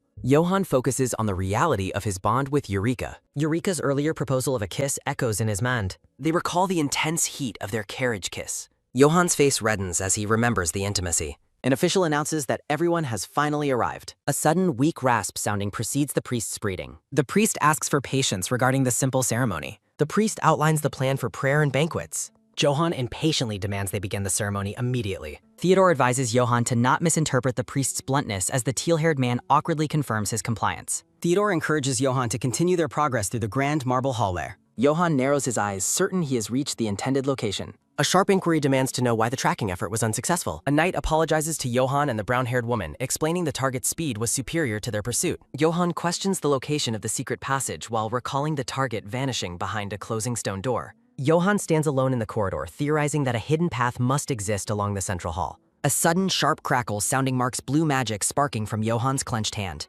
The teal-haired priest suggests they join the others waiting in the plaza. A sudden, heavy crash sounding follows the priest's terrified scream as the ceiling gives way. Debris falls in a cloud of dust and rubble. Theodore stands over the cowering priest who is baffled by the sudden destruction. The entire entrance is blocked by a massive pile of fallen stone. Narrative text questions the cause of the collapse after the ceiling appeared intact just moments before. Theodore nonchalantly explains that the Duke's mana went out of control. Well, blaming the mana is certainly the fantasy version of the dog ate my homework. Theodore laughs while remarking that the temple's physical collapse reflects the loss of its high priest as the priest protests. Theodore checks on Johan, who claims he is fine and only needs a moment to stabilize his magic. Theodore cheerfully leads the others to the banquet, satisfied that the Duke is unharmed. Theodore is summoned by a servant as Johan watches them leave with a silent, cold gaze. Johan tells Eureka she can emerge as the small creature pops out from behind him with a chirp. Little Eureka celebrates their successful entry into the temple. Little Eureka reflects that identifying the existence of a secret passage is a significant gain. Little Eureka focuses on finding the definitive clue regarding her father's current location. The small, fluffy beast looks up at Johan with wide, determined eyes. Johan asks Eureka if they should continue their search now that they are along. Johan remains silent, his focused expression fixed on the task ahead. Johan walks down the dark, vaulted corridor, reminding himself to stay focused on the mission. Johan continues deeper into the temple with the small creature resting on his shoulder. Little Eureka suddenly alerts him to stop, her ears twitching with awareness. Johan asks what is wrong as Eureka leaps toward a stone wall, sensing a strange energy. Little Eureka scurries up the rough stone surface, certain she has found something important. A sudden quick tap sounding marks Eureka finding a specific brick in the masonry. Eureka chirps in triumph as Johan notes the stone appears to be a hidden button. A sudden, metallic click sounding follows Johan pressing the secret mechanism. A heavy stone door slides open with a loud rumble. Johan looks down a dark, steep flight of stairs leading into the depths. Johan confirms that this is the secret location they have been searching for. A sudden, rhythmic thud sounding accompanies Johan's cautious steps down the stone stairs. Johan observes the ransacked room, noting that the temple residents have already destroyed the most obvious evidence. Johan suggests they search more thoroughly as Eureka reacts to a sudden noise from the shadows. Johan directs Eureka's attention to a startling discovery further inside the basement. Elsewhere, a blonde man and woman stand before a massive royal portrait. The man notes her frequent visits to the gallery, and she admits she cannot stop thinking about their father. The blonde man expresses his own hope that their father is alive since Eureka survived. He reflects on how much their older brother resembled Eureka, prompting the girl to ask for details. She laughs as he describes the brother's intelligence and cold-headed nature, finding the similarities striking. He adds that the brother had an uncanny ability to sense danger with beast-like instincts. A close-up shows the scarred and powerful paw of a large predator. Back in the temple, Johan stands before a live tiger while reflecting on the father's former nickname. A man presents a flask of green liquid, explaining it was all he could secure past the nights. A red-haired scientist notes the difficulty of transporting Duke Modesta to her lab. She dismisses the man, satisfied that he brought the essential component for her work. Old documents detail the fall of the Artier barony and its researchers' descent into madness. A sudden, sharp crumple sounding follows a hand clenching the papers in frustration. The scientist laments her family's downfall despite their loyalty and brilliant contributions to Modeste. Consumed by vengeance, she plots to use Duke Modeste to destroy the entire family. In the present, Johan faces a massive tiger imprisoned in the temple's dark cellar. Johan expresses total disbelief at finding such a beast in these conditions. Johan questions the presence of the tiger while little Eureka watches from his shoulder. The small creature trembles, overwhelmed by the predator's fierce and wild aura. Johan asks if her fear is simply a natural reaction to a dangerous predator. He offers her protection, encouraging her to come into his arms. A sudden soft stroke sounding follows Johan gently comforting the frightened creature. The tiger lets out a ferocious roar that echoes through the basement. Johan is taken aback by the creature's sudden and violent aggression. Johan holds little Eureka tightly, wondering what could have provoked the tiger's sudden rage. Little Eureka considers whether the beast has been traumatized by human experimentation. Johan asks Eureka if this tiger might actually be a powerful divine beast. Little Eureka chirps tentatively, her focus entirely on the massive animal. Johan recalls rumors that Duke Modeste transformed into a tiger on the day he disappeared. Little Eureka is paralyzed by a sudden, shocking realization about the tiger's identity. She pauses as her mind pieces together the various clues she has encountered. She remembers the numerous animal portraits she saw lining the temple's halls. The legend of her ancestors being beastmen comes back to her as she recalls a tiger painting. She connects the temple's secrets and the Duke's mana to the creature before her. The small creature stares at the tiger with an expression of dawning hope. Narrative text questions if the tiger is indeed the missing Duke Modesta. A close-up reveals deep, painful-looking scars etched into the tiger's leg. A sudden, heavy thump sounding follows the tiger hitting the cage in its distress. Little Eureka's eyes go wide as she recognizes the nature of the tiger's injuries. She realizes the marks are from extraction experiments, suspecting the red-haired woman and the priest. Infuriated, the small creature curses the humans who would inflict such suffering. Joanne watches in surprise as little Eureka suddenly prepares to move. Little Eureka leaps from Johan's hand and flies toward the metal cage. A sudden soft pat sounding follows the creature touching the tiger's scarblin. She looks into the tiger's eyes, tearfully calling out for her father. The tiger's gaze softens as it focuses on the tiny creature at its feet.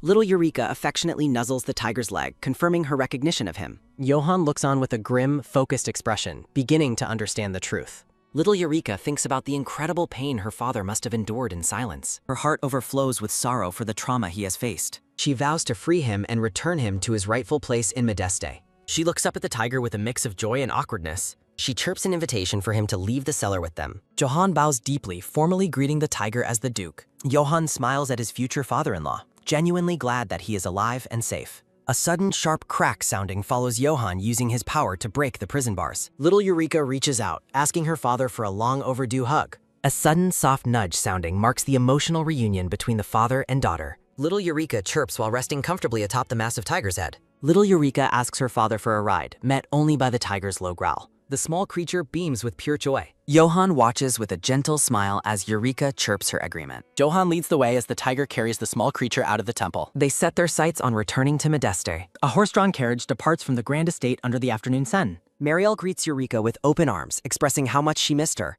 The small creature chirps happily in response. Mariel holds Eureka close, relieved that she has finally returned home. Mariel encourages Eureka to transform as a massive scarred paw enters the room. Mariel pauses in confusion when the small creature asks her to wait. Mariel wonders if the Duke returned while Eureka warns her to remain on. The blonde woman stares in stunned silence. A sudden, heavy thud sounding follows the tiger stepping into the room. Mariel is gripped by shock as the blue-eyed predator stares her down. A ferocious, room-shaking roar erupts from the tiger. The sprawling Modeste palace stands magnificent against the mountain backdrop. The weight of the situation settles in. Mariel asks the brown-haired woman if the tiger is truly their missing father.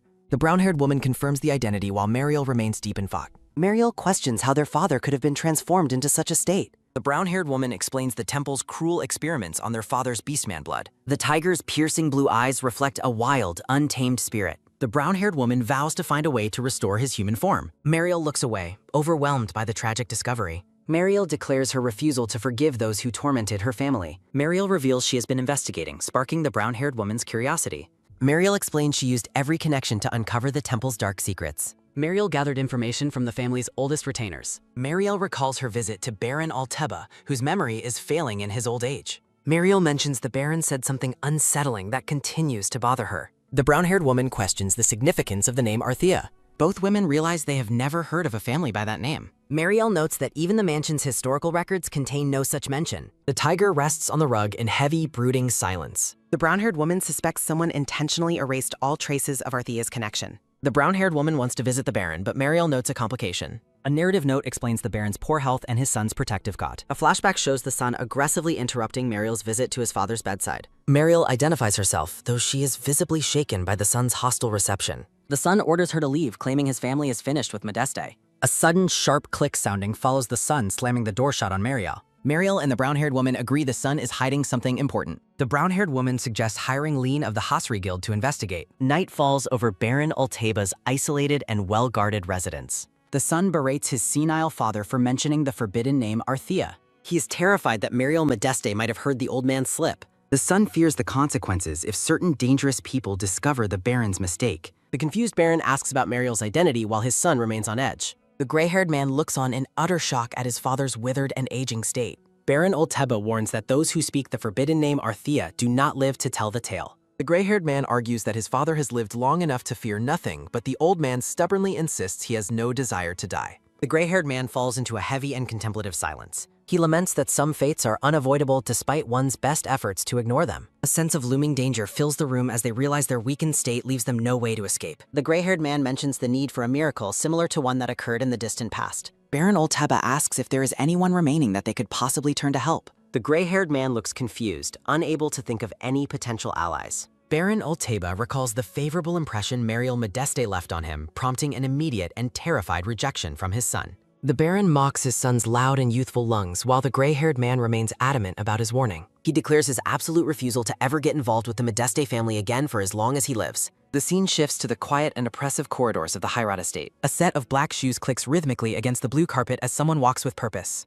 Johann stands alone by a window watching the rain fall over the gloomy landscape.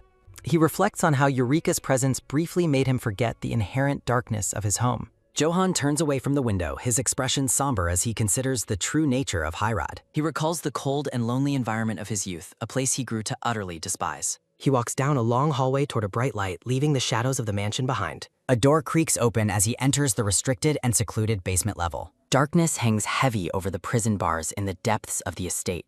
A woman with long dark hair and a green dress sits silently within one of the cells. Her attention is taken by a sudden, sharp tap sounding. She looks up with red, weary eyes as a visitor notes the long time that has passed since their last meeting. Johann stands outside the bars, staring down at the imprisoned woman. He greets the woman as his mother, met only by her expression of pure, unadulterated hatred. The dark and suffocating atmosphere of the dungeon reflects the deep animosity between the two. A sudden, sharp swipe sounding follows the woman's violent and reactive movement. The woman rages at the bars, calling Johann a worthless piece of trash and rejecting his address. She questions how a son could treat his mother with such cruelty, while Johann points out her own past pleas for forgiveness. She clutches the bars, insisting that as a duchess, she does not deserve such lowly treatment. She blames her marriage for her downfall, but Johann reminds her that neither of them is truly at fault for their circumstances. A flashback shows the young Johann standing as a small child before his cold and distant parents. The woman spits out that Johann's very birth was the ultimate mistake of her life.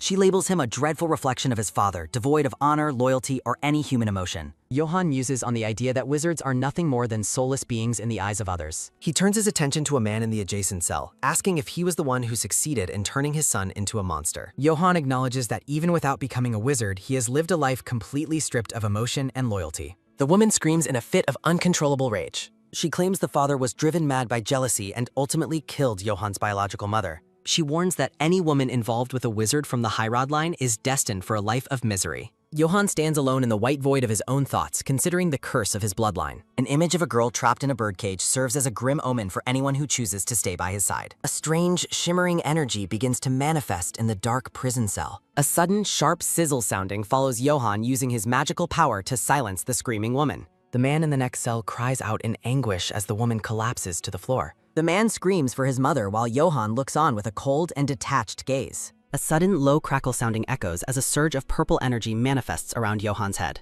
Johann remains unmoved as the man in the cell continues to hurl insults at him. The scarred man with red eyes and freckles curses Johann, vowing he will be miserable for stealing the squirrel he once obsessed over. The man with red eyes and freckles is struck by a surge of green magical energy, a sudden, sharp sizzle sounding. He screams in agony as the magic takes hold, a sudden, long-drawn scream sounding. Johann stands over the man, clarifying that the squirrel never belonged to him, a sudden, soft sizzle sounding. Johann expresses his exhaustion with the scene and orders the guards to dispose of both prisoners. The man with red eyes lies sobbing on the floor, a sudden, weak sob sounding. Blood splatters across the floor in the dark cell, a sudden, heavy splatter sounding. Rhythmic footsteps echo as someone ascends the dark stairs, a sudden, rhythmic tap sounding. Johann walks away, reflecting on his mother's warning that any woman involved with him will suffer. He recalls his past desire to keep Eureka trapped in Heirat despite his hatred for her kidnapper. Johann reflects on how well he understood the burning desire to possess another person. A blonde-haired woman stares toward the horizon. Johann considers the gaze of someone who wanted to live as a human more than anyone else. Eureka smiles brightly, explaining she only ever wanted to be someone human to him. Johann stares ahead somberly, wishing he had never been born as a wizard. A blue-haired man approaches Johann, addressing him as his praise. He presents a formal letter delivered from the Modeste Touchy. He clarifies the letter is from Lady Eureka, piquing the black-haired man's interest. Johann turns toward the messenger to receive the correspondence, a sudden, soft rustle sounding. Johann smiles gently while reading Eureka's letter amidst a backdrop of white flowers, a sudden, light thud sounding. A carriage travels through a forest as a voice asks if they must pretend to be lovers. Inside the carriage, Johann sits across from Eureka and confirms they should act as they did before. Eureka explains her research into why Johann values her, mentioning info from Lean about his lack of affection for others. A flashback reveals Johann ended a war, allowing a soldier to return to his elderly father. Eureka suggests their fake relationship might cause their target to lower his guard since he hates Modeste. Johan accepts the plan and agrees to handle the questioning. Johan asks about the next step while Eureka considers investigating the Arthea household today. Eureka plans to seek a book in the Emperor's private library. She mentions the book reportedly contains the curse of Modeste, causing her to pause. Eureka asks Johan why he has such a somber expression. Johan explains that Ella's words came to mind, shocking Eureka that he met her. Eureka tells him to ignore the woman's words, but Johan admits she wasn't entirely wrong. Eureka looks confused as Johan mentions the wizard bloodline itself being a kind of curse. Johan admits his desires are unnatural and that he is not selfless enough to let go of someone. Johan wonders what it would be like to be ordinary, prompting Eureka to question the definition. Eureka asks if not being a wizard automatically makes a person normal and fine. She points out the absurdity of labeling cruel people like Ella, Ravina, or Partra as ordinary. Eureka reminds him that he protected the Empire and returned people to their precious families. Eureka argues that everyone would agree Johan is the one who deserves to live freely and be called human. Johan stares at Eureka in stunned silence. A sudden, light laughter sounding follows Johan starting to chuckle at her earnestness. Johan gives Eureka a genuine and warm smile. Johan suggests that it is best if they stop pretending to be lovers. He repeats his desire to end their fake romantic relationship. Eureka looks back at him with wide, shocked eyes. He explains his desire to start living the way he wants from now on. A sudden, rhythmic thud sounding. Eureka clenches her dress, realizing Johan never wanted their bond to be fake. Johan calls out to the brown-haired Warren. Johan notes that she is smart enough to have already realized the truth. He confesses that he likes her very much and is excited to do whatever she asks of him. Eureka is left completely speechless by his sudden admission. A sudden, sharp swipe sounding follows Johan, suggesting she must have felt burdened by his presence. Eureka begs Johan to stop hitting her with his words while he lets out a sudden, light laughter sounding. Johan gently takes Eureka's hand. Johan confesses that his only true desire has always been Eureka herself. Johan kneels before Eureka, insisting it is only natural for them to be side by side. Eureka blushes as she wonders if this moment is actually real. Johan touches Eureka's face, asking her to look only at him rather than turning away. Johan pulls her close while holding her. Eureka questions if his romantic lines fit the current mood, but Johan maintains that he is right. Johan holds Eureka's hand against his face, insisting he is speaking his true feelings. Johan admits he is no longer satisfied with their fake romantic relationship. Johan acknowledges his obsessive nature but prioritizes Eureka's opinion over all others. Surrounded by flowers, Johan finally confesses his love for Eureka. Eureka stares back with wide hive. Eureka places her hand on Johan's shoulder. Johan looks up at her, mentioning there is one thing she has yet to realize. Eureka gasps in surprise at his intensity. Johan reflects on how human and kind she seemed from the first moment they met. Eureka tells him to remember her kindness if he intends to stay by her side forever. Johan gives her a gentle smile and promises to always remember. Eureka lunges forward to hug Johan, joyfully shouting that she likes him too. A sudden, soft thump sounding follows Eureka squeezing him tightly and repeating her affection. Johan blushes, reflecting on how he had only ever imagined hearing such words from her. Johan asks for no takebacks while Eureka playfully says she will decide based on his future behavior. The two share a romantic kiss. They remain locked in a passionate embrace. The romantic atmosphere intensifies during their kiss. Eureka pulls back slightly to mention she has one more important thing to say. Johan holds her waist and asks what she needs to tell him. Eureka clarifies that she would do anything for the Modeste family just as she cares for him. Johan looks somber as Eureka worries about upsetting him with her devotion to her family. Eureka explains that love is not something to be calculated, much like the bond between them. Johan smiles warmly at her sincerity. Johan leans in to whisper a response. A sudden, light smooch sounding follows Johan repeatedly kissing Eureka's cheek. Eureka hugs Johan warmly and smiles. Eureka's attention is caught by something unexpected. They both look toward a sudden ice. A sudden, crackling roar sounding follows a mansion being completely engulfed in flames. A sudden, heavy cough sounding follows a man lamenting their fate while his son blames his father's senility. A sudden, long cough sounding follows the son blaming his father's talk of Artir for the temple's attack. The mustachioed man declares that it doesn't matter if their ally was good because he is already gone. A dead man sits in a cell. Narration explains the man reportedly committed suicide in his cell, though his involvement in an assassination case makes it suspicious. A sudden, loud crash sounding follows the son asking his father for pity as they face their end together. The son expresses relief at being with his father, though the Baron stubbornly insists he is still young. A sudden, roaring boom sounding follows the son saying he was happy to be born into the family. They look up at the collapsing ceiling. The mustachioed man stares through the smoke, wondering if someone has come to their aid. A sudden, heavy thud sounding follows a mysterious figure in black shoes stepping into the burning room. A sudden, powerful whoosh sounding follows Johan carrying two men out of the blazing mansion. The mustachioed man stares at his savior with a look of pure shock.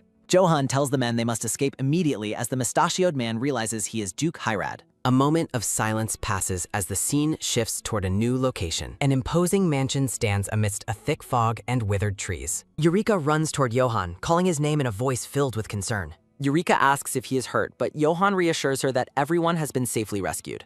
The mustachioed man expresses his deep gratitude, noting Johan saved his life again after their time on the battlefield. Johan smiles and explains it is only natural to help those in need, leading the man to compare him to an angel. The mustachioed man hesitates to accept further help, not wishing to cause any trouble for the Duke. Johan insists that a true hero takes responsibility until the end, causing the man to believe he is an archangel. The bald man asks if mushroom soup will be served daily, and Johan promises to have the chef prepare it for every meal. The mustachioed man expresses how truly honored he feels to be welcomed into the Duke's home. A sudden, quick thud sounding follows Johan giving a kind smile before closing the door. A sudden, rhythmic rumble sounding follows a carriage wheel turning as the group begins their journey.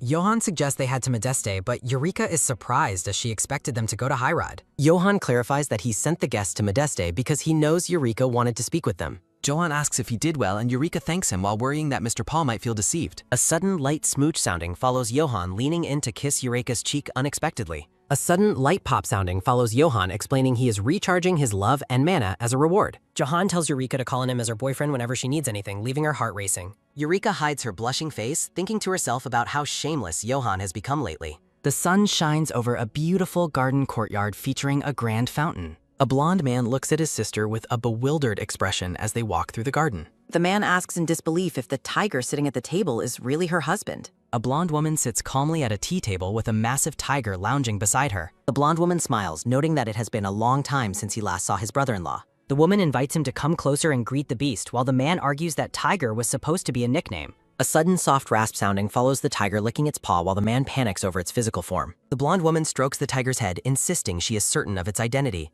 She mentions the tiger always looks apologetic toward her, even though she has told him she is fine. The blonde man wonders what could have possibly happened while he was away on business. He looks terrified as he mentions he didn't expect his mother's condition to worsen so drastically. The blonde girl assures her uncle that her mother is fine and the tiger is likely her father. The girl announces that Eureka has returned, causing the man to jump in surprise. A sudden, quick rustle sounding follows the man rushing off to see her while being told she is with Duke Hyride. The girl chuckles, noting that her father truly hates it when there is another man around them. A sudden, powerful roar sounding follows the tiger snarling as someone mentions Crown Prince Raymond. A sudden, sharp smack sounding follows the Duchess slapping the tiger and telling him he is being too noisy. Raymond decides he needs a medical checkup while Lean thinks the couple looks wonderful together. The group's attention is caught by a servant announcing the arrival of a carriage from Hyride. A silver-haired butler delivers a formal letter to Lean, who accepts it with a curious look. Raymond asks if the letter is from Eureka, and the blonde girl confirms that it is. Lean reads that Eureka is escorting secret guests and will be arriving through the inner garden. Vibrant green leaves sway in the gentle breeze of the garden as the guests approach. Paul and his companion stand in the courtyard, looking exhausted and weary from their journey. A sudden, sharp gasp sounding follows Paul shouting in shock at the sight of the noble lady. Raymond stands tall as Lean identifies the guest as Mr. Paul. Lean explains that they are currently at the Modeste Duchy, much to the confusion of the visitors. Paul realizes that the Duke who promised them safety was actually the Duke of Modeste. Paul panics as he realizes they are at Modeste instead of Hyride, while Trevor gasps in shock. Paul is overwhelmed with disbelief as he realizes the tiger standing before them is actually the Duke of Modeste. Trevor offers a formal greeting to the beast while Lean looks on with a completely bewildered expression. Trevor approaches the massive tiger with a respectful gesture as the beast watches him calmly. Paul reacts with sudden suspicion as Eureka gasps at the mention of the name Artier. Eureka stares in disbelief, troubled by the recurring mention of the name Artier during their arrival. A sudden, loud creak sounding follows Lean throwing open the mansion doors and calling for his sister. Eureka and Johan stand together at the entrance as Eureka cheerfully announces their arrival. Paul is struck by a wave of shock as he realizes that Eureka and Duke Hyride are together. Johan welcomes the guests while Paul trembles in confusion, questioning why they were brought to Modeste. Johan playfully points out his clever wording while Eureka looks at him with a mix of suspicion and annoyance. Lean warmly welcomes Eureka home while Paul watches them with a look of growing realization and dread. Paul is frozen in shock as he finally connects Eureka's identity to the Modeste family. The Duchess warmly greets her daughter as Paul stands by, completely baffled by the situation. Paul is physically shaking with disbelief as he stands before the combined presence of the Modeste and Hyride families. Johan places a hand on Eureka's shoulder and formally introduces her as his lover. Paul is horrified by the news, though Lean whispers that it's a fake relationship while Eureka privately acknowledges it has become real. Paul desperately tries to leave for Hyride, but Johan insists that his own estate is currently too uninviting for guests. Johan gives a chillingly kind smile as he pressures Paul into staying, leaving the man with no choice but to agree. Paul realizes with a sense of dread that he has just been completely trapped by the Duke's hospitality. A sudden, wet slurp sounding follows someone enjoying a meal inside the grand mansion. Trevor is delighted by the incredible flavor of his meal, while Johan and Eureka watch him quietly. A sudden, soft steam sounding follows a spoonful of hot mushroom soup being lifted from a bowl. Narration highlights the chewy and satisfying texture of the mushrooms in the soup. Narration describes the rich, nutty creaminess that makes the dish so appealing. Trevor is overcome with bliss as he savors the high-quality meal provided to him. The group sits together in a luxurious drawing room, though the atmosphere remains heavy with unspoken tension. Paul apologizes for his father's behavior while Trevor continues to eat with reckless abandon. Paul sternly declares that they will not reveal any secrets about the Modeste family regardless of the food. Eureka observes Paul's stubbornness and realizes that getting information from him will be a difficult task. Eureka shifts her strategy and decides to ask about a different topic instead. Eureka mentions the name Artir, causing Paul to flinch with a look of intense discomfort. Eureka asks Paul to tell her everything he knows about the mysterious Artir family. Eureka recalls how Trevor had brought up the name during their very first encounter. Eureka questions the existence of the Artir family, noting she could find no historical records of them in the archives. Paul looks toward his father, wondering what he knows as he prepares to answer Eureka's question. Paul confesses that he destroyed his father's diary after reading it, claiming it is the only source of his knowledge. Paul begs to be released, but Johan reminds him that he was the one who rescued him from certain death. A sudden, heavy grunt sounding follows Paul feeling a sharp pang of guilt as Johan lists his generous deeds. Johan smiles knowingly as he reminds Paul of his promise to never forget the kindness shown to him. Johan suggests Paul repay the favor by answering Eureka's questions truthfully. Johan asks if Paul is truly telling the truth about what he knows concerning Artir. Paul is visibly shaken, realizing that Johan's personality is far more calculating than he had expected. Paul frantically asks his father to help him change the subject of the conversation. A sudden, loud snore sounding follows Trevor falling fast asleep, leaving Paul to lament his father's uselessness. Paul resigns himself to his fate, reflecting on the information he has uncovered. Narration prepares to reveal the true history of the mysterious family. Narration explains that RTR was once a vassal family of Modeste, famous for their line of brilliant researchers. Eureka is startled by the mention of the family's research. Narration reveals that a century ago, the Artir family proposed a horrifying experiment involving human subjects. Eureka is horrified by the revelation that the Artir family proposed using human subjects for their experiments. Paul maintains a somber and downcast expression as he continues to recount the dark history of his ancestors. The narration explains that RDR aimed to create a power beyond the Empire's reach by experimenting on Modeste children with beastkin blood. Eureka loudly declares that the very idea of such a plan is completely and utterly absurd. Eureka expresses her intense disbelief that anyone, especially researchers, would ever agree to use children as test subjects. Paul asks Eureka if she finally accepts that her family line truly carries the traits of beastkin. Eureka points out that Paul's previous confusion over her father's tiger form proves the truth of the ancient legend. Paul observes that despite the passage of time, the descendants of Modeste have not entirely forgotten their heritage. Paul details how the Duke of Modeste at the time rightfully refused the proposal and severed all ties with the Artir family. Paul explains that once they were cut off, the Artir family quickly fell into financial ruin but remained obsessed with their experiments. In the end, the family went bankrupt while the heads of other vassal houses began dying one by one.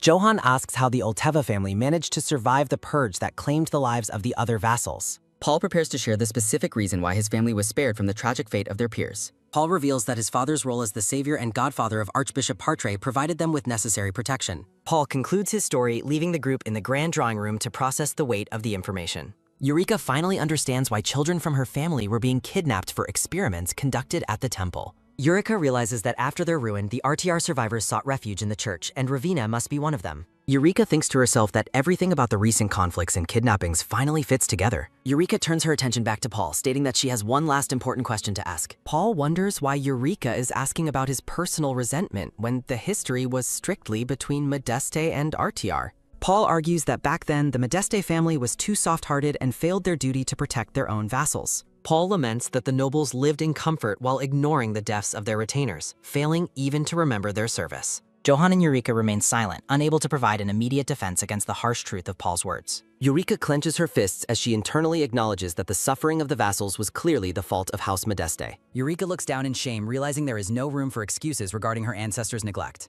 Paul watches Eureka intently, gauging her reaction to the realization of her family's historical failure. Paul notes that while the current descendants aren't to blame, reconciliation is impossible without acknowledging the responsibility of the house. Paul is struck by sudden surprise as Eureka moves to stand and address him directly. Eureka bows deeply before Paul, formally offering her sincere apology for the failures of House Modeste. Paul and the elderly Trevor are stunned as Eureka apologizes for the house failing to act as the noble leaders they were meant to be. Eureka maintains her humble stance, repeating that the historical events were undeniably the fault of her family. Eureka stands tall and vows to prove to Paul that not everyone in the current Modeste family shares the apathy of their ancestors. Eureka expresses her absolute determination to do her utmost to mend the damage caused by the past. Paul is visibly moved as Eureka promises to ensure that no harm will ever come to Household Teva again. The two stand in silence, the tension in the room finally giving way to a new sense of mutual understanding. The scene shifts to the closed doors of the drawing room as the heavy meeting draws to a close. A sudden, long exhale sounding follows Paul letting out a breath of exhaustion and relief after the intense conversation.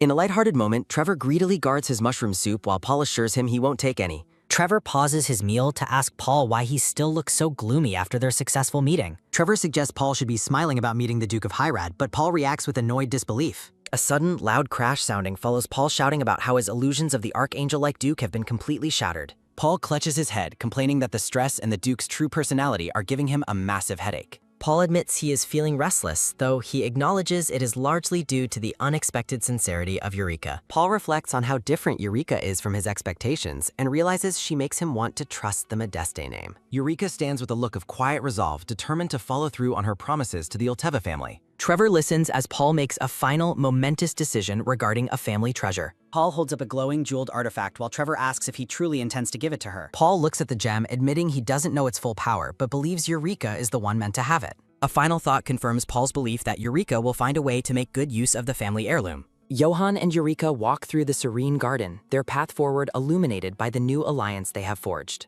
Johann asks Eureka if she knows about the book rumored to be in the Emperor's private library, which she identifies as the one concerning the Modeste curse. Eureka confirms the existence of the book with a look of intense focus. Eureka deduces that the book must be related to Paul's claim regarding the Beastman bloodline of her family. Johann explains that the unique powers of high noble houses often came with heavy consequences, which the royals termed the curse of the great houses. Eureka realizes that the ancient records might contain much more than just the history of House Modeste. Eureka expresses a deep desire to find the book, believing it might also hold secrets regarding the magic of the Hyrad family. Johann admits his dislike for the fact that Eureka views her own heritage as a source of pain while she looks at him with a somber expression. Eureka reaches out to hold Johann's hand, explaining that she must find a way into that library to discover a clue that could finally end his suffering. Johann looks at Eureka with a soft, appreciative gaze as her sincerity reaches him. A sudden, soft smooch sounding follows Johann kissing Eureka's forehead, touched by how she remembers the small things that matter to him. In a whimsical daydream, chibi versions of Johann and Eureka with animal ears share a sweet moment as he declares his affection for her. Chibi Eureka playfully shouts at Johann to wait, insisting that she isn't finished with their conversation yet.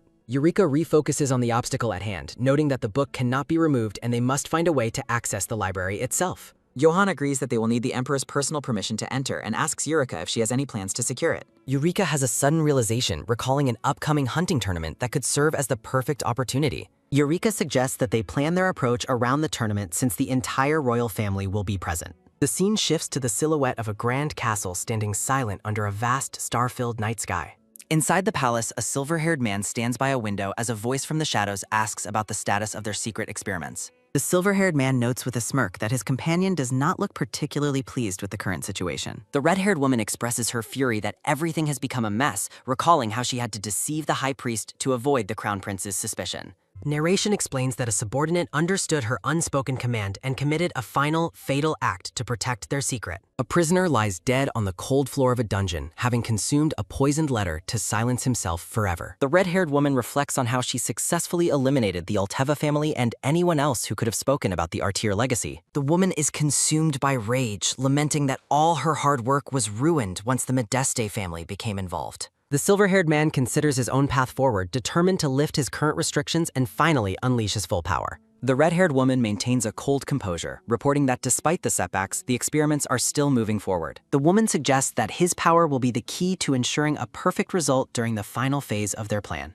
The silver-haired man explains that turning back time requires an immense amount of mana, which can also be used to brainwash a divine beast. The red-haired woman plans to use that power to prevent the beast from ever taking human form again, ensuring its absolute obedience. The man looks at her with a chilling smile, asking if she is absolutely certain about the effectiveness of her plan. The silver-haired man brings up the upcoming Emperor's Birthday Hunting Festival, viewing it as the perfect stage for their next move. The woman notes that his magic restriction will be temporarily lifted for that one day. She plans to create a situation where he is forced to reveal himself as a mage, thereby naturally breaking the seal on his power. The man questions if there is any risk of the Hyrad family or a divine beast interfering with their goals during the event. The red-haired woman laughs dismissively, arguing that noble spectators and restricted mages pose no threat to their grand design. The scene shifts to the bustling hunting grounds where noble guests and their horses gather under the bright morning sun. A sudden, quick step sounding follows a person walking past the massive fur-covered paw of a predatory beast. The red-haired woman is struck by a look of pure shock as she gazes at something impossible in the middle of the grounds. Eureka stands proudly next to a large, regal tiger, ignoring the whispers about how dangerous such a creature is to keep. The red-haired woman is completely frozen in disbelief, her mind racing to understand what she is seeing. The woman realizes with horror that the tiger is Oscar Modeste, the very man who should still be imprisoned in her secret laboratory. A sudden low chuckle sounding follows Eureka looking toward the woman with a sharp, knowing smile. The red-haired woman is overwhelmed by a sense of impending doom as she wonders how Oscar could have possibly escaped. The woman is visibly trembling as she stares at the pair, her carefully constructed plans beginning to crumble. Eureka maintains her confident posture, the tiger standing loyally at her side as she faces her adversary. The red-haired woman struggles to process the reality that Oscar is no longer under her control. A sudden light snicker sounding follows Eureka, noting the woman's obvious surprise at their arrival. Eureka mocks the woman's arrogance, questioning if she truly believed her father would remain trapped in her grasp forever. Eureka addresses the curious crowd with a bright, fake smile, claiming she simply happened to meet the tiger on the road. A childish drawing depicts Eureka and her tiger friend playing together, serving as a clever cover story for Oscar's sudden reappearance. Amidst the murmurs of the crowd, a noble expresses confusion over how Eureka and the beast could have possibly become close so quickly. Eureka's blonde-haired sister smiles warmly as she approaches, greeting her with a joyful shout of recognition. In a bubbly, lighthearted moment, the blonde sister praises Eureka for befriending a tiger so quickly, declaring her a true member of the family, while Eureka offers her thanks. The surrounding nobles are left bewildered, questioning if the tiger is actually the young lady's friend as Eureka and her sister exchange awkward, sweating glances. Whispers ripple through the hunting grounds as onlookers admit that while the situation is strange, such eccentricity is almost expected from House Modeste. Baron Jeshu points an accusatory finger, loudly questioning the safety of allowing a wild beast to roam where the nation's most important figures have gathered. Baron Jeshu barks an order for his secretary to check the regulations immediately, while Eureka attempts to interject and calm the situation. The blue-haired secretary frantically flips through a manual and reports that while a tiger is certainly a wild animal, there are no specific rules forbidding its participation in the festival.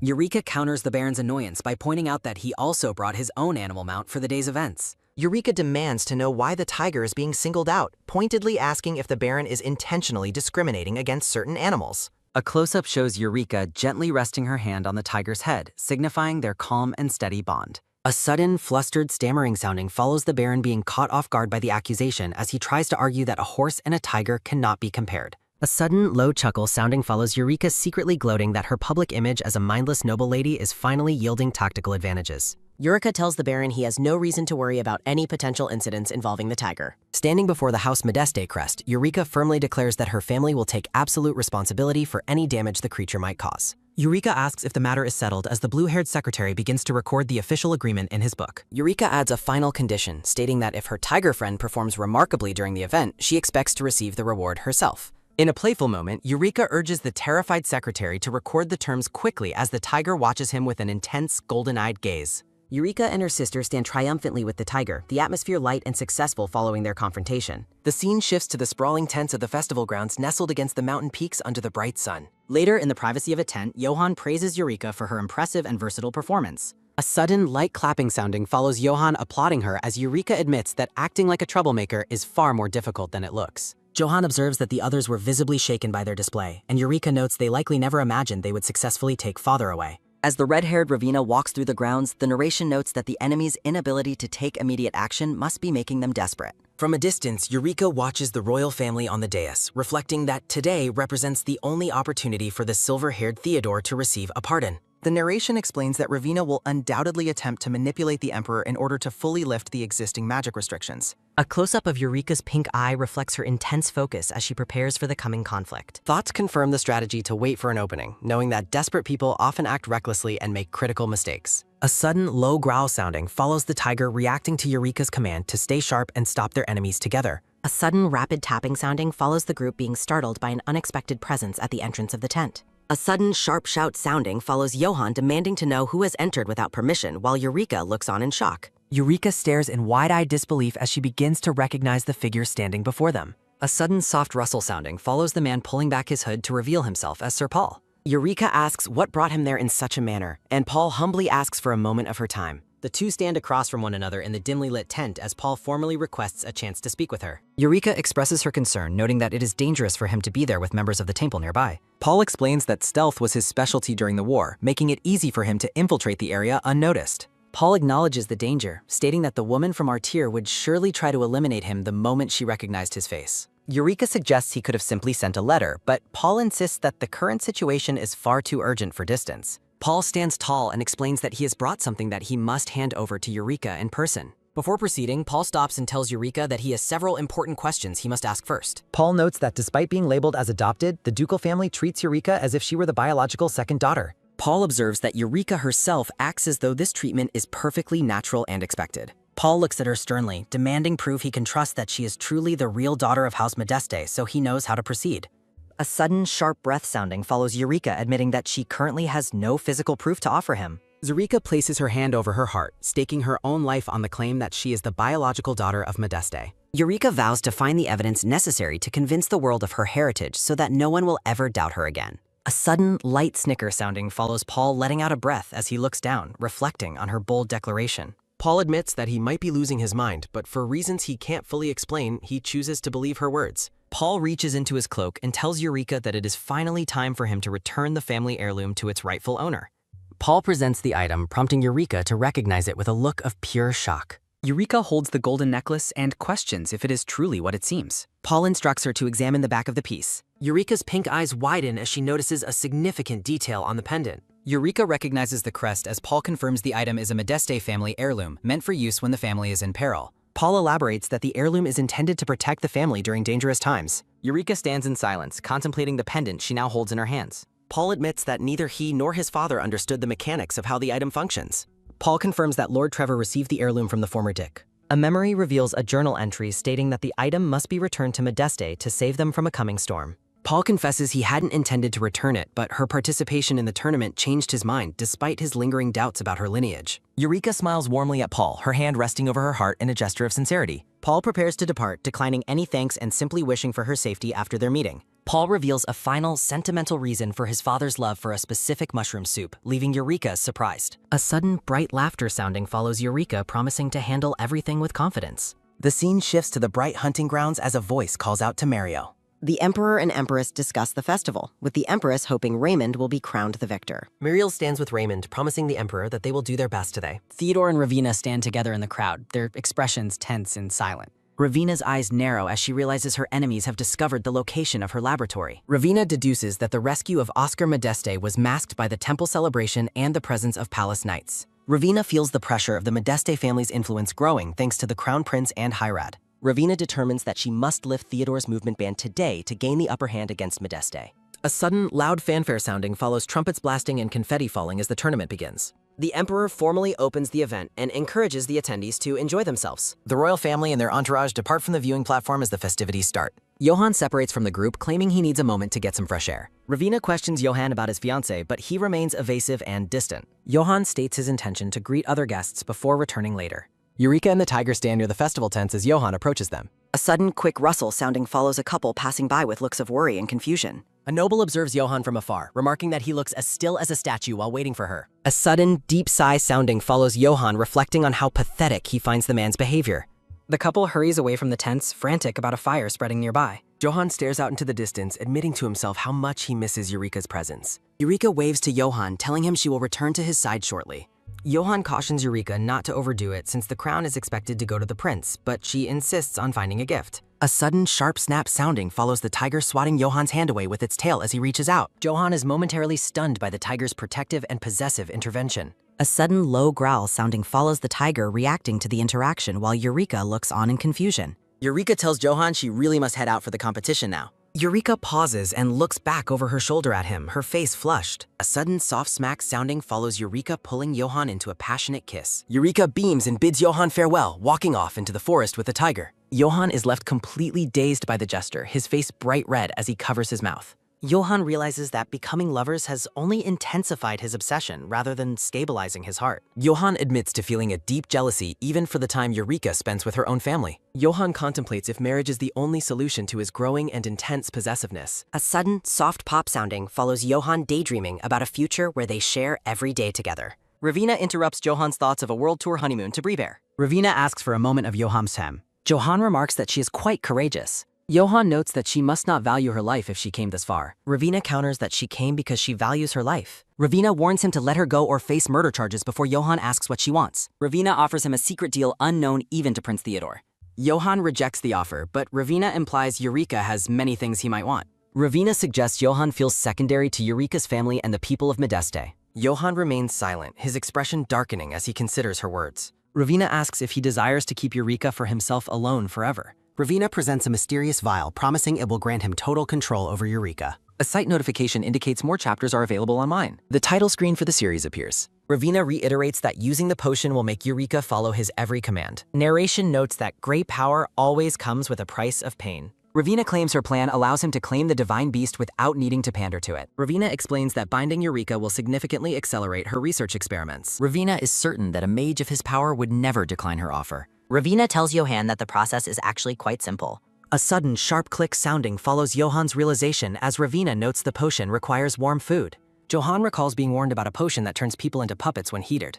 The memory reminds him to stick to cold food to avoid the effects of the drop. Johan remembers being told the potion would allow him to control Eureka completely. Johan questions why she is giving it to him instead of Theodore, and she claims they are allies. Ravina argues that he wins Eureka while she gains a powerful ally and removes Modesta's interference. Ravina explains she has been holding on to the last vial specifically for this purpose. A sudden soft tap sounding follows Johan taking the vial from Ravina's hand. Johan gazes intently at what Ravina claims is the final vial of the potion. A sudden, low chuckle sounding follows Johan smiling and claiming he understands. A sudden green splashing sounding follows Johan pouring the contents of the vial onto the floor. Ravina stares in shock, her eyes wide as she watches him waste the potion. A sudden, sharp gasp sounding follows Ravina falling to her knees and demanding to know what he did. Ravina calls him insane for wasting such a rare item, while Johan warns her not to lie about it being the last one. Johan declares that his patience is gone and he will hear no more nonsense. Johan orders her out, confident that Eureka will stay with him without the need for potions. Ravina laughs and questions if he really thinks a mage can have a normal romance with a divine beast. Ravina accuses Johan of confusing simple possession with actual love. Ravina warns him that his dissatisfaction will only grow as long as he does not fully own the beast. Ravina looks back over her shoulder, promising to see if he remains so arrogant later. The scene shifts as time passes following the tense confrontation in the tent. A sudden low growl sounding follows the tiger watching Eureka in the lush forest. Eureka tells her father to stop hunting and help her make flower bracelets. A sudden annoyed snort sounding follows the tiger reacting to Eureka comparing flowers to Johan's eyes. Eureka smiles brightly, her pink eyes reflecting her happiness in the sunlight. Eureka reminds her father how vital Johan's help was during their time at Modeste. Eureka pleads with her father to stop being so wary and look at Johan fairly. A sudden deep sigh sounding follows the tiger reacting to his daughter's persistent praise of Johan. A sudden playful pounce sounding follows the tiger lunging toward the flowers in the grass. A sudden soft whimper sounding follows the tiger accidentally trampling the flowers while Eureka decides to make more. Eureka happily announces that she has finished making the floral gifts. Eureka beams happily while holding her gifts. She intends to give her gifts, Jen. Eureka prepares for Rivina's next woes. A sudden quick rustle sounding proceeds to greeting. Theodore smiles, saying he missed her, while Eureka is shocked to see him. Eureka questions my ease here. She bluntly rejects his attempt at conversation. Theodore asks her to walk with him.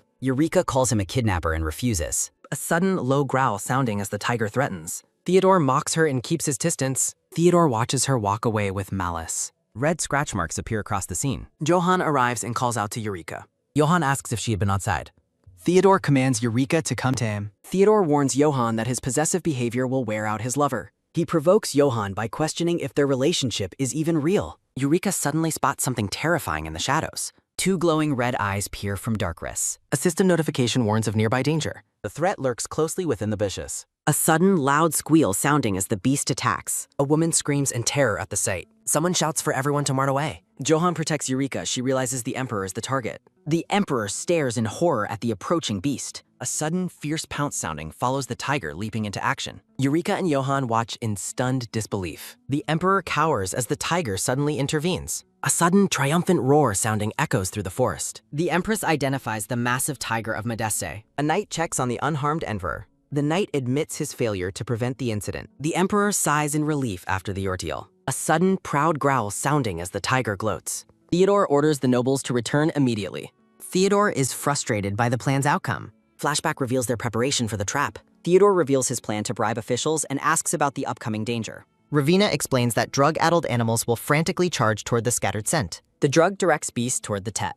Ravina confirms that Theodore was meant to rescue the Emperor using magic. Theodore is pleased, noting that revealing his powers would lift his magical prohibition. He was confident in his solid plan. Theodore used his powers to prime the beast. He notes the beast is fiercer than expected and mentions distracting Hyrad. Theodore reflects on his failed glory moment. A sudden, low growl sounding startles the prince. He realizes his plan failed completely. Eureka watches as Theodore and Ravina walk away together. A sudden, sharp gasp sounding as Eureka is startled by her father appearing at her side. Eureka smiles warmly at someone approaching. A sudden, heavy thud sounding as the Emperor walks toward the tiger. The Emperor expresses his deep gratitude to the young lady, and Eureka respectfully acknowledges him. The Emperor notes that the tiger saved his life by attacking only beasts, proving it is a sacred creature, while Eureka thanks him for his kind words. Eureka is delighted that the Emperor has officially recognized their tiger as a sacred beast. The Emperor asks his scribe if a certain clause exists in the regulations. The scribe confirms that since the tiger protected the royal camp, the situation falls under a recently added special provision. The Emperor promises to grant the tiger its reward once the event ends, leaving Eureka overjoyed.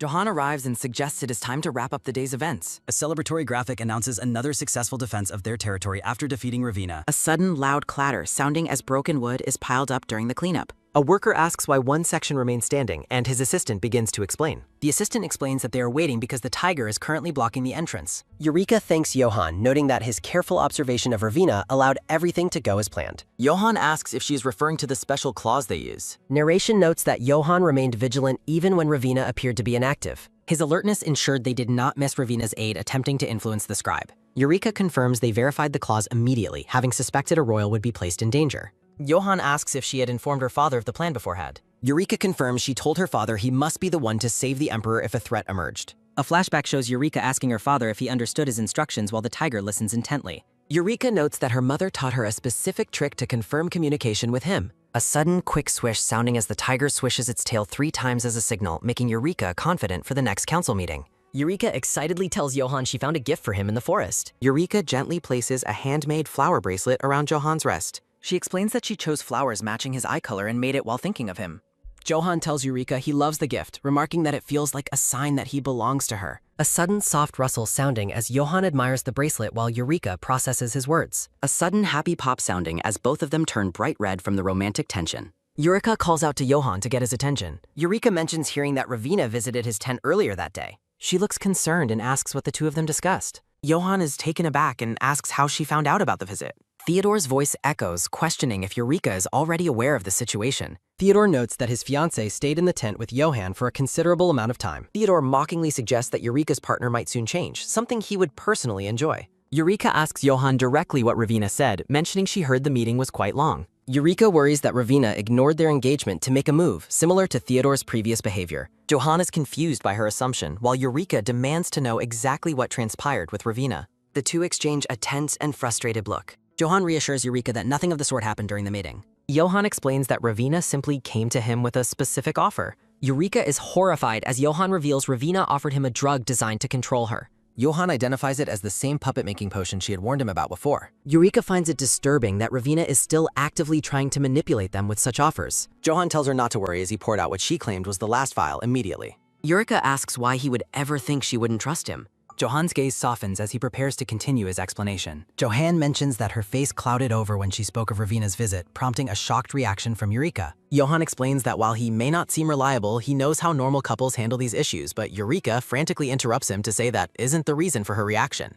Eureka blushes deeply as she confesses that she was simply feeling jealous. Eureka fidgets nervously with her hands while trying to calm herself down. Johan stares at her in complete astonishment as he tries to process her admission of jealousy. Eureka stammeringly admits that Ravina is undeniably beautiful. Eureka feels that Ravina possesses a completely different, more sophisticated aura than she does herself. She clarifies that it wasn't a lack of trust that bothered her, but rather the way the encounter made her feel. Johan listens intently, his expression softening as he looks at her. A sudden, quick whoosh sounding as Johan's face turns bright red from embarrassment and joy. Eureka wonders if Johan is physically okay as his heart begins to race visibly. Johan suddenly pulls Eureka into a tight hug, catching her off guard. Johan happily declares that he is glad she felt jealous, confessing that he felt enough jealousy toward Theodore to want to beat him to death, while Eureka silently hopes for a less violent outcome. Johan admits that seeing her with another man causes him unbearable pain, though Eureka thinks to herself that his reaction might be a bit extreme. Johan showers her with affection, calling her cute, while Eureka decides to simply be happy for him. Johan's gaze becomes serious and reflective as he looks down at her. Johan confesses that he briefly wavered, realizing that the drug offered by Ravina really could have kept Eureka by his side forever. He admits that if he had been offered such a thing when he was younger and more desperate, he might have actually used it. Eureka's eyes widen as she listens to his honest admission. Johan explains that he has no regrets about destroying the vial, as he wouldn't want to lose the genuine feelings they have developed together. He reaches out and gently cradles her face in his hands. Johan adds that he wouldn't trade their current relationship for anything, especially not the chance to see her acting so adorably jealous. The two share an intimate moment as the tension between them resolves into affection. Johan apologizes for having such an impulse, admitting that even he has trouble controlling his deeper emotions. Eureka smiles warmly and tells him she will keep trying, noting that he didn't need to be so brutally honest in his confession. Eureka appreciates that Johan is completely transparent with her about his thoughts. She reassures him that their mutual jealousy is perfectly normal for people in love. Eureka explains that even those without magic experience these same intense feelings of love. The scene shifts as the sky brightens over the palace grounds. Sunlight filters through the trees surrounding the grand royal estate. The sprawling mansion stands silent under the clear morning sky. A sudden, loud cry sounding as someone shouts in pain from behind closed doors. Sir Renat rushes into the room, apologizing for his late arrival as he prepares to treat a patient. Baron Trevor clutches his head in agony, complaining that it feels like his skull is about to split open. A maid explains that the Baron has been suffering from severe headaches and that his son, who usually treats him, is currently away. A sudden, sharp tap sounding as the Baron swats away Renat's hand, demanding painkillers and complaining about his absent son. Renat tries to insist on an examination, but the Baron demands he simply bring the usual medicine immediately. A glass of water and a bottle of pills sit ready on the bedside table. After taking the pills, the Baron sighs in relief and currently dismisses Renat, saying he can finally breathe again. Renat asks how long he has been taking that specific medicine, but the Baron claims he cannot remember. Renat asks for permission to take the medicine for further study, and the Baron indifferently agrees. Renat stands alone in the hallway, looking concerned as he examines the vial. Renat realizes that the Baron's symptoms are identical to those of Lady Sienna, who lies ill in her bed. Renat is determined to find the true source of the mysterious medicine. In a peaceful garden, the Empress sits at a tea table with the tiger resting beside her. A sudden, soft rustle sounding as the Empress admires a floral bracelet, noting its beauty. The Empress teases the tiger, saying that despite looking at it closely, she can tell he wasn't the one who actually made the gift. A sudden low grumble sounding as the tiger reacts sheepishly to being found out. A flashback shows Eureka giving the tiger the bracelet and telling him to claim he made it for her mother. The Empress smiles tenderly, clearly touched by the thoughtful gesture. The Empress expresses her deep gratitude to the tiger for delivering the handmade bracelet. The tiger turns its head away with a bashful expression.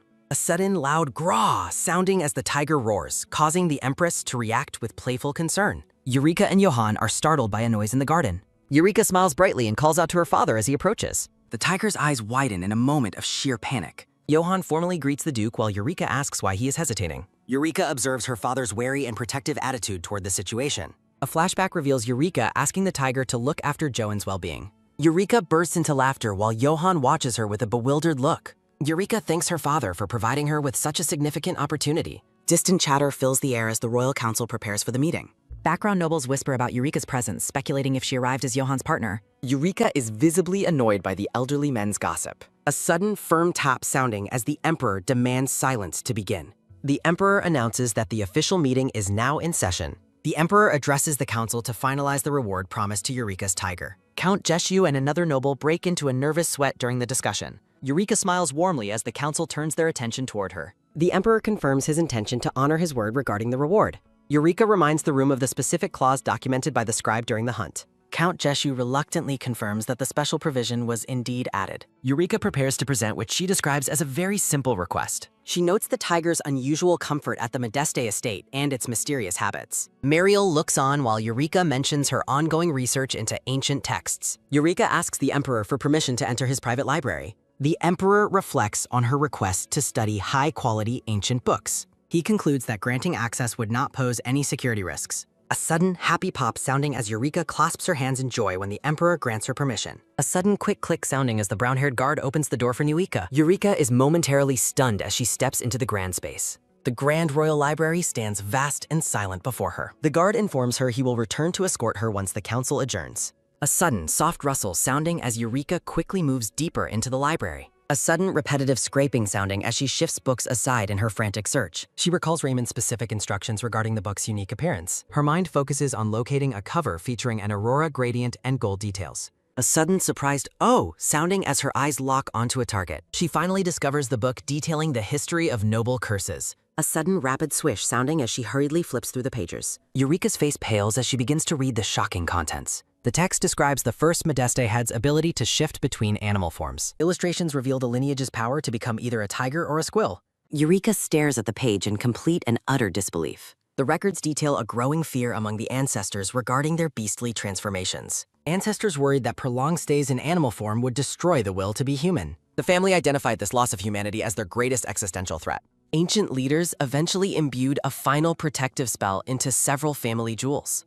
Eureka looks at her own jewelry, struck by a sudden and terrifying realization. She compares the ancient text to the glowing gem currently held in her hand. Eureka stammers with excitement as she finally deciphers the ancient instructions for using the jewelry. The Madeste seal must be engraved on the target's chest before applying the jewel's power. Once the power seeps into the seal, the cursed target will finally regain their human form. Eureka gazes down at her glowing accessories, whispering to herself that she has found the solution. She wonders if this method is truly the correct way to break the curse. A sudden soft sigh sounding as Eureka clutches her chest, overwhelmed by the hope of saving her family. Renat demands to know the origin of the mysterious medicine as he stands in the grand hallway. Baron Olteva claims it came from a lost family member, while Renat insists this is a matter of life and death. The Baron grows defensive, sweating as he shouts that he doesn't have any more answers to give. A sudden dry chuckle sounding as the bald elder notes that the Baron's memory is failing with age. The elder reveals that the medicine was actually provided to him by a man named Petre. Renat freezes in shock, his mind racing as he processes the mention of Petra. He recalls that Petra was the high priest who supposedly committed suicide after an assassination attempt on the prince. Renat stares at the pills, realizing that the source of this medicine must be the temple itself. The revelation that the temple is involved leaves him deeply unsettled. Back at the estate, Eureka asks her mother if she is ready to begin the ritual.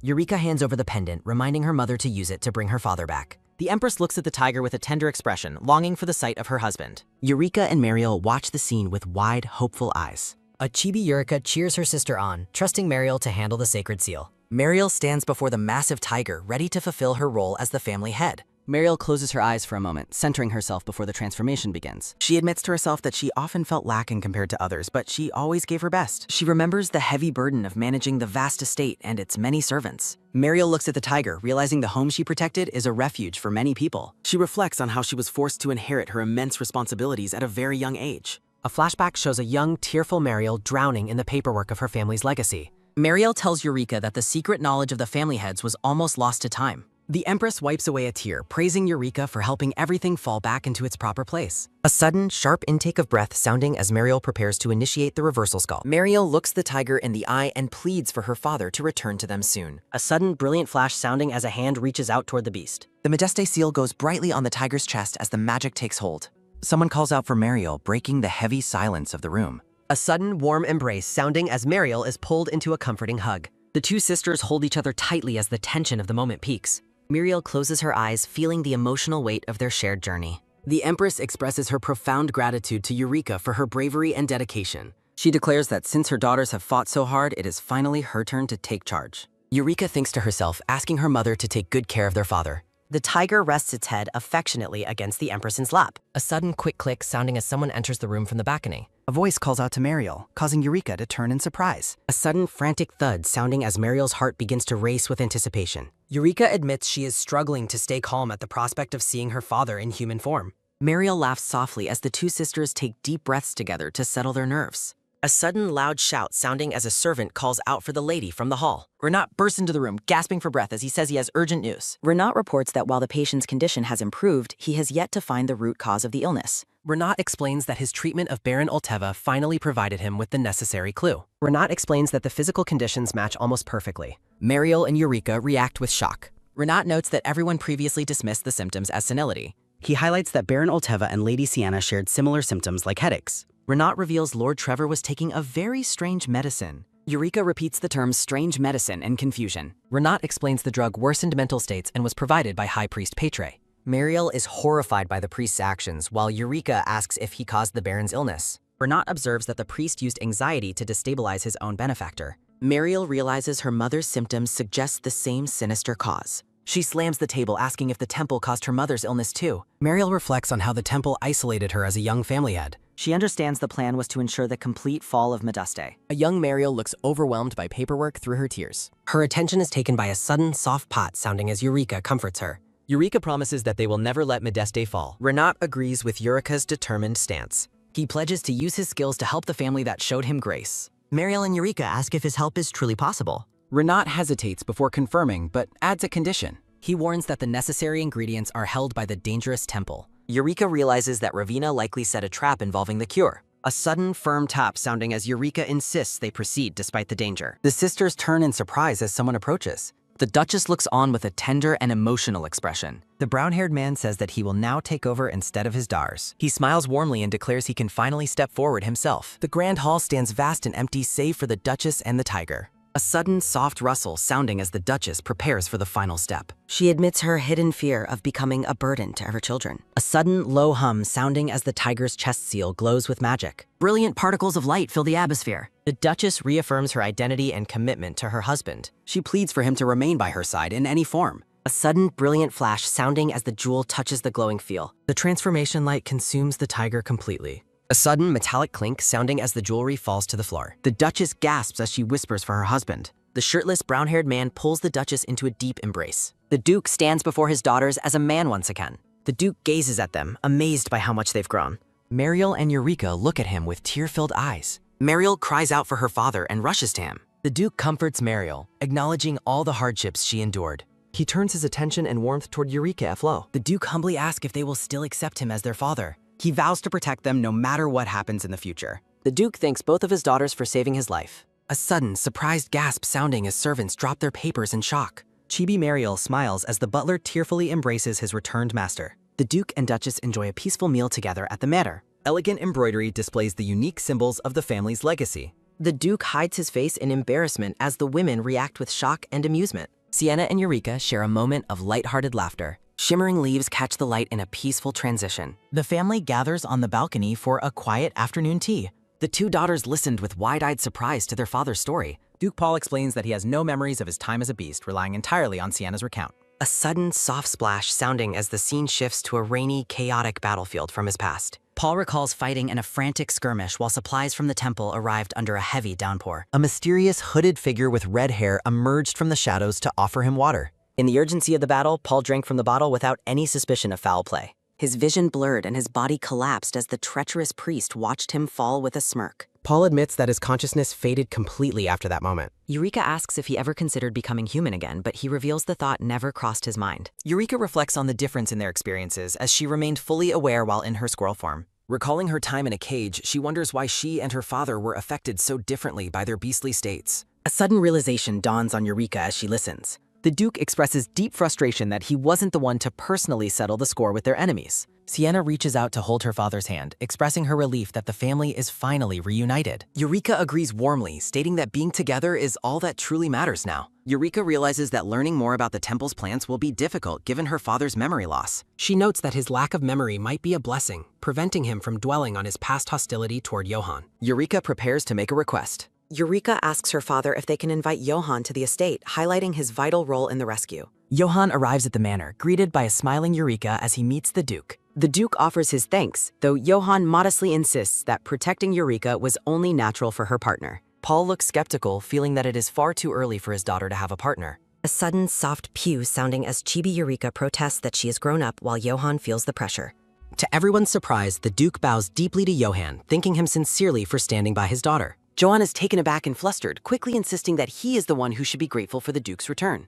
Eureka explains that she has found a way to help Johann with his own struggle. She mentions discovering a book in the palace that details ancient curses on noble bloodlines. Eureka reveals that House Medaste were originally mages whose power was misinterpreted as a curse over time. The Duke is stunned that such a secret record still exists within the palace walls. Eureka realizes that the previous heads of the family must have known the truth all along. The ancient text describes a method for mages to become ordinary humans, a path House Hyrad once rejected for power. Eureka asks if her father knows this method, as Johann no longer wishes to live as a mage. Paul looks at Johann seriously, asking if he is truly ready to give up the immense power he has always used. Johann declares that even without magic, he possesses the strength needed to protect those he loves. Paul cautions him that losing a power he took for granted will be more inconvenient than he expects. He suggests a trial where Johann must live for 1 month without using any magic, regardless of the danger. The Duke emphasizes that he must resist every urge to rely on his magical abilities during this time. Paul looks Johann in the eye, questioning if he truly has the resolve to succeed.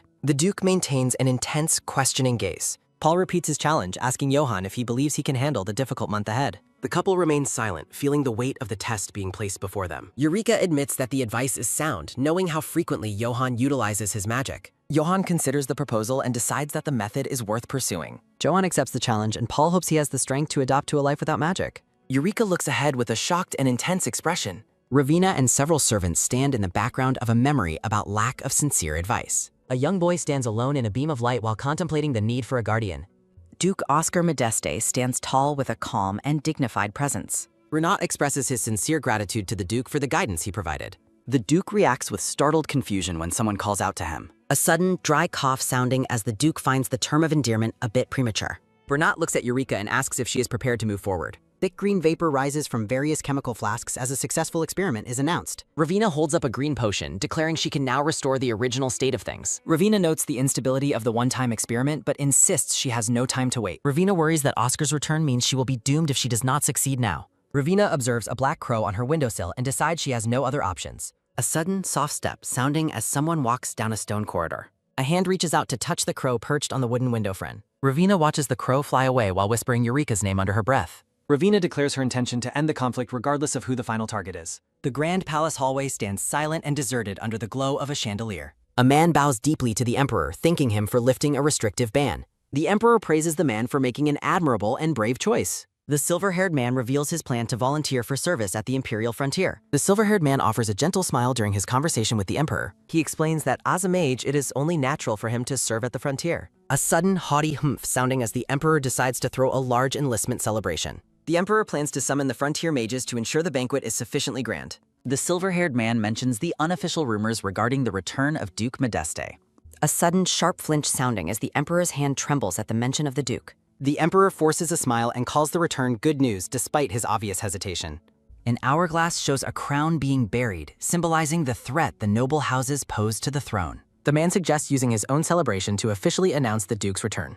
He argues that centering the event on his enlistment will draw attention away from the Duke. He claims the public has forgotten the war and there is no need to highlight the Duke's role. The man proposes holding the entire celebration at the temple instead. He plans to use the event to announce that the temple and its potions now belong to the Emperor. A sudden, relieved hoo sounding as the Emperor praises the man for his brilliant strategy. The Emperor notes how much the man has matured since his period of reflection. The Emperor approves all the suggestions and orders the plan to proceed immediately. The silver-haired man receives a secret note as a crow flies past him. A carriage pulled by 2 horses arrives at the wide plaza of the Imperial Palace. Renat enters a room as a voice calls out to him with high respect. The blue-haired man asks Renat if he was successful in meeting with the Duke of Modeste. A flashback shows a duel between children while their mother and daughter enjoy a tea time near Mott. A sudden, confused huh sounding as Renat gives a vague answer about his visit. The blue-haired man reports that something strange happened at the estate while Renat was away. A young child is shown waiting at the front gate to deliver a mysterious message. The blue-haired man hands a folded note to Renat, explaining its strange origin. Renat stares at the paper with a focused and questioning look. The note contains a prediction that Lady Eureka will be beloved by many people. A sudden mocking ha sounding as Renat crumples the note, dismissing it as a shallow trick. Renat gives a firm order to the blue-haired man to head to Modeste immediately. The black-haired man instructs the blue-haired man to deliver the note to Eureka and explain the situation, and the blue-haired man replies that he understands. The black-haired man adds that the blue-haired man should also deliver his opinion that this seems to be connected to the next trap. Chibi black-haired man tells the blue-haired man to make sure to unfold the note as much as possible when giving it to Eureka, and the blue-haired man hesitantly agrees. Chibi blue-haired man complains that the note shouldn't have been crumpled in the first place, while the black-haired man insists it was worth crumpling. The grand estate grounds look magnificent. The mustachioed blonde man reacts with shock. The mustachioed blonde man asks if it is really his brother-in-law standing there with his sister. The brown-haired man smiles and confirms that it has indeed been a very long time. A sudden heavy thud sounding as the mustachioed blonde man throws himself into a tearful embrace while the brown-haired man grunts in surprise and the blonde woman giggles. Chibi mustachioed man expresses his immense relief that his brother-in-law returned safely. The mustachioed man wipes away tears as he admits there were many times he wanted to give up while the brown-haired man was gone. He explains that the children never gave up, and because of them, he was able to steady himself again and again until the brown-haired man finally returned. The mustachioed man says it feels worthwhile that they endured without falling apart, while the brown-haired man watches him with a somber expression. The brown-haired man bows his head and offers his sincere thanks for how the mustachioed man took care of the family during his absence. The mustachioed man vows to remember and repay this debt for the rest of his life, but the brown-haired man tells him it is embarrassing to speak of debt between them. A single word signals a shift. Chibi brown-haired man scolds his brother-in-law for not dealing with the fools hanging around his daughters, but the mustachioed man protests that those fools are the crown prince and a war hero. Chibi brown-haired man decides it has been a while and suggests they spar, while the blonde woman waves goodbye and says she is going to go relax. The blonde woman tells the men to go have a fun time together while the mustachioed man cries out for help. Training weapons stand ready for use. The butler asks the brown-haired man if he enjoyed his spar with the count. The brown-haired man says he feels alive again after working up a sweat and thanks the butler for the towel, while the count lies exhausted on a bench in the background. The brown-haired man asks for a bath, but the butler informs him that he should head to the office first. The butler reports that the young ladies have been waiting for quite some time, and the brown-haired man asks if something is wrong. The butler explains that the daughter said a Modeste strategy meeting is required. A sudden, sharp tap sounding as a notice is posted announcing that the celebration banquet for Prince Theodore's enlistment will be held at the temple. A sudden, bright shimmer sounding as the brown-haired man and his two daughters gaze up at the announcement in silence. Mariel and Eureka immediately point out that holding the second prince's enlistment celebration at the temple sounds suspicious and is definitely a trap. The family stands as shadows before the looming temple as they discuss how the return of their father was scheduled for the same day, forcing the whole family to attend. Eureka is outraged that the temple would treat her father's return after decades with such disrespect. The brown-haired man notes that the emperor likely wishes to avoid the war becoming a topic of conversation again. He explains that if his return becomes a subject of interest, people will speak of the war, and the image of Hyrad as a war hero will resurface, which would weaken imperial authority. The brown-haired man decides that since they had to visit the temple for medicine anyway, they should make proper use of the situation regardless of the trap. He asks Mariel to confirm what we not said. Muriel explains that the required ingredient is alec grass from the temple's central garden, which must be sprinkled with the high priest's holy water and harvested by someone blood-related to their mother to be effective. The brown-haired man notes that since the whole family will be at the temple that day, they needn't worry about who gathers the grass. Mariel worries about what the trap actually is, and Eureka interjects that she thinks she knows the answer. Eureka presents the note that Johann received from an unidentified child, which predicts that she will be loved by many people. Eureka concludes that Ravina sent the note, specifically targeting Johann's obsessive tendencies as a mage. She explains that the more she is loved by her family, the less Johann can monopolize her, and she identifies it as a scheme to drive a wedge between Johann and Modeste. The brown-haired man reflects that a mage's obsession truly is something else. Eureka tries to defend Johann, but her father interjects. He admits he knows how sincerely the Duke has helped them and how genuine he is, and notes that he too owes the Duke of Hyrad a great debt. He admits that while Johann's anguish because of magic is real, he cannot be certain if Johann can ignore the calming power of a divine beast, especially since Eureka was that beast. Eureka remains silent as she listens to her father. The brown-haired man clarifies that he is not blaming her, but warns that the trap is aimed at her and the Duke of Hyrad, so it would be best if she did not step forward this time. He tells Eureka that she may rely on him a little more, causing her to look at him with wide, surprised eyes. Father and daughter sit together in the bright light of the office. Eureka thinks to herself that her father is saying the exact same thing as Johann. The silver-haired man tells Eureka that it would be best if she did not transform into a squirrel from now on, and she asks him why he is saying that all of a sudden. Johann notes Ravina's failed plan and her ongoing ability to manipulate animals. Johann warns Eureka that Ravina knows her secret and might set another trap. Johann suggests that transforming into a squirrel is not the only solution available.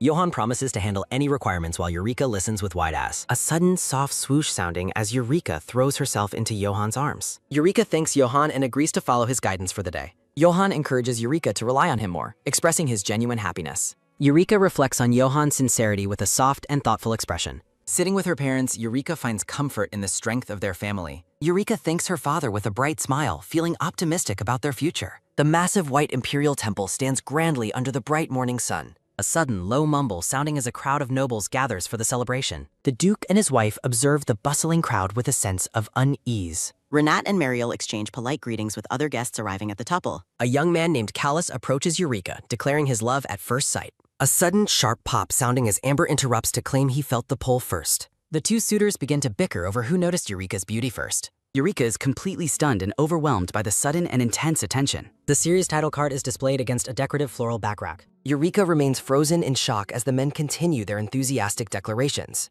Eureka wonders if everyone is acting under the influence of some strange substance. Suitors continue to crowd Eureka despite her clear confusion and visible discomfort. Duke Modeste intervenes with a threat, ordering the men to stay away from his daughter. A sudden quiet murmur sounding as the crowd incorrectly identifies Eureka as Lady Mariel. Eureka awkwardly corrects the guests, identifying herself as the younger sister. The Duchess finds the situation quite amusing, noting how popular her daughters have become. Chibi Duke Modeste furiously orders the gathered men to clear out immediately.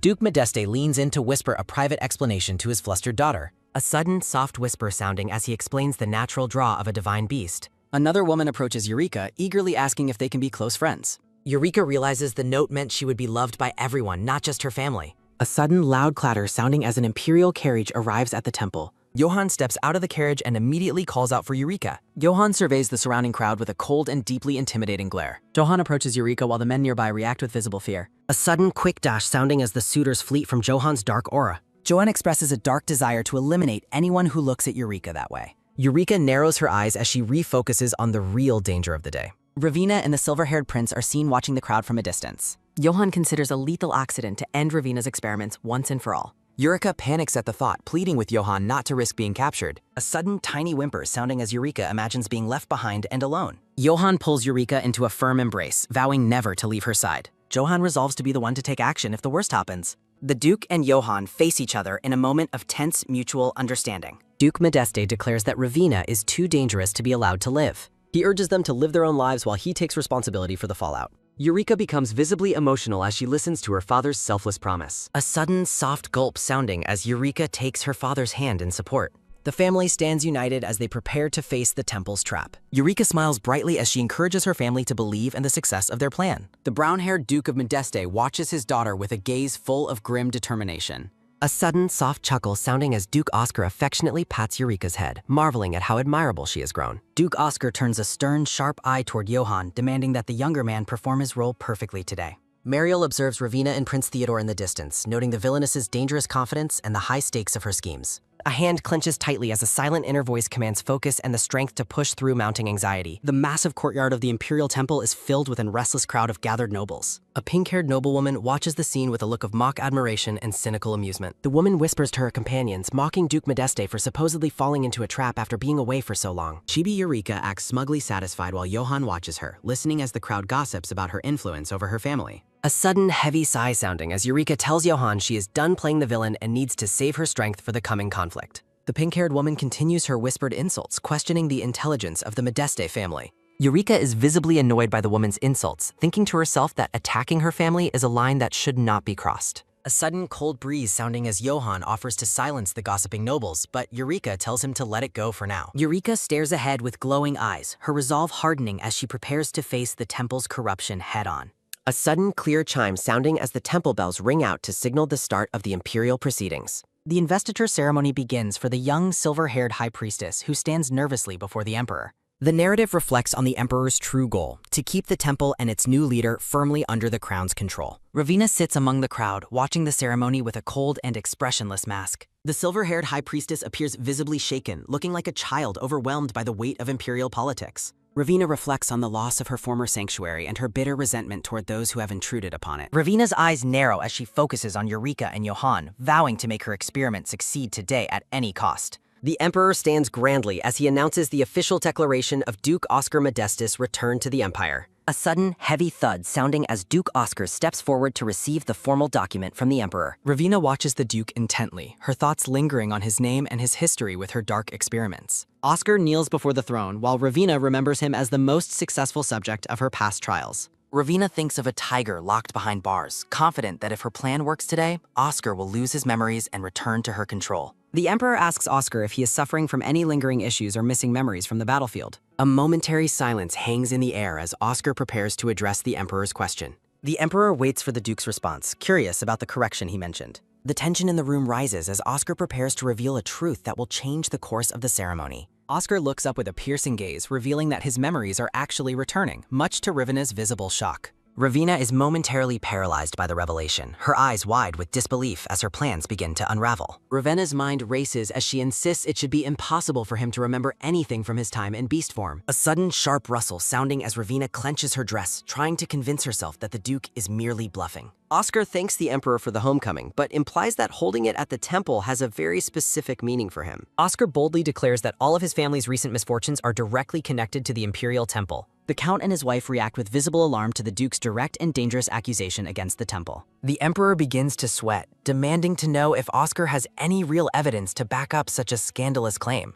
Oscar remains calm as the Emperor warns him that false accusations against the temple carry severe legal punishments. Oscar promises to submit his proof to the palace soon, but makes a very specific request for the interim. A sudden, loud gasp sounding as Oscar asks for the right to personally judge those responsible for his family's suffering. The crowd erupts into whispers as the Emperor realizes he must resolve this quickly before it becomes a public scandal. The Emperor agrees to Oscar's terms, officially placing the investigation under his own imperial authority to settle the matter. Oscar turns his attention toward the High Priestess, requesting a final favor to conclude the public ceremony. The young High Priestess stammers in fear, agreeing to help as long as it is within her limited power. Oscar explains that his request is not for himself, but for the sake of his beloved wife's health. He details his wife's long-standing illness and his hope that the temple's unique resources might offer her some relief. The Duchess watches her husband with a soft, tearful expression, clearly moved by his public devotion.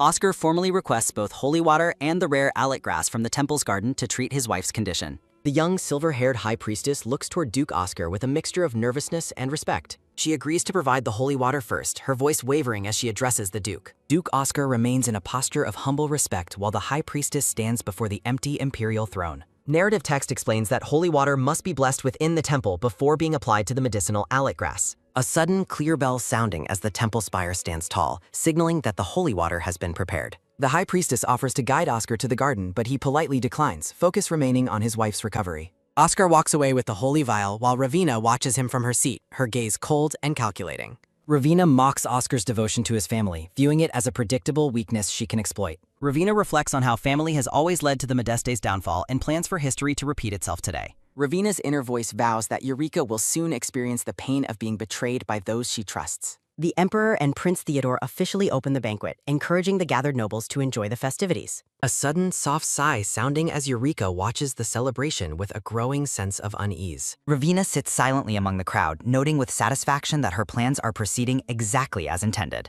A sudden, firm squeeze sounding as Johann grips Eureka's hand with surprising and intense pressure. Johann asks if she is all right, while Eureka admits to feeling drained by the heavy mana in the room. Eureka looks up at Johann, her eyes filled with concern as she notices his increasingly strange behavior. Eureka asks Johann if he is feeling well, worried by the dark intensity in his expression. Johann admits he is revolted by how the other men are looking at her, his anger barely contained. Johann confesses that he hasn't felt this level of uncontrollable rage in a very long time. Johann admits that even minor things he used to ignore are now driving him to the brink of fury. Eureka wonders what is happening to Johann, sensing that his current state is far from normal. A sudden, sharp crackle sounding as Johann uses a burst of mana to push away an approaching noble. The startled noble stammers an apology, confused by his own sudden impulse to approach Eureka. A sudden, heavy exhale sounding as Johann realizes he used magic without thinking and apologizes to a shocked Eureka. Johann notices a glowing purple vial on the floor, realizing it must have been dropped during the scuffle. Eureka is visibly startled as she realizes the significance of the fallen item. A sudden, quiet hiss sounding as Johann picks up the vial, identifying it as a transformation potion. Johann remembers his earlier warning to Eureka, insisting that she should not transform into her beast form. Eureka defends herself, explaining she only brought the potion as a last resort for an emergency. A sudden, loud shout sounding as Johann pulls Eureka close, his voice urgent and full of alarm. Johann warns her that Ravina might have gained the power to control beasts, making the situation far more lethal. Eureka stammers his name, overwhelmed by his sudden intensity and the terrifying news. A sudden, soft gasp sounding as Johann clutches his head, confused by his own instability and lack of control. Eureka realizes something is horribly wrong as the atmosphere in the temple begins to distort. A sudden, deafening crash sounding as stone fragments fall from the ceiling, causing the guests to panic.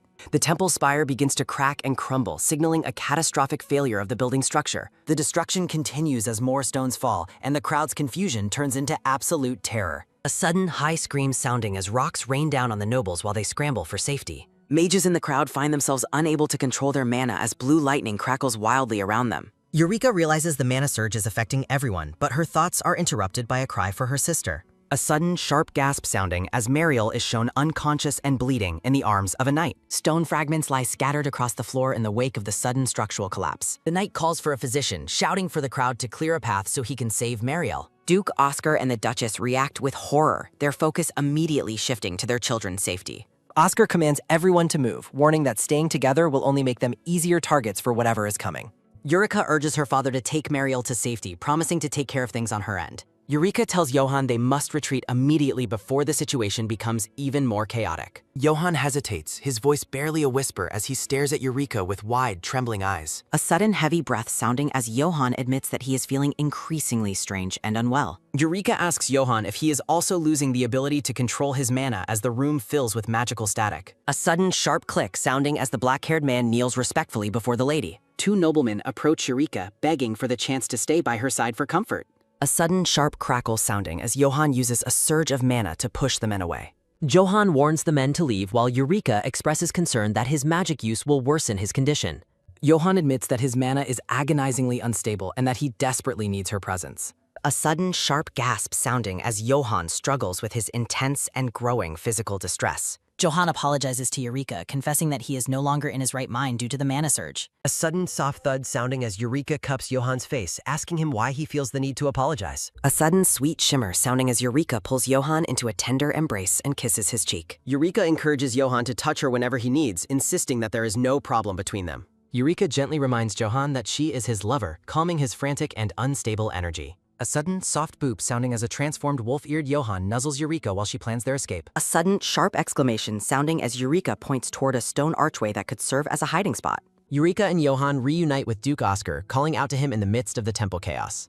A sudden quick top sounding as Oscar asks about Johan's health while Eureka explains the sabotage. Johan asks about the safety of his family while Oscar promises to provide them with cover. Oscar confirms that the rest of the family has been safely evacuated with the Crown Prince. A sudden sharp click sounding as Oscar hands a silver vial of holy water to Eureka for safekeeping. A sudden deafening crash sounding as a scream erupts from the crowd while the temple continues to crumble. A sudden sharp exclamation sounding as a sacred temple relic falls and shatters into pieces on the floor. Eureka realizes that without the relic, they may never be able to obtain more holy water from the priestess. Eureka looks at the vial in her hand, realizing it is the only remaining supply of the cure. A sudden loud shout sounding as someone yells that the temple garden has been set on fire. Oscar expresses his fury, realizing the enemy went as far as destroying the medicinal alec grass. Eureka worries that they have no way to harvest the remaining herbs with their allies incapacitated. Eureka resolves to head to the garden alone while Ravina watches her from a high window. A sudden, quiet hiss sounding as Ravina smirks, satisfied that her trap for the Modeste family is set. A sudden light tap sounding as Theodore walks through the temple corridors toward the garden.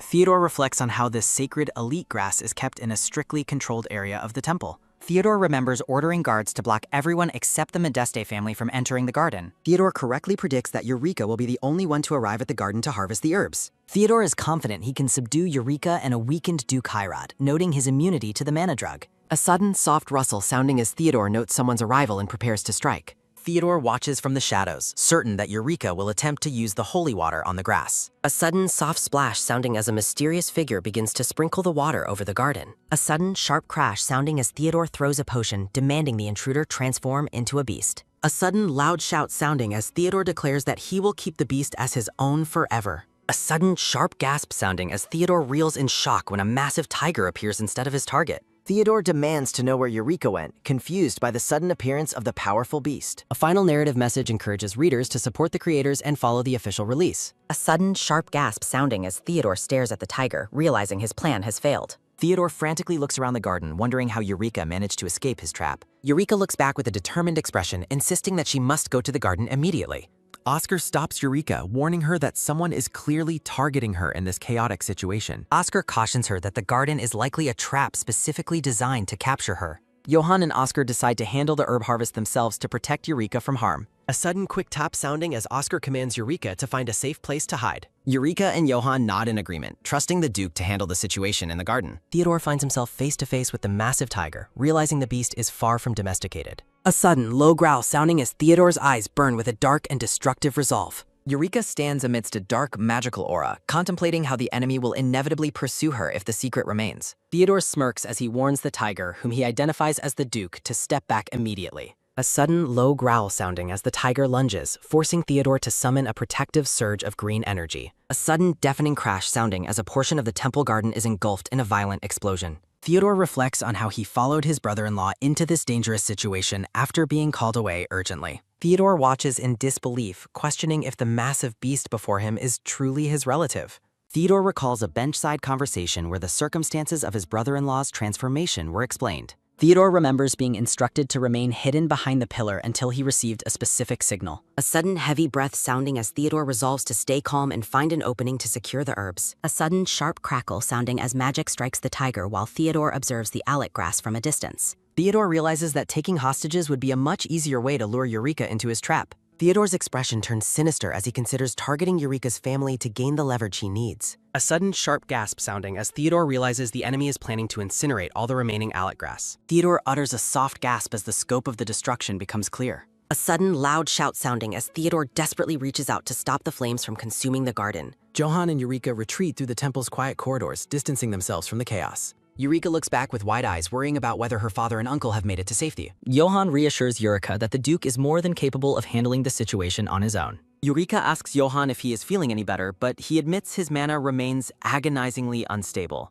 A sudden soft sigh sounding as Johann laments being a burden and regrets not letting her go with her family. Eureka firmly declares that Johann is her family too, making it impossible for her to leave him behind. Eureka looks up at Johann, wanting to discuss the physical toll the situation is taking on him. Eureka apologizes for breaking her promise regarding the transformation potion, fearing she worsened his condition. A sudden soft rustle sounding as Johann admits that he should have been more transparent about his own intentions. Johann hides his transformed animal ears, confessing his fear that his appearance would cause her to feel disgusted. Eureka expresses her shock at his concern, insisting that she loves him regardless of whatever form he takes. Eureka vows to stay by Johann's side for the rest of her life, leaving him visibly stunned. Eureka confirms her devotion with a single heartfelt word. Eureka makes a life-altering proposal, suggesting that they formalize their bond and get engaged. Eureka promises that they will begin their engagement the moment they safely leave the temple. Eureka asks if he will truly accept her as his family as she pulls him into a tender embrace. A sudden quick thump sounding as Johann's heart races at the prospect of a permanent future together. Johann reflects on his lonely past as an unloved heir, finding the warmth Eureka offers him to be revolutionary.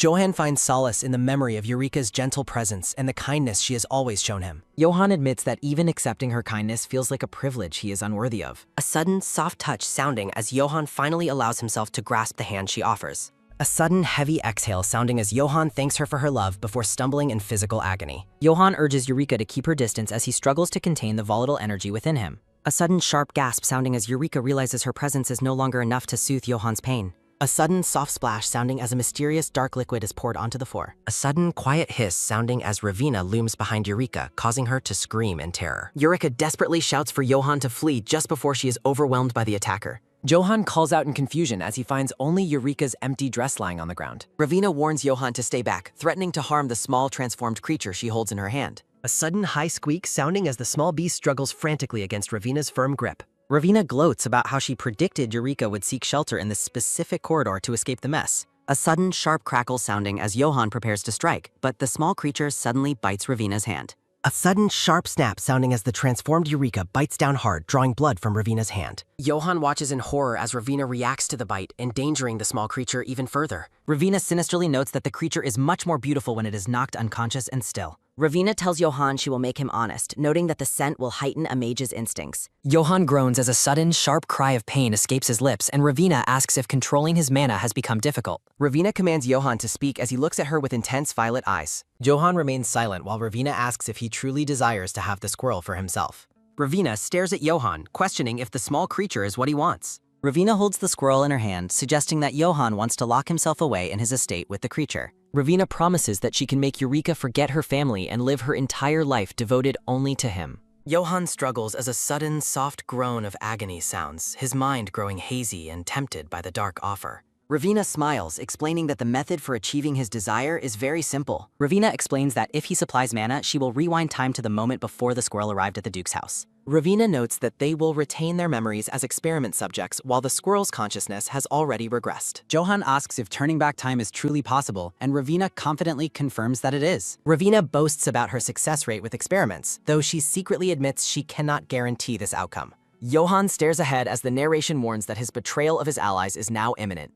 Ravina claims that once the experiment is finished, Eureka will belong only to him, free from other suitors. A system message declares that Eureka Modeste will be fully possessed as his own divine beast. Johann's gaze softens as he contemplates the idea of Eureka belonging completely to him alone. A sudden quiet tap sounding as Ravina and Johann walk together toward the laboratory table. Ravina instructs Johann to whisper a specific command while he injects his mana into the creature. A sudden heavy thud sounding as Ravina whispers for the beast to never transform back into a human. Ravina and Johan stand at a laboratory table as the scene shifts to the next phase of the plan. Johan looks at Ravina, asking what she expects to gain in return for helping him. Ravina explains that she gains the freedom to conduct any experiment she wants within the temple again. Ravina injects a syringe into the squirrel, noting with a smirk that she might destroy Eureka's happiness in the process. Ravina tells Johan that he can still stop now if he has changed his mind about their plan. Ravina secretly considers that she can always make the same offer to Theodore if Johan refuses. Johan remains silent, his face shadowed as he weighs the consequences of his choice. Johan commands her to proceed while Ravina thinks to herself that she knew he would eventually cave. Ravina looks down at the squirrel, reflecting that Eureka's current plight is the result of trusting a mage. Ravina explains that Johan must inject mana and continue the brainwashing once she gives the signal. Ravina prepares the small creature on the table, her green eyes wide with anticipation. Ravina notes that when they return to the past, only his final words will remain in the creature's mind. Ravina prepares a safeguard, explaining that while most divine beasts do not want to be human, this one is special. Ravina and Johan stand ready, declaring that everything for the transformation is finally prepared. Johan reaches out his hand, preparing to inject his mana into the sleeping squirrel. A sudden, sharp crackle sounding as Johan commands the squirrel to never become a human while magic surges. A sudden, loud snap sounding as a bolt of magic strikes the silver-haired man on the ground. A sudden, deafening roar sounding as a massive tiger lunges at the silver-haired man who screams in terror. Theodore watches in horror, crying out for his brother as the beast pins the man down. The silver-haired man struggles under the tiger's weight, desperately wondering what is happening to him. The tiger stares down at its prey as the silver-haired man demands the beast remove its paws. A sudden, sharp thwack sounding as the tiger strikes the man, who lets out a final, pained scream. Theodore stands frozen in shock, wondering if the man has fainted from the beast's attack. Theodore tentatively speaks to the tiger, asking if the beast still recognizes him. Theodore trembles with fear, looking at the massive tiger while sweat beads on his forehead. Theodore realizes the Imperial Knights are approaching and worries about the consequences of being discovered. Theodore frets that if he is caught in this situation, he will lose everything he has worked for. A desperate thought echoes in the darkness, pleading for Eureka to remain safe amidst the chaos. Johan's hand remains placed firmly on the squirrel as the mana begins to flow into the creature. Ravina grows impatient, urging Johan to stop hesitating and finish injecting the mana into the beast. Ravina warns Johan that the squirrel will die if he doesn't inject mana, urging him to stop hesitating.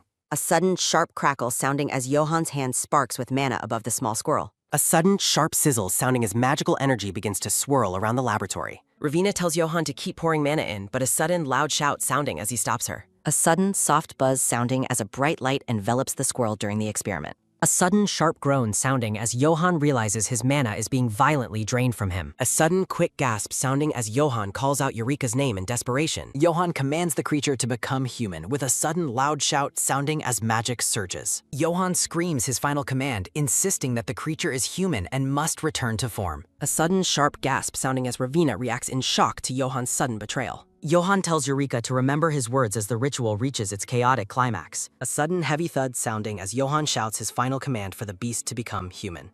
Johan reflects that although he wants her for himself, he wouldn't be able to accept the version of her that doesn't know him. Johan finds warmth in the memory of her lovely smile, finding it more precious than his own desires. Joanne recalls her request to become family and realizes she is already everything to him as she is. Ravina is enraged that a mage would prioritize something so trivial over ultimate power. Johan declares that he is human before he is a mage, crediting Eureka for teaching him that. A sudden, soft hum sounding as Johan makes a final heartfelt plea for Eureka to become human. A sudden, loud snap sounding as Johan commands the creature to never forget its humanity. Silhouettes show the aftermath of the explosion in the laboratory as the scene shifts. A sudden, soft rustle sounding as a hand twitches on a table filled with laboratory tools. A sudden, soft sigh sounding as a brown-haired girl wakes up and clutches her aching head. Ravina lies unconscious on the floor while the narration notes the experiment was a failure. A message appears declaring that the experiment failed as predicted, shifting the focus to the survivor. The narration explains that the drug administered earlier caused the creature's consciousness to regress. A hand rests on the squirrel, the narration noting that the mind remained clear despite the body's stillness. Faded bubbles recall Ravina's plan to rewind time and keep the creature for himself.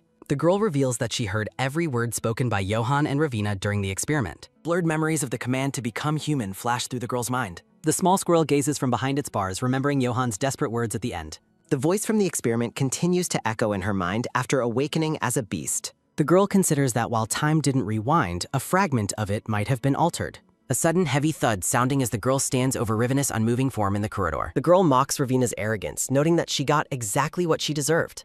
The girl reflects that despite the attempt to tamper with time, she has found her way back. A vision shows the squirrel traveling through the tower, guided by a force she now understands. A peaceful memory shows the girl sitting with another child, reflecting on her past life. The girl looks down at the man lying at her feet, realizing his voice was her salvation. The narration confirms that his voice was the guiding light that led her back to humanity. A sudden soft touch sounding as the girl places her hand on Johan's cheek to wake him. Johan groans softly as his eyes flutter open, finding the girl's face looking down at him. A sudden loud shout sounding as Johan bolts upright, calling out her name in total shock. Johan frantically checks on her, but the girl only laughs softly at his panicked concern. Johan and the girl share a long, silent look as the reality of her return begins to sink in. Johan tentatively asks if she remembers his identity, his voice trembling with hope. A sudden quick thump sounding as the girl throws her arms around him in a joyful embrace. The girl teases him about the absurdity of forgetting her own fiancé, her eyes bright with love. The girl reassures him that they are safe in the present and will remain together from now on. A sudden soft rustle sounding as Johan pulls her closer, needing to feel her presence. Johan holds her tightly, whispering his gratitude that she has truly come back to him. Eureka explains that thanks to Johan, her past self successfully became human, though Johan stares at her in stunned silence. A sudden soft moi sounding as Johan pulls Eureka into a deep kiss. Johan pulls away with a bright blush, calling out Eureka's name in shock as she lets out a playful laugh. Eureka gazes warmly at him, repeatedly thanking Johan for everything he has done for her.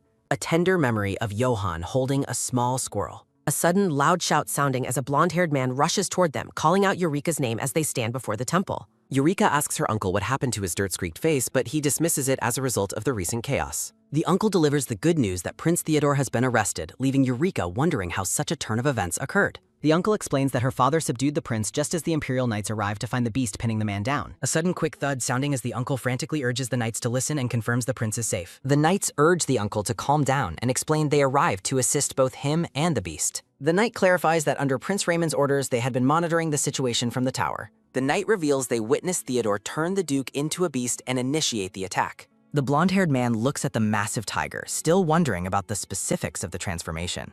The uncle lets out a relieved sigh, noting that the knight's eyewitness testimony made the explanation much easier. Theodore desperately screams for Ravina's arrest, claiming she drugged and manipulated him into being her accomplice. Eureka points toward the temple, noting that they have already restrained Ravina. Eureka insists that Ravina be taken into custody immediately, while her uncle confirms the woman will be locked up. A sudden soft rustle sounding as Eureka observes that the mages in the garden have finally settled down. Eureka checks on Johan, who admits that despite being safe, something about his condition feels strange. Johan explains that he feels completely drained after exhausting every drop of his mana during the ritual. Eureka realizes this is likely his first time experiencing such complete magical exhaustion. A sudden soft hum sounding as Eureka recalls how Johan's mana poured into the squirrel endlessly. Johan finds it surprising that they both managed to emerge from the volatile experiment unharmed. Eureka has a sudden, sharp realization. Eureka looks around the garden, asking where the rest of her family is gone. A sudden, quick patter sounding as Eureka runs to her blonde mother, relieved to find both her parents are safe. The uncle asks after his sister's well-being, and she explains that Renat and the Crown Prince are helping her recover. The mother worries that her husband might be stuck in tiger form now that the pendant's mana is spent. Eureka tells her mother not to worry as the massive tiger stares back with bright blue eyes. Renat arrives with his medical bag, explaining the transformation is temporary and the Duke will eventually return to normal. Renat mentions he has been researching beast forms for some time, prompting a laugh from Eureka at his studious nature. A sudden soft purr sounding as Eureka pets the tiger, expressing her happiness that her father will soon be human again. A sudden deep growl sounding as Johan greets the Duke, who reacts with a protective snarl. A sudden sharp slap sounding as the mother tells the tiger to snap out of his instinct-driven behavior. Johan finds the Duke's wild tiger form surprisingly charming despite the aggression.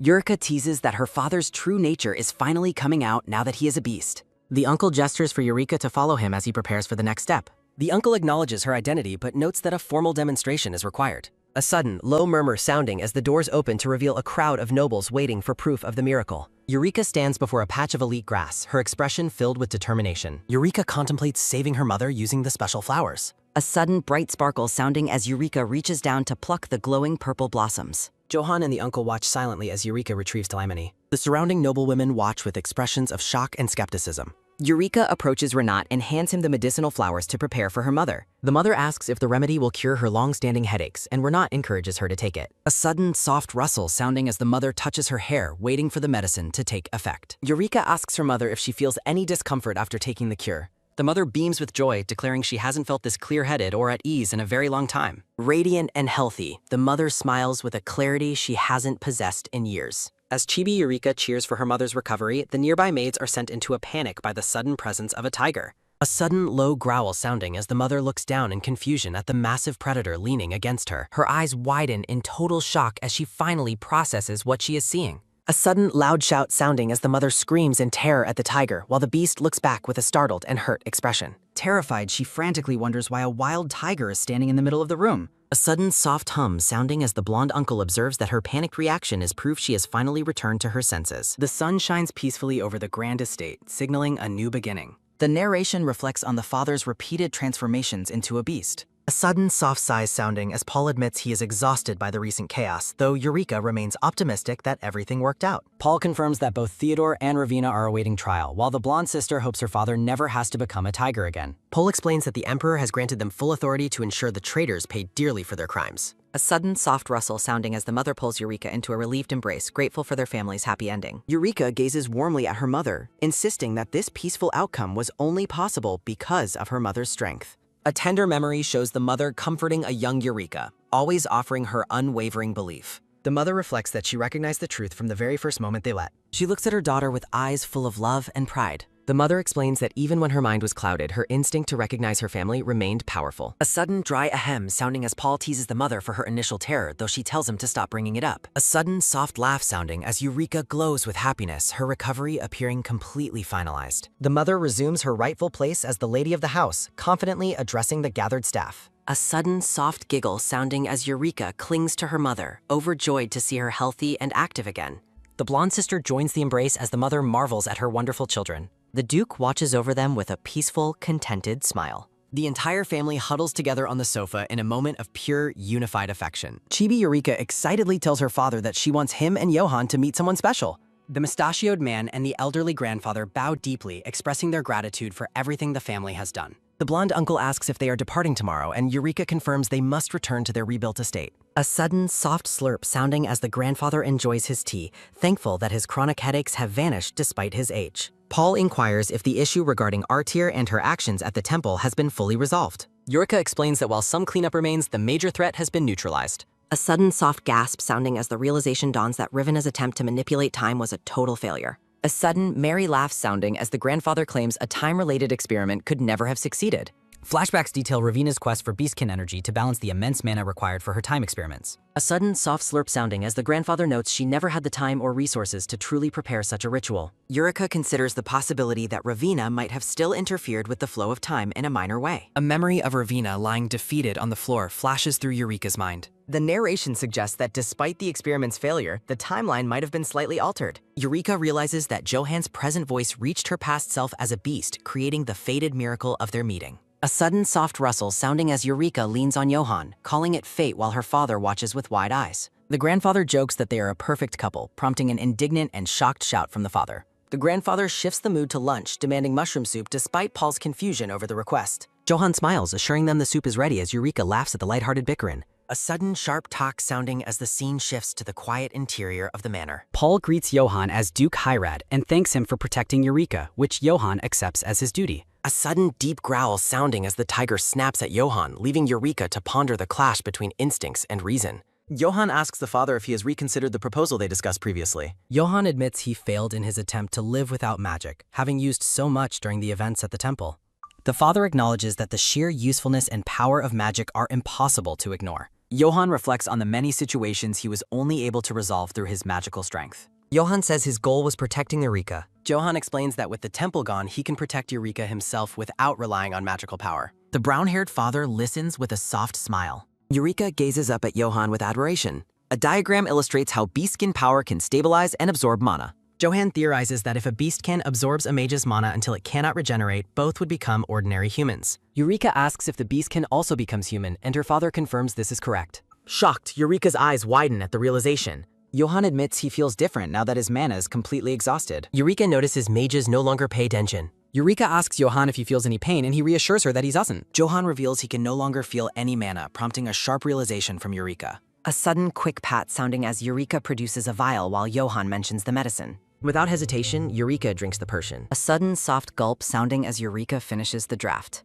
Eureka looks unwell, causing immediate alarm for Johan and her father. Her father panics, asking why she drank a potion meant to turn her into a divine beast. A memory shows Eureka asking Renat for a potion to make her look ill. Potion reverses mana flow and degrades complexion. Johan worries about her poor appearance, but Eureka has something more important to share. Eureka declares that she is no longer transforming into a squirrel. Eureka urges Johan to try using his mana as well. A tiny spark appears as magic fence. Johan realizes with finality that he can no longer use mana. Chibi, Eureka, and Johan joke about Ravina's accidental help while the father reflects on the outcome. The young couple stands together in sunlight. Eureka finds their unintended success satisfying. The narration describes the feeling as bittersweet. Eureka reflects on her past squirrel adventures, knowing they have come to an end. Her father gently comforts her, reassuring her that everything is okay. The father notes that they can find new ways to grow and face future dangers together. Eureka feels secure knowing her family will protect her as the previous threats have vanished. Memories of friendship and laughter fade away. A tender embrace marks a quiet goodbye.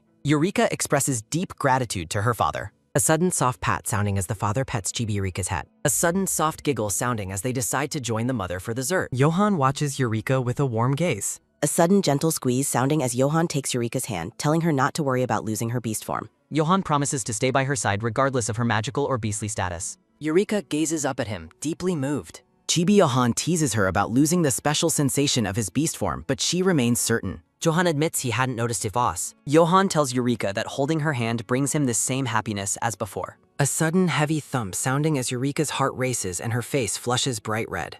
A sudden soft sounding as Eureka shouts her feelings back while the father is devastated after overhearing their romantic exchange. A sudden soft pat sounding as the mother comforts her crying tiger husband, prioritizing her daughter's happiness. The family gathers for a grand meal. The father laments that their engagement ceremony is merely a simple family dare. The blonde mother and sister offer to plan a more traditional ceremony if Eureka wishes. Eureka smiles warmly, telling Johan that having her family celebrate with her is more than enough for her happiness. A massive pile of colorful gifts. The blonde sister looks thoughtful, wondering if these gifts were already arriving even before the official engagement was announced. Eureka dismisses the gifts as a simple attempt by others to get on her good side after her status changed. Eureka reflects on her transformation from being a fake who lived in luxury to becoming the Modeste family's true second daughter. Thinking of her future with Johan, she notes that people naturally want to curry favor with the future bride of Duke Hyrad. Renat speaks up passionately, promising to clear up any lingering misunderstandings about Eureka's character when they go out in public. A sudden soft giggle sounding as Chibi Eureka admits that reading the heartfelt letters from others actually helps relieve her stress. Eureka looks at Renat with curiosity, asking if he is planning on returning to the academy now that things have settled. Renat explains that with Lady Sienna healthy again, he plans to dedicate himself fully to his research once more. Sienna expresses her deep gratitude for Renat's help over the years, though he humbly insists he is the one who should be grateful.